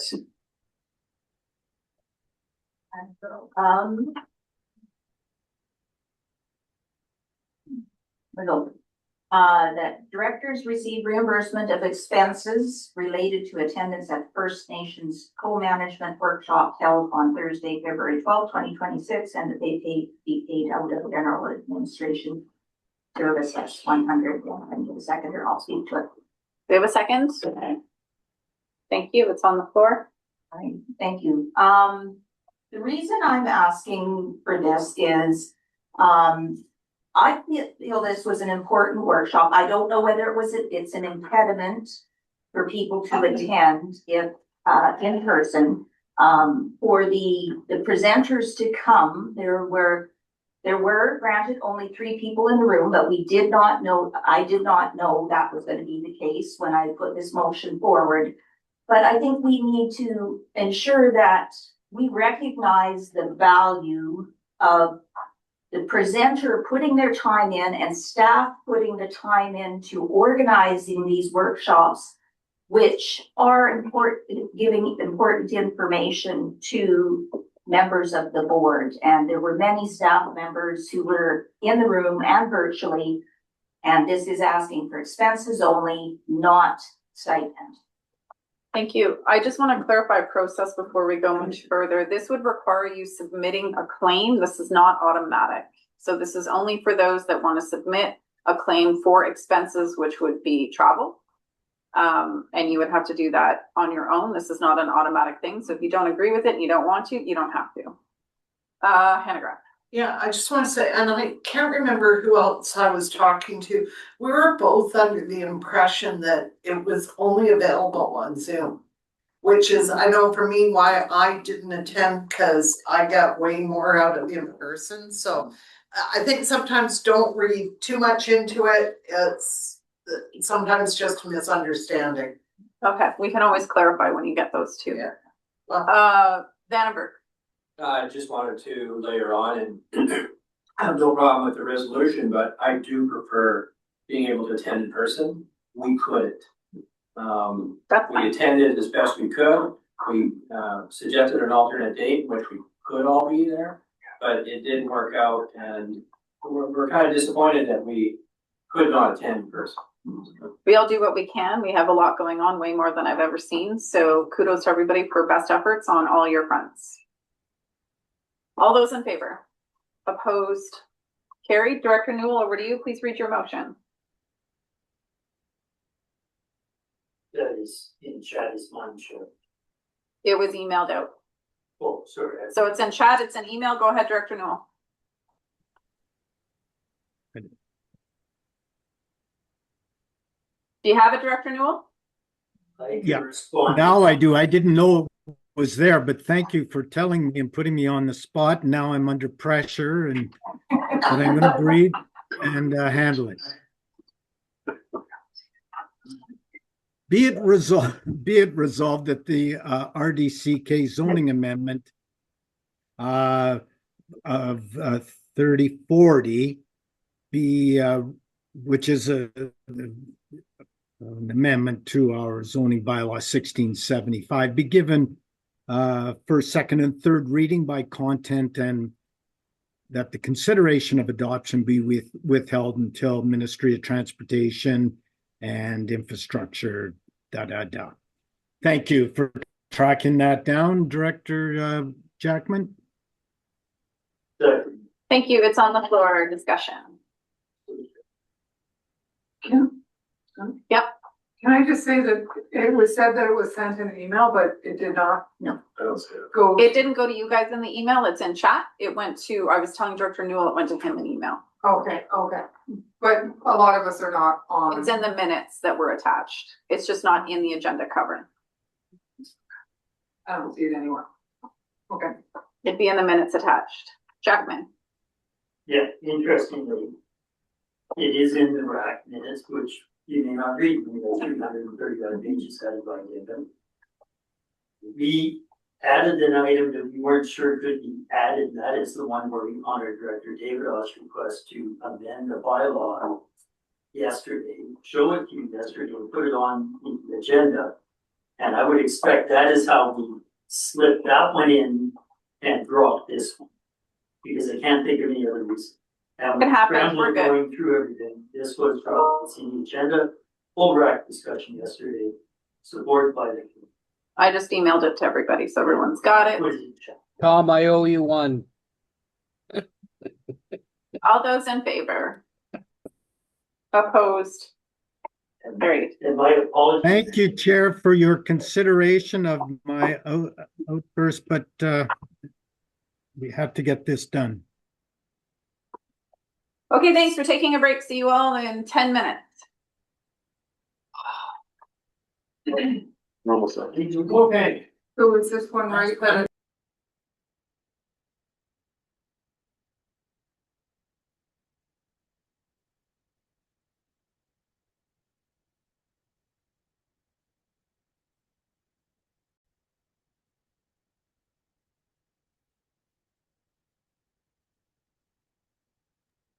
Okay. So we're having extra fun today. We're gonna go back to the rule affairs agenda. And Director Newell, we actually moved your motion twice. And we did not move the motion with the amended bylaw in our minutes. So Jackman, over to you. Thank you. There are two amending bylaws to 1575 in the agenda. And when the one appeared on the page that I was slipped in, and the other one not. Apparently, so everything that was on the posted agenda falls in minutes in terms of what procedure and what we discussed.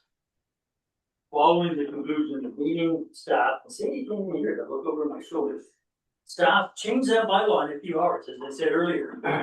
And I thought I was moving it as a 1675 amendment, but it's the wrong number. It's duplication of rules. So we're doing what we said we were doing earlier. We just moved the wrong motion. So now we're gonna move the right motion. So appropriately, this is the one which is the bylaw attached to the minutes, which you had a chance to look at, and it's a change in zoning, tweaking wording on numbers of residences. Very interesting stuff. Falling out of Bill 44. I moved regional district, the Center of Kootenay zoning amendment bylaw 3053/2026, the bylaw amendment district, Center of Kootenay zoning bylaw number 1675/2004 is hereby given 3 readings by content and as put in chat. Thank you. Do we have a second? I'll second the chair. Thank you. So Tom, we're even.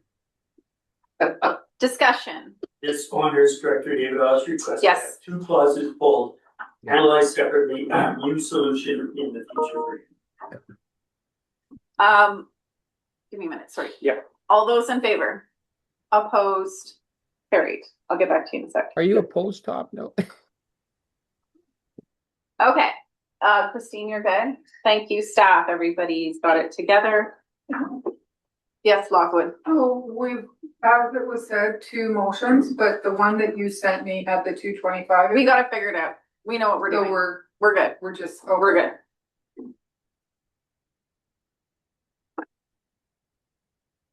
We got it. If I try to explain it, we'll be another hour.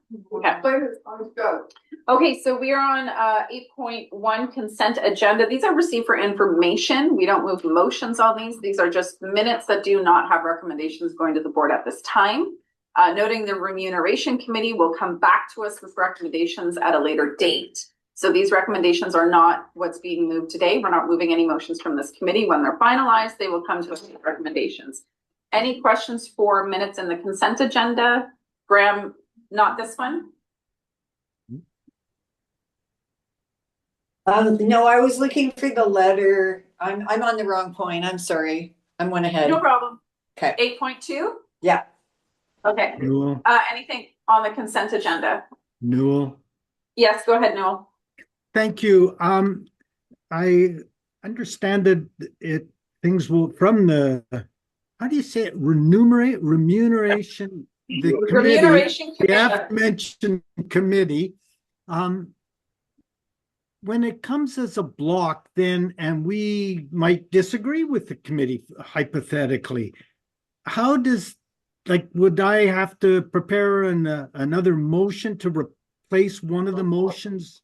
Director Newell, none of these motions are being moved and accepted by the board. The committee has their committee conversations. They will make recommendations to the board later in the term, and then those come to our table for debate. And then you can decide if you want them or you don't want them. And if you want to make a definite motion at that time. Thank you for clarifying. That's what I was asking.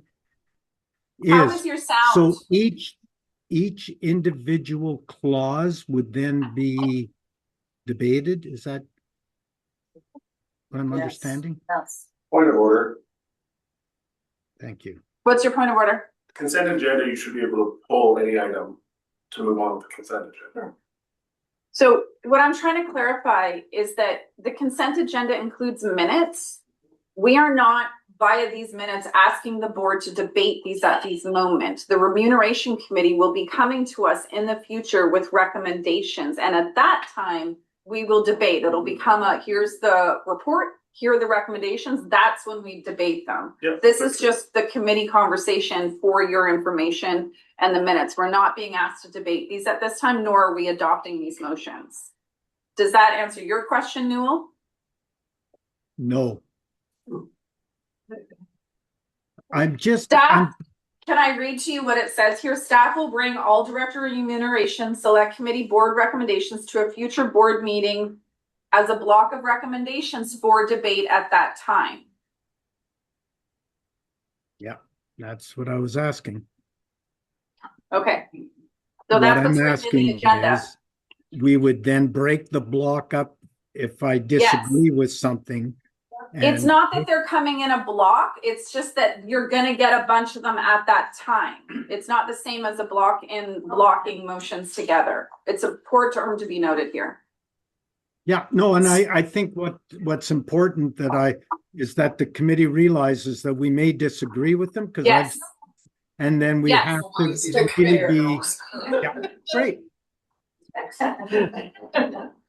Are there other items on the consent agenda someone would like to pull for correction or editing? Paige. I was just making the point that we should be able to pull an item, move on with the consent agenda, and have a discussion on the pulled item, no matter where it goes. I mean, that's all I'm. Okay, but And we're I'm not fine with the pulling, rest. we're not pulling this item because it's coming to us at a future time. Yeah, that's completely the fair. Pop off. Yeah, I'd like to pull that item. I've got a question. Yeah, let's pull the item. 8.1.5. What's your question? My question is, we were asked to submit our, I guess, opinions or whatever it was to be on the agenda for discussion. And I read it, and there's some of them that are not there. So the question is, were all the recommendations that were sent through YEV to the committee considered? Or were there some recommendations that were not considered? As the chair of that committee, Yeah. can you answer that question? Yeah, we considered everything that was put to us through, the staff report on the feedback we received from 6 people on this board. They considered Well, just follow up, it's not reflected in the minutes that it was considered. That's not normal, nor are the reports. You have to get the reports from the original agenda. That's where the information would be. Minutes don't reflect all content received in the agenda. They only reflect the actions. So the agenda is gonna have the information you're looking for. These minutes are from the second meeting as well. Supplement, we don't see the agenda? The agenda would be on the calendar, just like all other committee meetings. And we don't get agendas as minutes. Okay, I looked for the agenda, I couldn't find it. Ask Yev or Hannah Graf for it.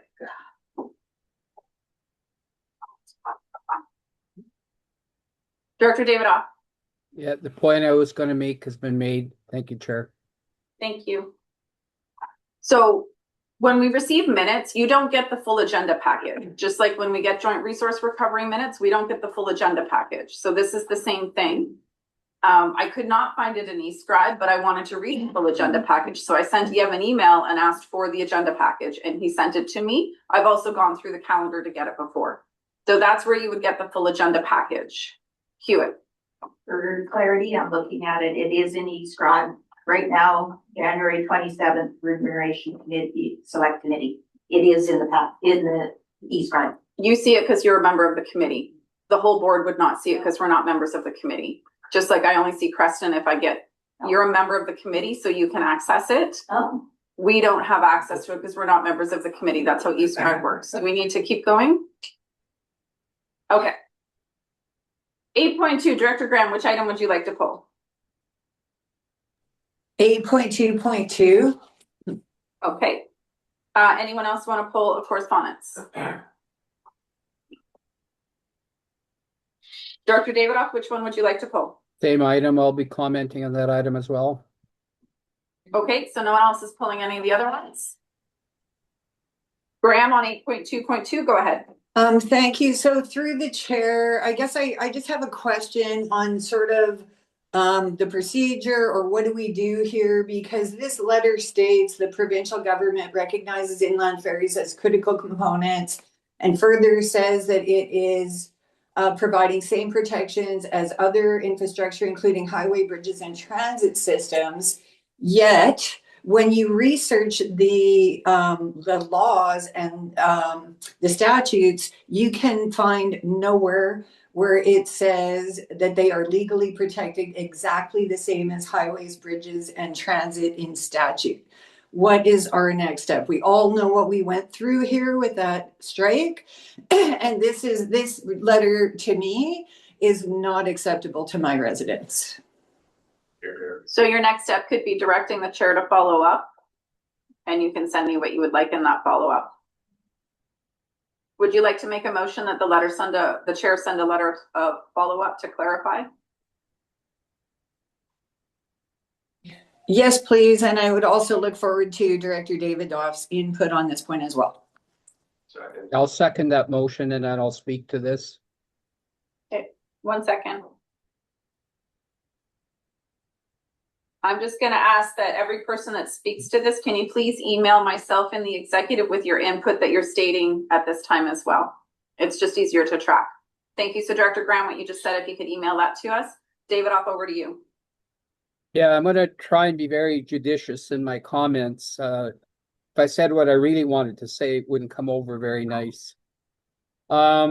We get letters from ministers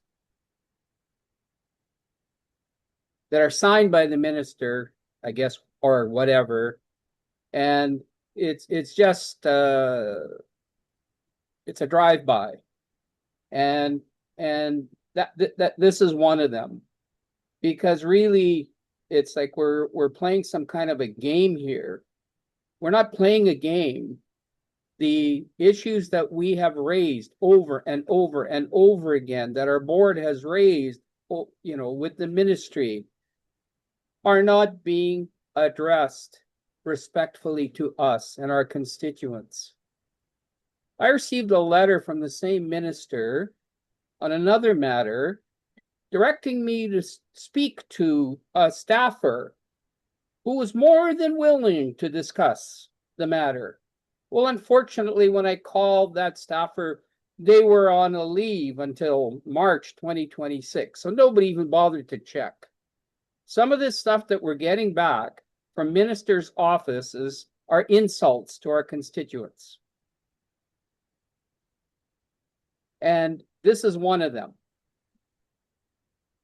So I'll stop there. Yeah, we'll try again, but are we going to expect another result? I'm going to stop. Thanks, there. sir. You're welcome. Anything you want included in the letter, please email it to us. Thank you so very much. Are you sure you want everything? You know I speak freely. Yes. We'll make it politically correct. Jackman, on the motion. The simplest thing from my standpoint is to say, deeply frustrated, nobody's answered the earlier questions. So why bother over and over and over? Deeply frustrated, answer the earlier questions. Don't say we had a press release. Don't say we had something here and there. Answer specific questions. You're on executive, so you'll remember that when we review the letter. Director Jackman. Okay, cool. Okay, further direction on the motion? I'm writing a lot of letters this month. All those in favor? Opposed? Carried. Okay, accounts payables. Do we have any questions? Okay, not seeing any. We did do verbal reports last month as indicated by the majority of this table, and I forgot. So thank you so much for that. We're not doing verbal report this month, which is great because we need to keep moving. Your director's reports are there. Thank you. We've done public time, so now we will close the meeting to the public. I'll take a motion to close the meeting to the public. Thank you. Seconded. Dan's coming in.